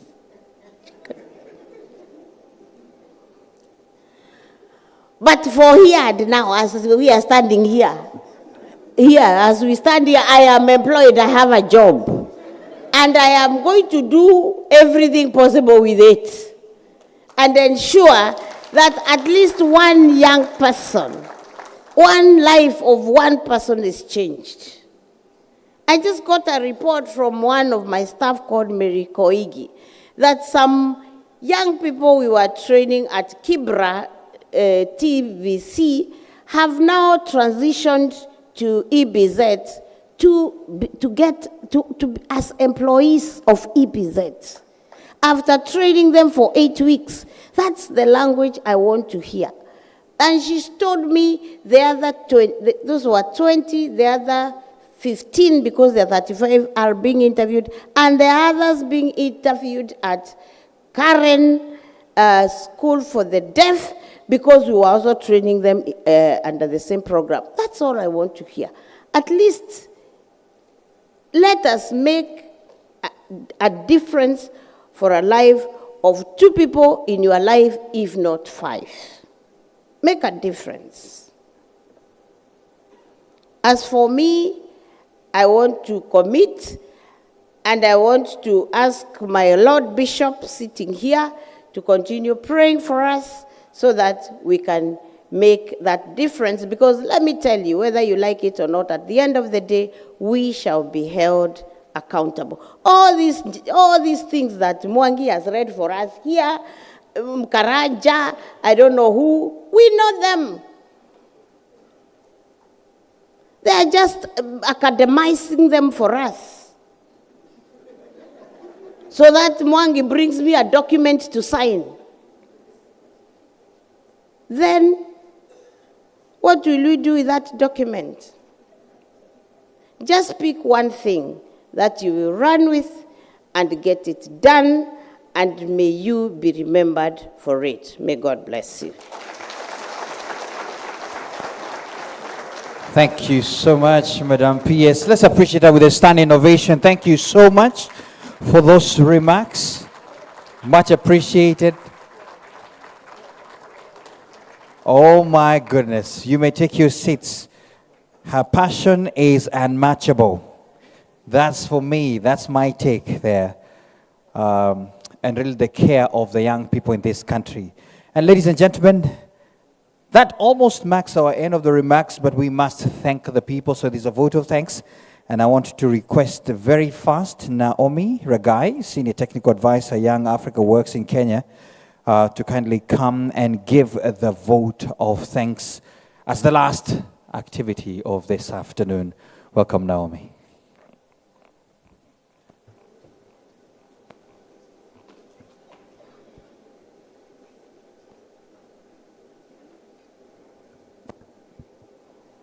Chief Guest, Madam PS, ladies and gentlemen, good afternoon again. It's an honor to give a vote of thanks for this immensely successful program that has touched many lives.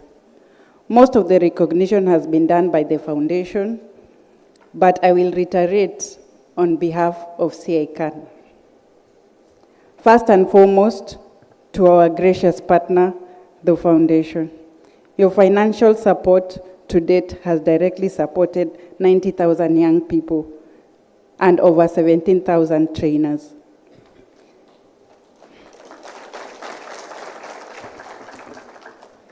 These numbers will continue to grow as the ripples of this program continue to be felt. To the State Department of TVET, under the leadership of the Principal Secretary. Like you've heard, her passion is unmatched. The number one CBET champion, the Nicoset TVET advocate. You may not know, but she's when we were doing that hashtag, our idea was to have Nicoset CBET. And then when we went to her and her communications team, they said, we need to have a wider view and say Nicoset TVET. Let's give her a round of applause. To everyone who supported the conceptualization of this program, we cannot mention all of you. You played a key role in transforming this TVET sector. We say thank you. To the institutions, both the COEs and the mentee institutions, led by the principals, you opened our doors for us to work with you and introduce a new school of thought, contrary to what you were used to, and accommodated our perspectives for a better TVET system in the country. We say thank you. We'd also like to recognize the principals who have transitioned to retirement while we are implementing this program. We invited them here to this forum so that we can share with them the progress made as they were there during the foundation. If they are in the house, kindly stand up for recognition.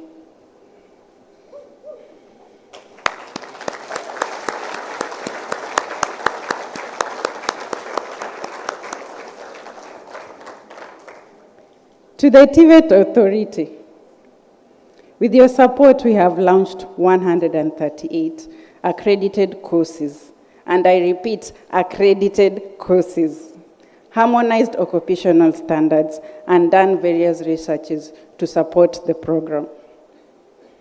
To COOPS, your support to enroll young people to our programs and courses is also appreciated. To KNQA, with your collaboration with the Canadian partner Humber College, we laid the foundation for RPL implementation in the country. To TVET CDAC, with your collaboration, we have documented the CBET assessment and certification guidelines available for reference for all institutions. This, among other documentation, will be available online on the platform that I mentioned before. To Kenya School of TVET, our second home, as we fondly refer to it. From the development of the CBET delivery curriculum, together with Algonquin College, Durham College, and Camerson College. To training trainers at KS TVET, all of them, to training CBET master trainers, and to training master trainers within our institutions, and to rolling out CBET across the country and transcending beyond the TVET ecosystem to university and other sectors. May your work continue to flourish.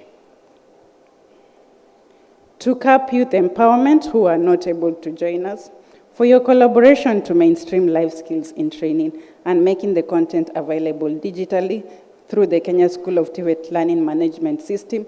And if you're not aware, all trainers have access to this information as it is held within KS TVET. To the 29 Canadian partners represented here by College of the North Atlantic, for your capacity building on industry-relevant curriculum, to equipment training and international exposure of our TVET trainers. Your collaboration with TVET institutions in Kenya has been an eye-opener. To Devotra, for providing state-of-the-art equipment, industry-relevant.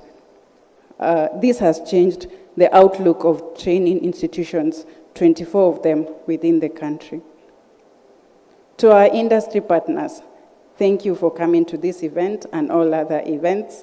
You have showed value of industry linking with institutions through EAC model. Your collaboration is highly appreciated. To institutional lead representatives, you are literally an extension of CICAN at the institutions. We truly appreciate. Continue to hone your leadership and collaboration skills attained through this program for the benefit of your institutions and also for the benefit of your careers.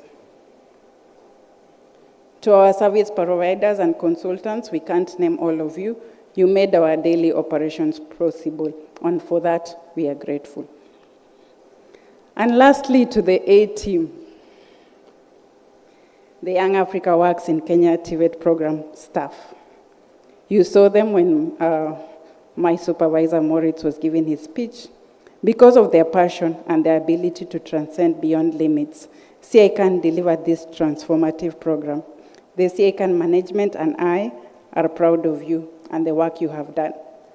Any manager will be privileged to have you in their team. Thank you. Thank you very much, Naomi, for the vote of thanks. Ladies and gentlemen, it's not over until it's over. So we are not yet done because we have a late evening function that is happening. So at 7 p.m., dinner will be happening. Where? Here. But you're expected to exit this place, enjoy your tea, go come looking African and dapper, ready for the evening. Are we together? Yes.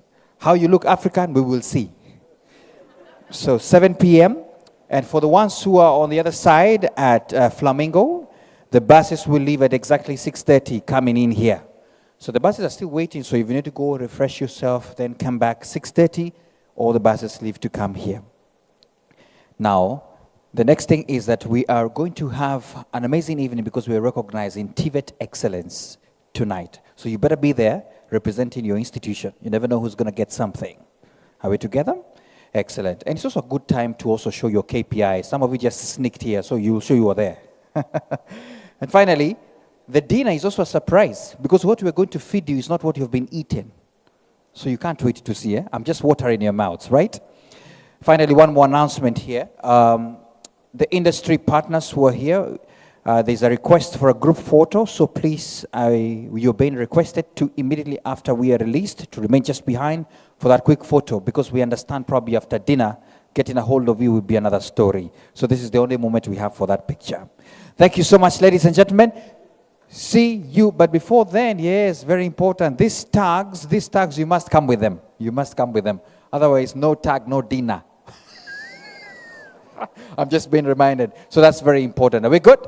Excellent. So see you at 7 p.m. on the dot. And remember, industry partners, come for the picture. Asante sana, and thank you so much for that moment. Asante. God bless you.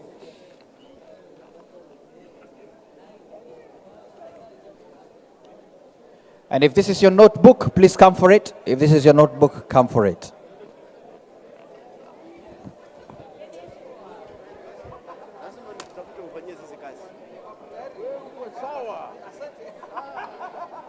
anafanya, ana manage time, analeta jokes, una control pole pole.